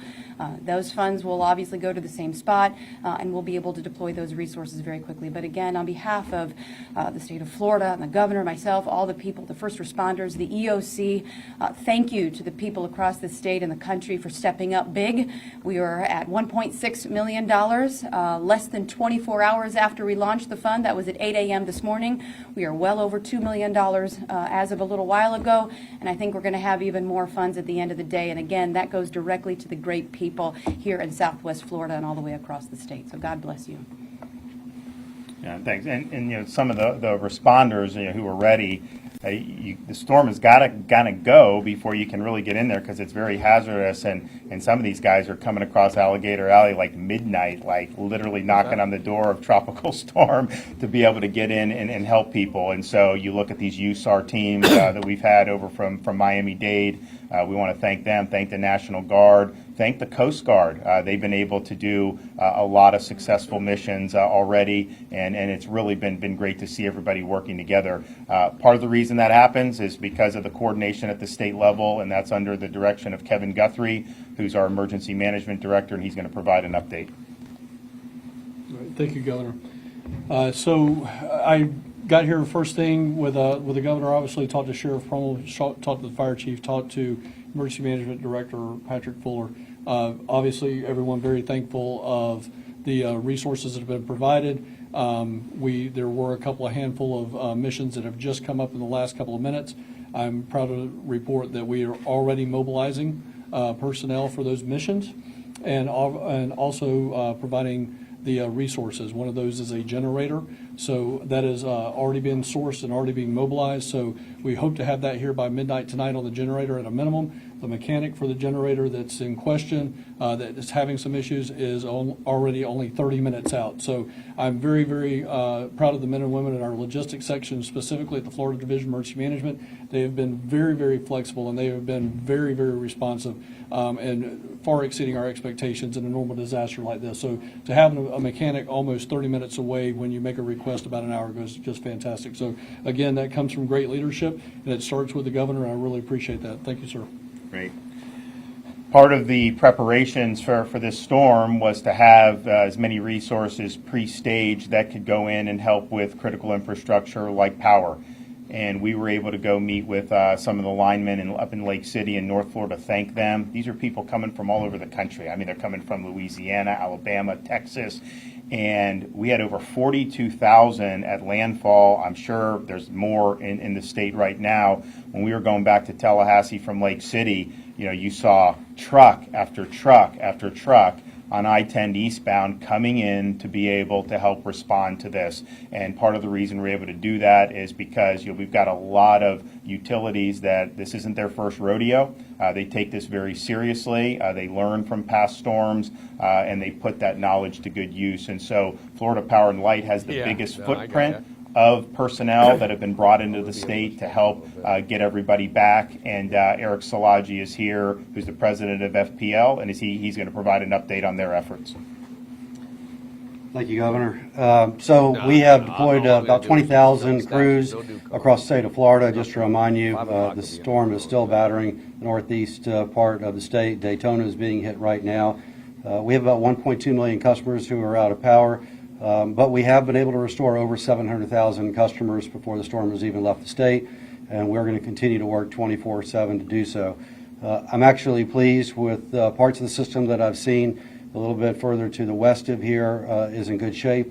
At FPL, we did not lose one single transmission tower, so that is critical. The backbone is up and operational.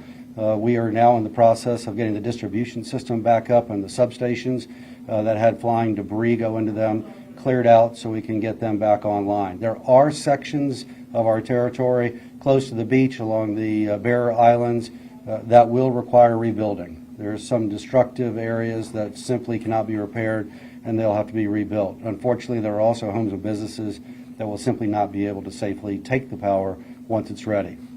But the 20,000 plus men and women who are already here are staging and getting out in the field currently. They will work 24/7 until we get the lights back on. Again, as the governor said, not our first rodeo, but every storm is also different and always poses different challenges, but appreciate all the support from the state. Governor, thank you, from local law enforcement as well, the National Guard.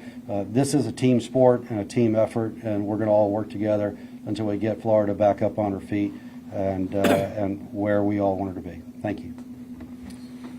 And when when FPL and the other companies have crews in, the extent to which that infrastructure has remained is just critical, because it's a lot easier for them to reconnect an existing system than to have to rebuild it. So to see some of that was able to withstand is encouraging. It's also just a testament. I mean, some of these folks put money into the resilience of the infrastructure, and this is like the ultimate test. I mean, you got a hurricane that's a massive hurricane coming in at 155 miles an hour, producing this type of storm surge, dumping rain, causing flooding. If you can make it through that, then you probably did it pretty good. And so this is a 24/7 effort to stabilize and to restore. And so we're going to do whatever we can to assist with that effort. And so I'm happy to take a few questions. Governor, in our area, Sanibel Island, Fort Myers Beach, the images are devastating. And we know that from our local agencies that there have been confirmed deaths. We don't know exactly how many. What have you heard from the local agencies about the scope of the tragedy in that sense? Well, Sanibel is destruction. For those of you who haven't been, it's a beautiful place, really neat community, and it got hit with really biblical storm surge, and it washed away roads, it washed away structures that were not new and could withstand that. There have been a number of people that have been identified and brought off the island safely, and those efforts are ongoing. Not only with the Coast Guard has been involved with that, our USAR teams, and as well as local law enforcement. I think most people have seen the images of the bridge, the causeway going out to Sanibel, where you have destruction of that. And that's something that we obviously will rebuild, but that's not something that will happen overnight. And so most of what's being done to assist is air operations, since you can't get there on the ground. I think Kevin will probably have more boats head over there as well. But the important thing is I was able to speak to the mayor this morning, and she and her key staff did evacuate, and so they've been operating off more of the mainland in Leigh County. And many people did leave Sanibel, and they did heed the call, which is good. Obviously, I think it's a very seasonal community. We're not quite in the high season yet, but I think she made the point, hey, it's Florida. More people want to be here year-round now, so you do have a contingent of people that stay there over the summer. So that's going to require a lot of effort to get that back. Because they took a huge wallop. And it's interesting, you can look in a span of like 40, 50 miles, some places that got the storm surge versus some other barrier islands, much less. and that's just kind of the way some of this goes. But those were really difficult images to see, especially just given that that's a place that I've been fortunate enough to go out and have some friends and do events there in the past, and really a great part of the Southwest Florida community. But we're committed to restoring the infrastructure as needed. That is not going to be an overnight task. That is going to be something that is going to require a lot of love and care. It's going to require a lot of resources, but we're going to do it because we understand how important it is. Governor, piggybacking off of that, Governor, what are some of the federal and state funds available to make that happen, to kind of speed this up? Well, in terms of infrastructure, I think, Kevin can, and we also have Gracia Check from FEMA who's here. We've gotten approved for 30 days they approved us? 30 days on Category B and A at 100%. Okay, and that's more of like the immediate... So that's on the public assistance side, but this particular county is under an individual assistance major disaster declaration, so we will set up the disaster recovery centers, and we'll have people be able to register for that. So that's on an individual basis, and so somebody loses their house, and they may need temporary assistance, a hotel accommodation, something like that, they're going to be able to do. Jimmy Petronas, who's here, our CFO, as part of those recovery centers, they're going to have insurance villages. If you look at what Leigh County had to deal with, these are massive, massive flood events. And so most of these people who have mortgages and they're in a flood zone probably had to have flood insurance. So they're going to have people that could help with those flood claims. You also have wind damage with the traditional homeowners insurance policy. So that's going to be important. In terms of the overall infrastructure, obviously we'll seek federal support for that, but we're also, Florida, we're well positioned financially right now to get through this. We have the largest budget surplus we've ever had. We've worked very hard, of course, to keep the economy open and make this a state people wanted to be in. And so we're seeing historic reserves, even as we've continued to break records with the revenue coming in with no income tax and low taxes. They revised it in August saying, okay, Florida's getting more revenue. And then in September, we're like $300 million over what they estimated. So we have put an emphasis on infrastructure, partially because the state is growing, but we understand in a situation like this. We had a bridge knocked out with Hurricane Sally because you had a barge that was left loose and it rammed in the bridge. So we were able to fix that, but it's not something that happens overnight. So to me, I think the more issue is, we'll have resources between federal and state and local. I'm pretty confident of that. But it's, okay, this is an island that you're not going to be able to access by car until that is done. And so what's going to be the plan to do? And that's just going to be something we're going to consult with the local leaders at the city level and at the county level to try to figure out what the best is. But when you deal with these things, you stabilize, you provide the help with people, but you want to get back to some semblance of normalcy as quickly as possible. And it's going to be harder in some areas than others, but I want to, let's work on Sanibel and let's bring it back to where it was as soon as we can. Governor, for properties that were totally wiped out, how should it be determined if flood insurance or wind coverage should be appropriate, and how was that determined during Mexico Beach? Well, so that's kind of an age-old thing on these storms. You'll have disputes because obviously if you have both policies and you file a flood claim, the flood is going to want you to file the wind claim. The wind is going to want you to file the flood claim. What I would say is when you have surge that's 10, 14 feet, when you have 6 feet of water in somebody's home, to me that's a flood claim. And it doesn't mean that they may not have also suffered wind damage, because as we know, it was a really significant thing. But wind alone is not going to cause the 6 feet of water. That's a flood event. And it's not just in the barrier islands, which of course had a lot. You go in some of the places in Leigh County, that are close to the river and some of these inlets, you had massive, massive rising waters. And so that's just something we do. That's what was happening with some of the folks who did not do the evacuation. They were hunkering down, and their homes, I think, were totally fine to handle even a really strong wind event. The problem is if the water is rising, you're in your living room, it's a foot, 2 feet, 3 feet, they're the ones that were calling saying, hey, this is a big problem, and of course it is. So I think at the end of the day, in Leigh County, I think most of the claims are going to be flood claims. I think in Charlotte, maybe the mix will be a little bit different because I did see, some wind damage, and I think that those claims would be appropriate. But clearly, when you're in those flood areas and you have the water rising like that into your living room, that is a flood. Governor, speaking of people today about the insurance. They worry, sometimes, the insurance companies will shuffle their feet on a normal stance, on a normal situation. Now we have this where everyone's going to be flooding the insurance companies. What's your message to those people who might be worried that the insurance companies might not be acting fast enough? Well, Jimmy, where's Jimmy at? Yeah, so, and I'll let him say, but part of the disaster recovery are these insurance villages. He's done a great job of leading. He's getting the carriers all together. They're going to have a footprint in all these affected counties. People are going to be able to go and they're going to file claims. There's already been things done with our insurance regulation agency. Go back 10 days, none of those cancellations are valid, and you can't cancel going forward for another couple of months. So there's already actions being taken. But I'll let Jimmy come up and do that. And look, at the end of the day, we've had a lot of issues with property insurance, but a lot of that is because of lawsuits and a lot of things that don't focus on the core business. This is the core business of paying these claims, and we understand the time is of the essence. Thanks, Governor. Yep. So we've got a preliminary site set up. We'll make sure it's coordinated with Kevin Guthrie's team in the county. But we'll probably pick a large spot. Initially, insurance carriers will come in. We'll probably have somewhere between 20 and 25 carriers come in. They'll probably set up in RVs, and they will start writing checks initially that will be living expense money. This will be the dollars just to help people go find a place to live, sustenance dollars. Then you'll be signed up where adjusters will come and inspect the damage.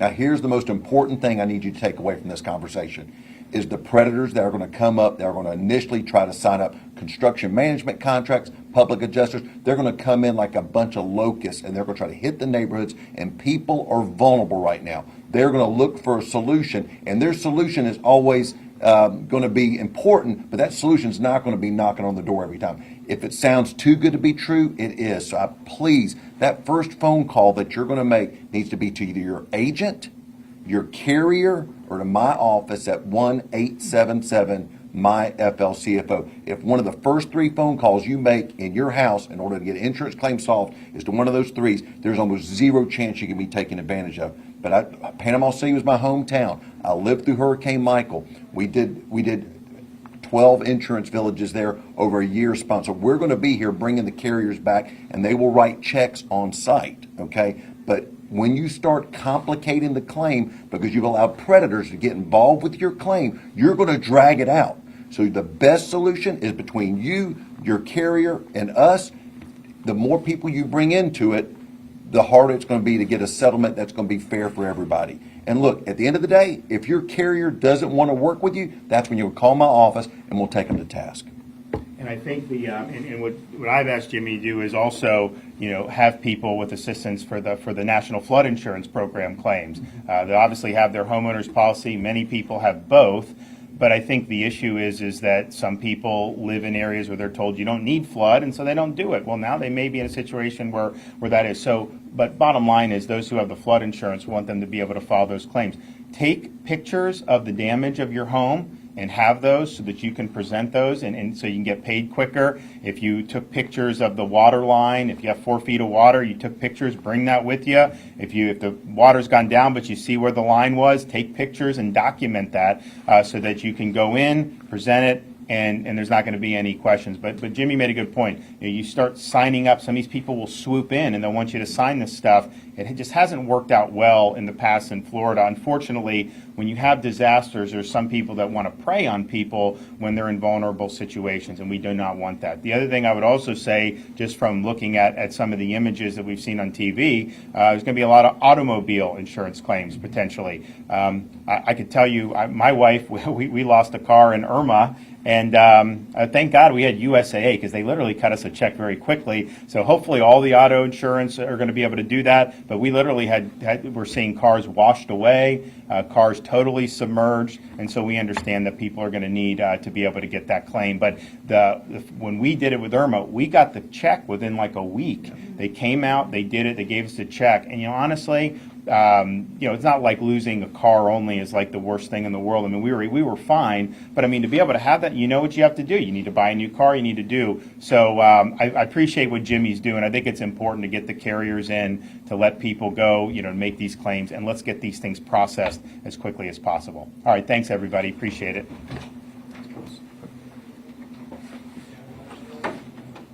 Governor Ron DeSantis with an address from Charlotte County in the aftermath of Hurricane Ian. As we're here live with the folks on WFLA now. Eric Stone, JB here with you.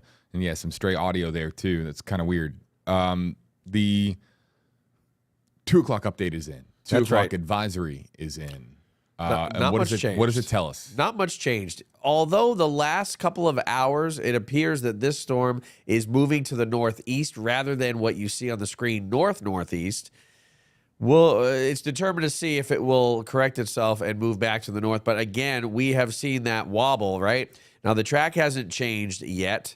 Still 70-mile-per-hour tropical storm expected to make landfall in the Charleston area sometime Friday evening, Friday late afternoon, and then move into central South Carolina, in the Charlotte area, in North Carolina, sometime overnight Friday and into Saturday. So yet again, it does look like a pretty strong storm that could become a hurricane. And again, we'll show you the wobble. And you can see over the past several hours, it has moved due northeast. And now, of course, the line, see, JB, how it adjusts itself? It did. The line shows it moving straight north, but the cone hasn't updated yet. The track hasn't updated. So at 5 o'clock, I bet you that entire blue line will shift a bit to the east. Let's quickly remind our audience that we have a lot of resources available to you. We are going to be wrapping up our streaming coverage here in just a moment.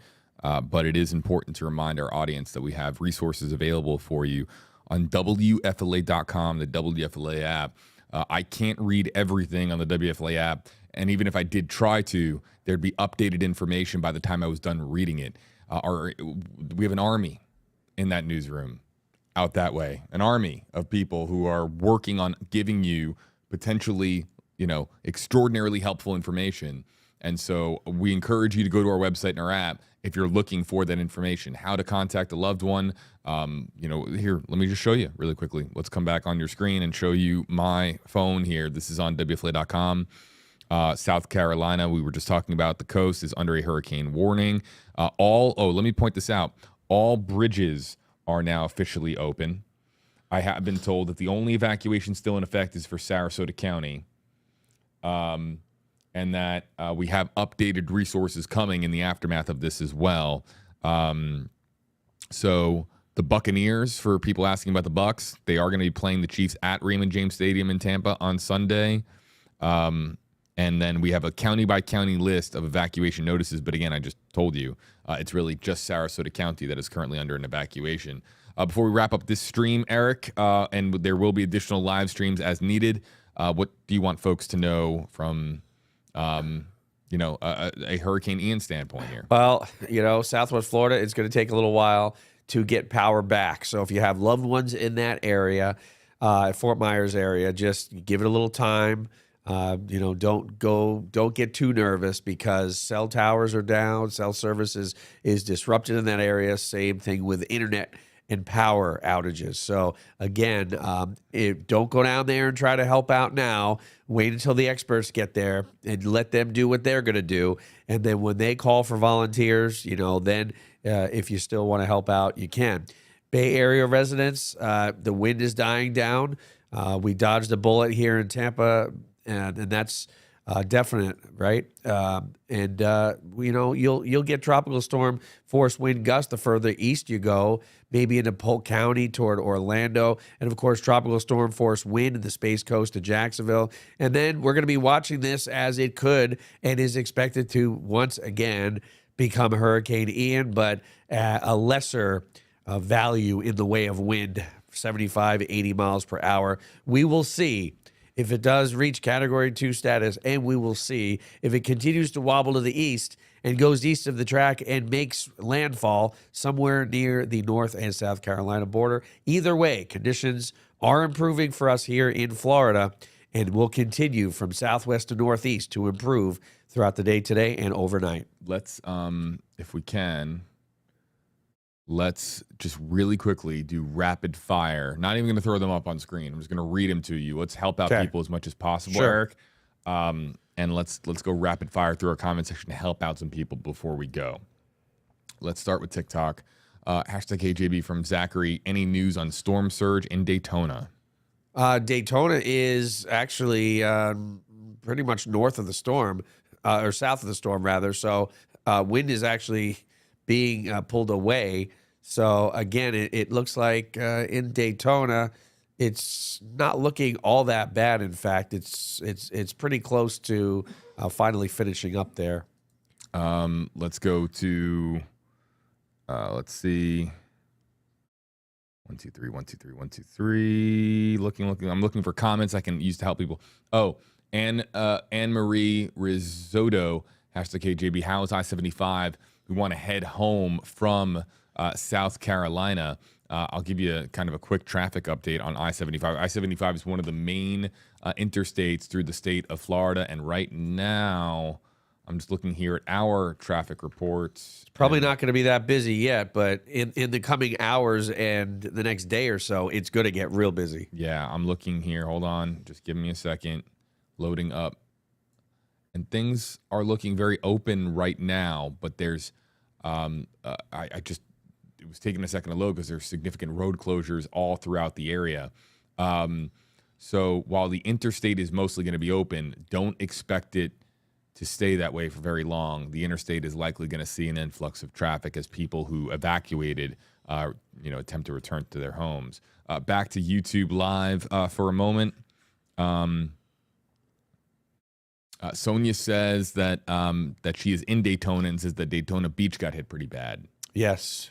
Yeah, they did. I mean, they did have some storm surge. The storm moved south, and the winds around the northern end of the storm blowing water into Daytona Beach. But now we're starting to see this move north and east and get out of there. But yeah, it's still tropical storm force wind in the Daytona area, and the water pretty much now moving from north to south. So you'll start to see those waters recede in the coming hours. There's some closures to tell you about, folks. And somebody was just asking in our comment section. Lucky Penny wants to know about any closures on the Turnpike, I-4, and I'm looking here. I-4 has backup. There's backup on I-4. I-75 mostly clear right now, but I-4 has some backup. And then there's road closures all through Orlando and all through Tampa and all down into down towards the disaster area in Fort Myers, Port Charlotte. There's just a lot. And if you really take a closer look at traffic reports, and we don't have extensive traffic reports in that area, but if we did, there's going to be significant traffic at the closer that you get to Fort Myers, to Venice, to Naples, to Punta Gorda, that area. Charlotte County, Lee County, South Sarasota County. There's going to be a traffic nightmare that is in the future. There's no doubt. So please keep our roadways open and safe for first responders. And we're just echoing what law enforcement officials have communicated out, that they're trying to do everything they can to use those roadways right now as a resource to help people. One or two more before we got to get going.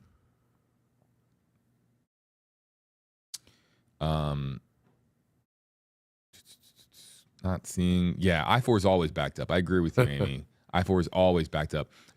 How bad did Lake County get hit? Further north, I believe. Not as bad, obviously, as southern counties, but still tropical storm wind and several inches of rain. Okay. Folks, there's been a lot of appreciative comments. I don't want to read them out because it's not about us. It's about helping you. Really appreciate it from the Stream Center. The kind comments that are coming in are very, very, very are very touching, and we really appreciate the kind comments. But this is about helping people and doing what we can to help people. We do have to take a little bit of a break. Eric, you chowed down on some pizza. Yeah, I started kind of feeling that lightheadedness a little bit. It's called hunger. And that's when I know it's time. So I thought, all right, yeah, I guess I better. And a commenter reached out to me regarding moderators. You can email me if you're interested in becoming a moderator. We do have a very lengthy process as far as becoming a moderator. A big shout out to our mods and our moderators too. We want to improve the process as far as keeping our comment section clean. So the extraordinary trio of Michelle, Yaya, and Bug Love online. You guys are awesome. Thank you. And we'll make the process as smooth as possible for you guys, because you guys are our first the first group of signups for moderating on the WFLA YouTube page. So we will try our very best to reach out to me if you guys have concerns about moderating, and if there's anything we can do. We want to be able to help you guys, considering how much you've helped us. So a big shout out to our moderators as well. Governor DeSantis, various officials down in the impact area, they will have additional press conferences. They will be streamed periodically on WFLA's platforms, but we are taking a break for now here on Tracking the Tropics. Again, a sincere thank you to all the kind comments. I see them coming in. And thank you to those who are thanking our moderators, because, yes, they do deserve a lot of love and gratitude. Again, the very latest resources are coming your way, and more updated articles regarding supplies, power outages, road closures, the county-by-county breakdown regarding evacuations, and the traffic impact on our area. All of that is coming to WFLA.com, the WFLA app. I talked to our team. It's all in the works, or it's already there right now. And we look forward to doing everything that we can to helping you out through, again, the catastrophic impacts of Hurricane Ian. A big thank you to Eric Stone. Thank you, JB. You are a machine like a pinball machine. There you go. Yeah. I like that. I like that too. Yeah, why not? Man, you light me up, man. You see what one I of the oh, my one of the goodness. vintage Terrible one of the joke. vintage Terrible joke. pinball machines. What was that? Say it again. One of the vintage pinball machines. Vintage. Straight vintage. Hashtag vintage for Eric Stone, everybody. Thanks so much for joining us. Hopefully we will try to be of more assistance. We're going to try to help you out as much as we can on WFLA.com, the WFLA app. And folks, we'll see you next time on Tracking the Tropics and WFLA Now. Future streams are possible as needed, and we will be streaming press conferences in the hours and days ahead. Thanks so much for joining us. For Eric Stone, I'm JB Biunno. You can follow us on our social media accounts, and we'll see you next time on Tracking the Tropics. Thank you for watching Tracking the Tropics.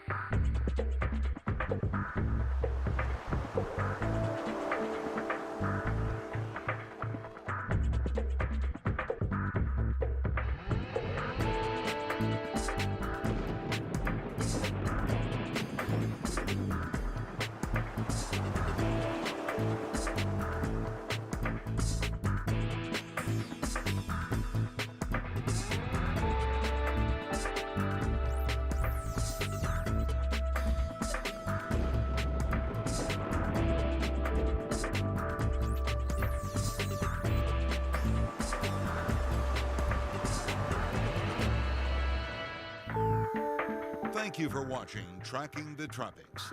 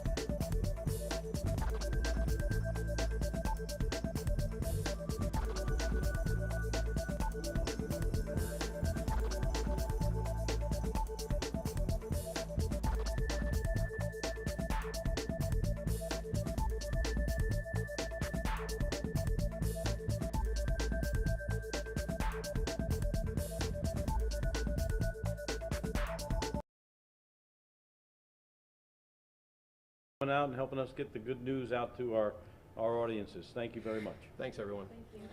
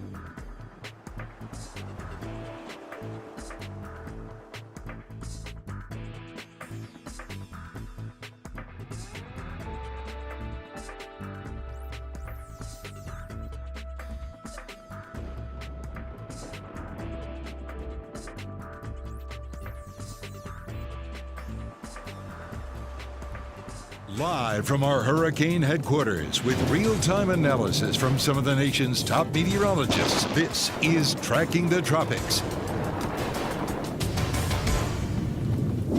An update on Tracking the Tropics as Hurricane Ian continues to move to the east, where it's expected to reemerge into the Atlantic and develop into a Category 1 hurricane. We're getting some new news out of the impact area here on Florida's Gulf Coast in Southwest Florida. Hello there to you, folks. JB here with you live on Tracking the Tropics on WFLA Now.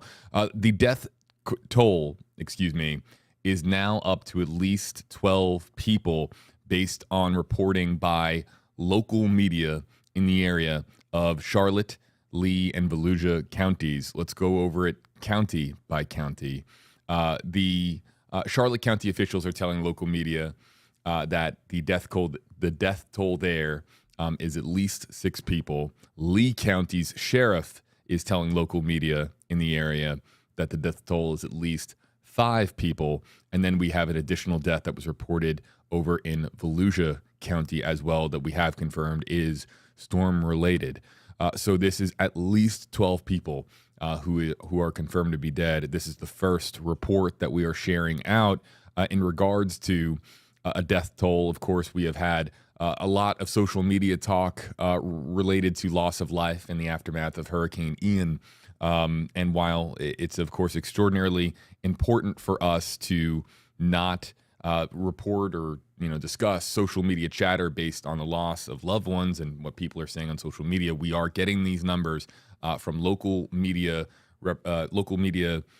partners of ours that are in contact with the local sheriff's office and local first responders with the fire rescue departments in their respective counties over in Volusia, Charlotte, and Leigh counties. Now, there are outstanding counties that are not mentioned on this list. I'm talking, of course, about Sarasota County as well. And there's some inland counties, of course, where impacts have been felt. It's too early, of course, to report on numbers there. But right now, again, 6 in Charlotte County, 5 in Leigh County, and 1 in Volusia. And with Charlotte and Leigh County, as we understand it, the number is being reported as at least. So it could be a higher number than that. So we'll continue to keep you posted on WFLA.com, the WFLA app. These numbers are going to be updated. And it's an important reminder, of course, too, that this is information that will be updated over the course of the day. So you might be watching on social media. It might not be in a live format. The live date and time, I don't talk about this often, but every now and again, under the Tracking the Tropics logo in the bottom right-hand portion of your screen, you will see the time and the date get reflected.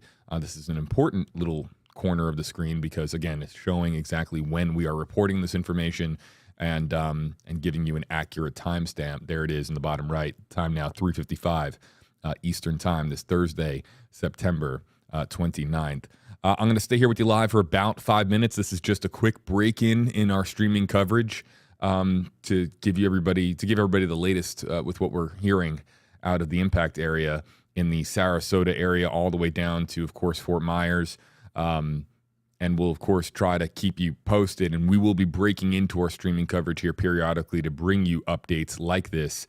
Of course, it breaks our heart to do so when we're talking about a loss of life. Additional updates and additional press conferences we are going to make available to you as well. Governor Ron DeSantis is going to be speaking at 6 o'clock in Tallahassee. We're also hearing about a possible live feed coming our way from Polk County with Sheriff Grady Judd, possibly as linemen make their way down south towards the disaster area on the coast in Southwest Florida. We're tapping into a lot of different feeds, and we'll bring them to you here live as soon as we have the opportunity to do so. Yes, I understand. I know that a lot of people on social media have said that I look tired. That's the first comment I'm seeing here on my screen. Yes, I look tired. A lot of us look tired. It's been, of course, a lot of streaming, a lot of coverage, and we're doing our very best. Of course, if you've been with us on stream, you would know that we've been talking about this storm really, I think, the last 8 or 9 days in a row, and I've worked the last 11. So that's also a little bit of an explanation as to why. But I'll do my very best to answer questions if I can, and talk more about what I know based on what we are hearing. And It's only going to be for about 5 minutes. I'm trying to rest my vocal cords as well. Almost lost my voice at one point throughout this process the other night. Just a lot of talking. Of course, we'll do that as well. So I'm paying attention to the YouTube live comment section only because I'm only live right now on YouTube. We are live on WFLA.com, the WFLA app, but no social media comment section on those places. So it's just YouTube live. So Catnip, Richard, Wind, Lois, Penelope, Vins, Bird Hop, Queen of Peace, others. I'll do my very best to answer any questions that we have for just the next 5 minutes. But really, we're talking about a dozen people who are dead, according to local media reports, and those local reports are citing various public officials in those respective counties. Thank you, Wing. I appreciate it. Teresa wants to know, #KJB, any chance it will spin up again once it leaves Florida and hit the Carolinas as a hurricane? Yes, that was in our last stream. Meteorologist Eric Stone broke down in great detail how the system is reemerging into the Atlantic right now. And it is going to, of course, as it kind of leaves our radar here, as we look at Max Defender 8, you can see how on the very outer section of our radar, how the outer bands of Ian are now, out of radar range, if you will. There you see the new track for the National Hurricane Center, or the latest track rather, expected to become a Category 1 hurricane and make landfall potentially as a Category 1 hurricane in the, sometime in the next 48 or so hours.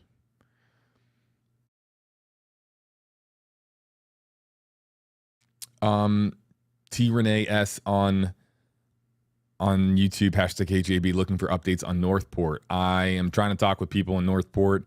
As I understand it, Northport got hit really hard, but people who have lost power, who have lost internet, who have lost water in Northport, they are, look, the area got hit pretty hard, and some neighborhoods in Northport, as I understand it, were hit harder than others. Some sections of the town were hit harder than others. I spoke to one friend there who said that Northport situation was a lot of it came down to a lot of downed trees and whether or not that downed tree came down onto a house or a vehicle, because that was the biggest thing that they noticed in Northport was it was extremely powerful winds bringing down even some very large trees that were snapped or brought down as a result of the incredible winds that we saw from Hurricane Ian when it passed through Northport. When we were on stream yesterday with Eric, we were noting how the northwest section of the eye wall and how it was red in that area. Again, not a meteorologist, but you could see it on Max Defender 8 as it moved ashore. And we were talking about how it looked like Northport was right in that reddish area. And we knew, of course, that they were getting absolutely walloped at the time. And again, we have reporters that are heading towards Northport, and we will have live reports coming up tonight on WFLA News Channel 8.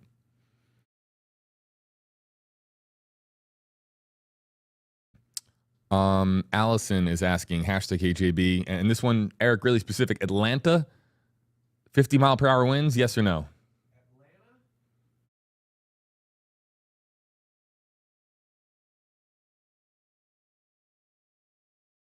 Wind gusts 40, 45, folks, but Atlanta is going to be away from the strongest sections of Ian. Clearly, as you can see from the track takes it up, through the Carolina coast and then inland to the Carolinas. Let's do it. Okay, come on in. Come on in. Come on in. I don't have my tie on this time. Don't need it. I think we're past that point. Let's answer some questions. 85 edits, #KJB updates on Orlando. Yeah, right now it looks like Orlando finally starting to see some things calm down. Still, tropical storm force wind gusts are possible. As you can see, that rain has now moved well off outside of the Orlando area, now up toward Daytona Beach and points northward, Jacksonville area. RTBK, #KJB, do you think that this will be the most destructive hurricane in U.S. history, wiping out wiping 3 coasts out. Well, are we talking money-wise? This will definitely be an expensive one to rebuild, if that's what they're talking about.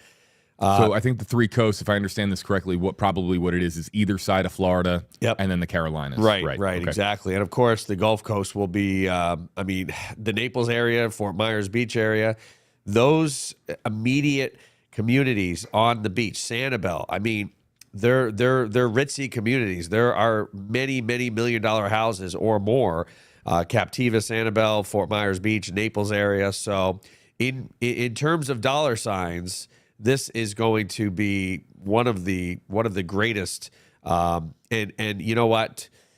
It's not done yet. It's still moving toward the Carolinas. So now, in terms of life, you can't really say that. Storms that were 50, 60 years ago, before we had this technology, back in the 20s and 30s, before some people even knew storms were coming, the loss of life was more. So it really all depends on, will this be the worst storm in what? In property damage, monetarily? It'll definitely be up there if it's not the top. Yeah, and certainly one of the strongest storms to ever make landfall in Florida. Definitely up there, and one for the history books. We have a commenter asking a short time ago. Let's see. Oh, Lori wants to know, #AJB, is this hurricane just as bad as Katrina or not? I had heard that it could be another one just as bad. And then there's another section to the question. I think it's safe to say that Katrina was just a different beast, right? Well, yeah. Again, we talked about this yesterday. New Orleans is below sea level. Right. It's a couple feet below sea level. So if a storm like Ian came right up into New Orleans, it may even be worse than Katrina, but it would be on a similar scale. So it's hard to compare apples to oranges. But for us here, and especially Southwest Florida, to them, they could definitely call this another Katrina. And Lori was also asking on the back end of that question, how is Sarasota and the Siesta Key area?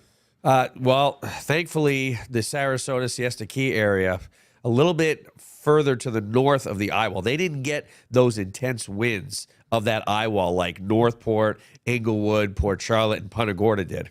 So they still saw hurricane force wind in Sarasota and wind gusts well over 75 miles an hour, but it wasn't prolonged. They were intermittent as the rain bands came through. So I'm sure there's damage in Sarasota, in the Siesta Key area, but also they didn't see the storm surge, right, in Siesta Key because they were north of the storm. So they're not going to be inundated like Fort Myers, Sanibel, and Naples was. So they fared a lot better with the storm moving to the south. So I have the follow-up question from RTBK here. Remember, we took this question a short time ago. Do you think it will be the most destructive hurricane in U.S. history? And he was clarifying, or she was clarifying, #KJB, I meant by money-wise and property damage-wise. Yeah, and property damage and money kind of equate with each other, right? So, like I said, Naples, Bonita Springs, anywhere along our coast, there are a lot of very nice houses, a lot of very nice, expensive communities, nice hotels, Ritz-Carlton. I mean, the list goes on. So I do expect the monetary value of this. We lost a part of the Sanibel Causeway. We also lost Fort Myers Beach Pier. We lost a lot. And we're just starting to learn what we've lost. My friend sent me a picture of Fort Myers Beach Pier. I don't know how he got it. I mean, there's no way he's there. He's in Fort Myers. But the buildings that were on the pier, completely gone. I mean, most of the walkway is completely gone. All that's left are the cement pillars that hold up the pier. So as we continue to learn, what has been damaged and what is not there anymore, we'll get a better idea. But I wouldn't be surprised if this was in the top 5, if not the top 3. Let's go to, hold on a second, folks. Let's look at this. Lynn's Creative Edge, #KJB, on vacation in Ohio, but I live in Southwest Cape Coral on Monterey Avenue. My boyfriend and cats are there, but boyfriend got called to do cleanup for Fort Myers. Hasn't been home since Tuesday. Do you know how that area is? Southwest Cape Coral. Yeah, I know Southwest Cape quite well. There's a lot of waterways, canals. You got the Caloosahatchee pretty close to there. My friend lives west of the Cape Coral Parkway. So you could call that Southwest Cape, definitely. And his canal literally overflowed, went up the little grassy hill that most canals do. You know, between the canal and the house, there's this little grassy hill, went up to the 2 feet, and then into parts of his first floor. Plus, his pool cage was completely demolished. So Southwest Cape definitely took a hard hit. Let's get to, hold on here. I just saw from Allison. Allison Johnston was asking about the Panhandle and Big Bend. Hold on. I want to make sure I read the comment correctly because I lost it. It was on my screen. Hey, yeah. Allison Johnston, #KJB, and Eric, how about storm surge in the Big Bend area and the Panhandle? You know, it's funny, we haven't talked about the Panhandle. Yeah, because we were talking about it all last week, and we now sure the were. Panhandle. Now it's the first comment I've seen in a while. That's because they escaped it all. I mean, Big Bend area, Panhandle, they didn't even have tropical storm force wind or gust.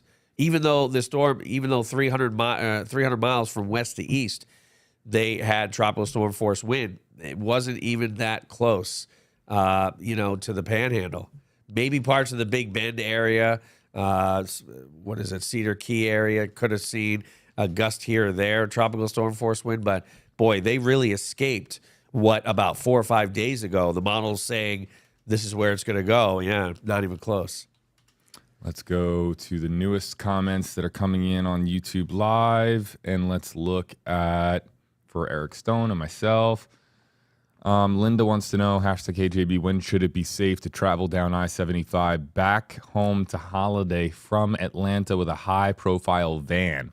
I don't really think that vehicle matters much now, right? Because not as far north as Holiday. I think, okay, so she's in Atlanta. That's what I'm saying, right. So technically, this storm is headed out to sea, could become a hurricane, come back into the Carolinas. So your window to leave would be now. But then once you get into tomorrow morning, I-75 may be a little breezy, in fact. And so the sooner you leave, the better. But if you don't leave by tomorrow morning, you probably want to wait until Saturday to leave, because this storm is going to wrap around and make landfall somewhere, South Carolina, North Carolina coast, somewhere in that area, and it's going to come back to the northwest a bit. Now, I don't think it's going to really impact Atlanta all that much, but you can see the cone right there. So Atlanta, again, this is a big storm. Atlanta has the possibility of a good 20 to 30 mile per hour wind, right? And yes, if you're in a high-profile vehicle and you get a gust of 45, I mean, it's not the most fun, let's put it that way. But right now, up and down 75 to Holiday, which is Southwest Pasco, I think you'd be fine if you do it now. Let's go to Alice. Well, the same question from Rick. Coming back to from the Panhandle to Brooksville off of I-75, is there any word on traffic and flooding? Look, so traffic is going to be, there's no way really to get back into the area without you experiencing at least some traffic. There's normal traffic that you would routinely hit, and then there's likely going to be additional traffic due to the influx of people back into the area. So traffic, no matter what, traffic is going to be a problem.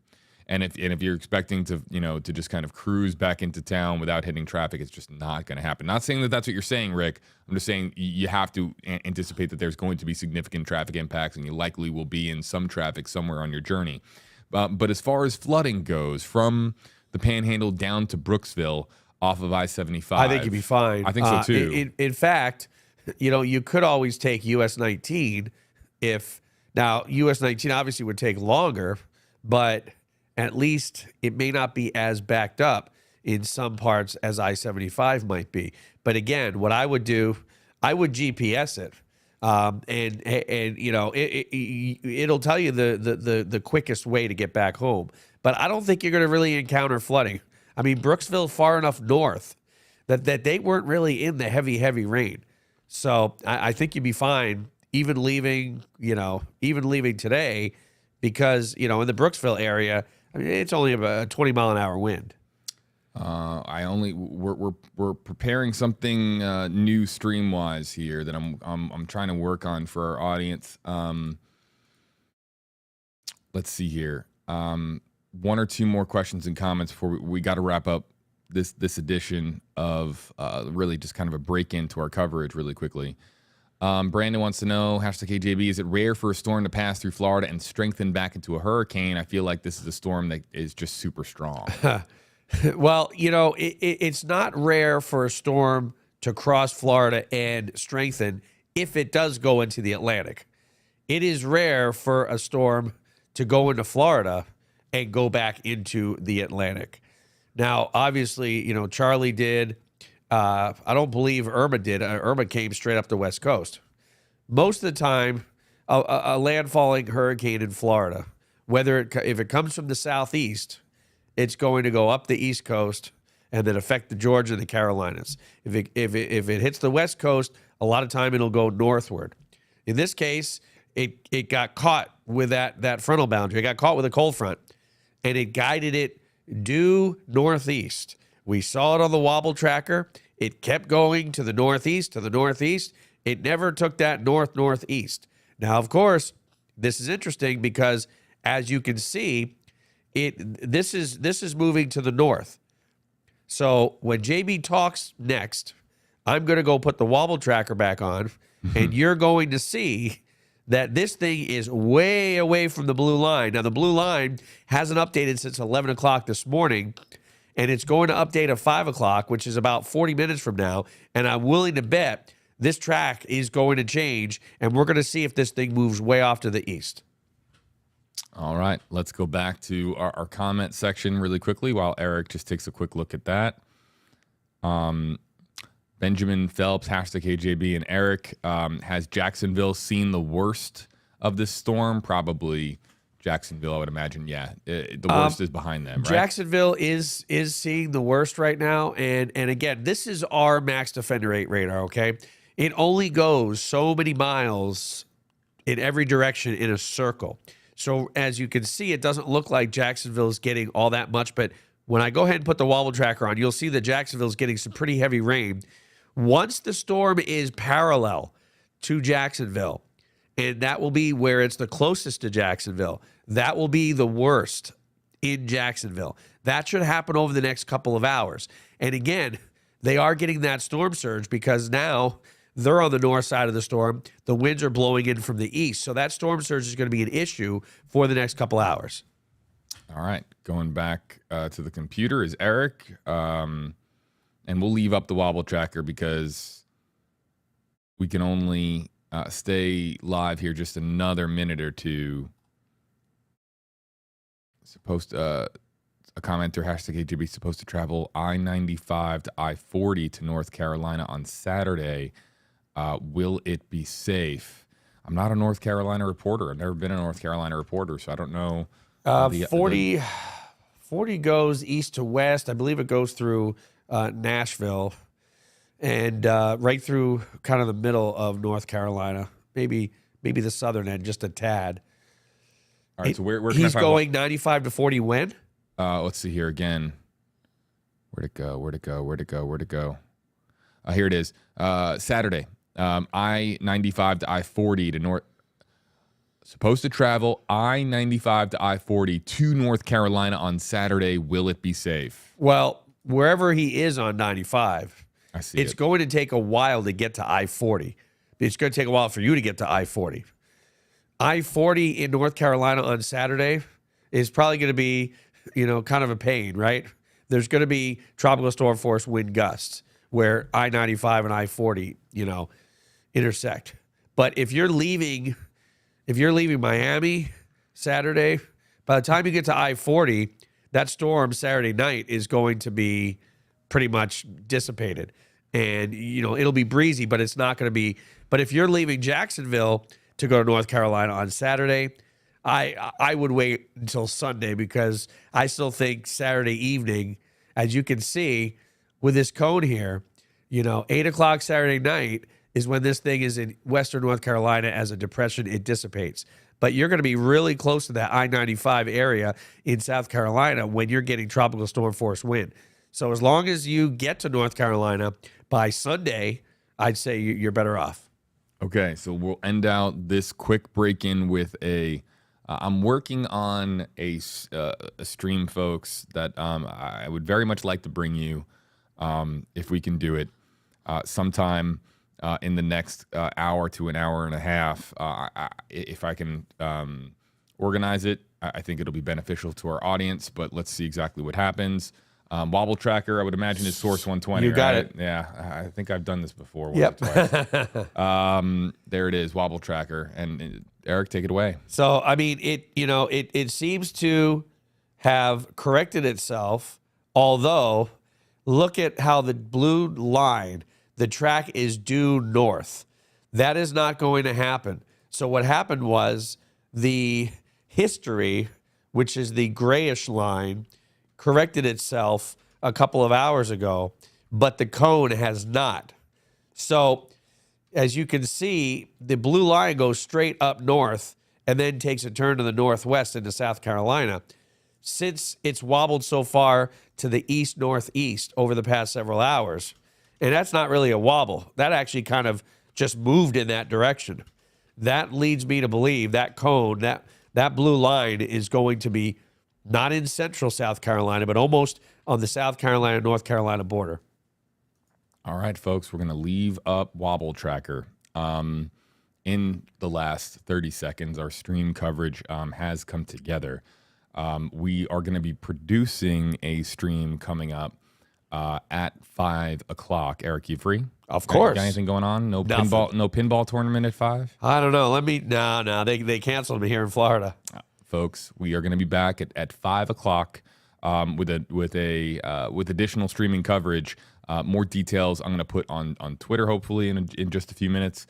And we'll see you, everybody, coming up here shortly, again, at 5 o'clock on WFLA Now. Don't go anywhere. We will be right back.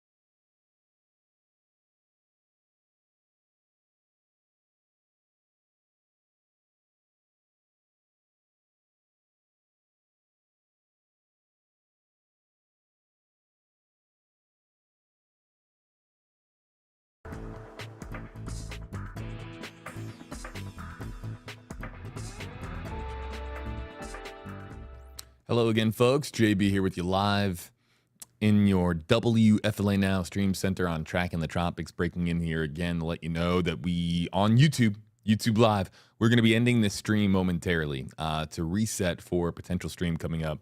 The plan right now, I know that we didn't get Brian Enton yesterday because of a variety of different problems. The first attempt was because he was moving away from rising floodwaters. The second attempt was because our IFB lines, our call lines, so that he could hear us, went down at the station. That also, too, was Hurricane Ian related.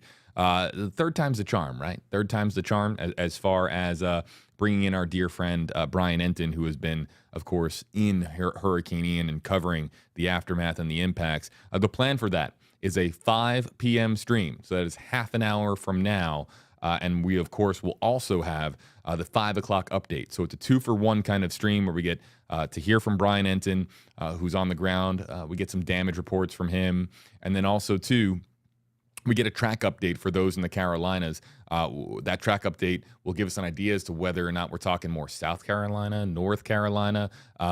Eric Stone will be able to break that down more as we now have Hurricane Ian emerging off of the coast of the Atlantic coast, the east side of Florida, and now about to make that hook back towards land for a third landfall event, the second in the United States.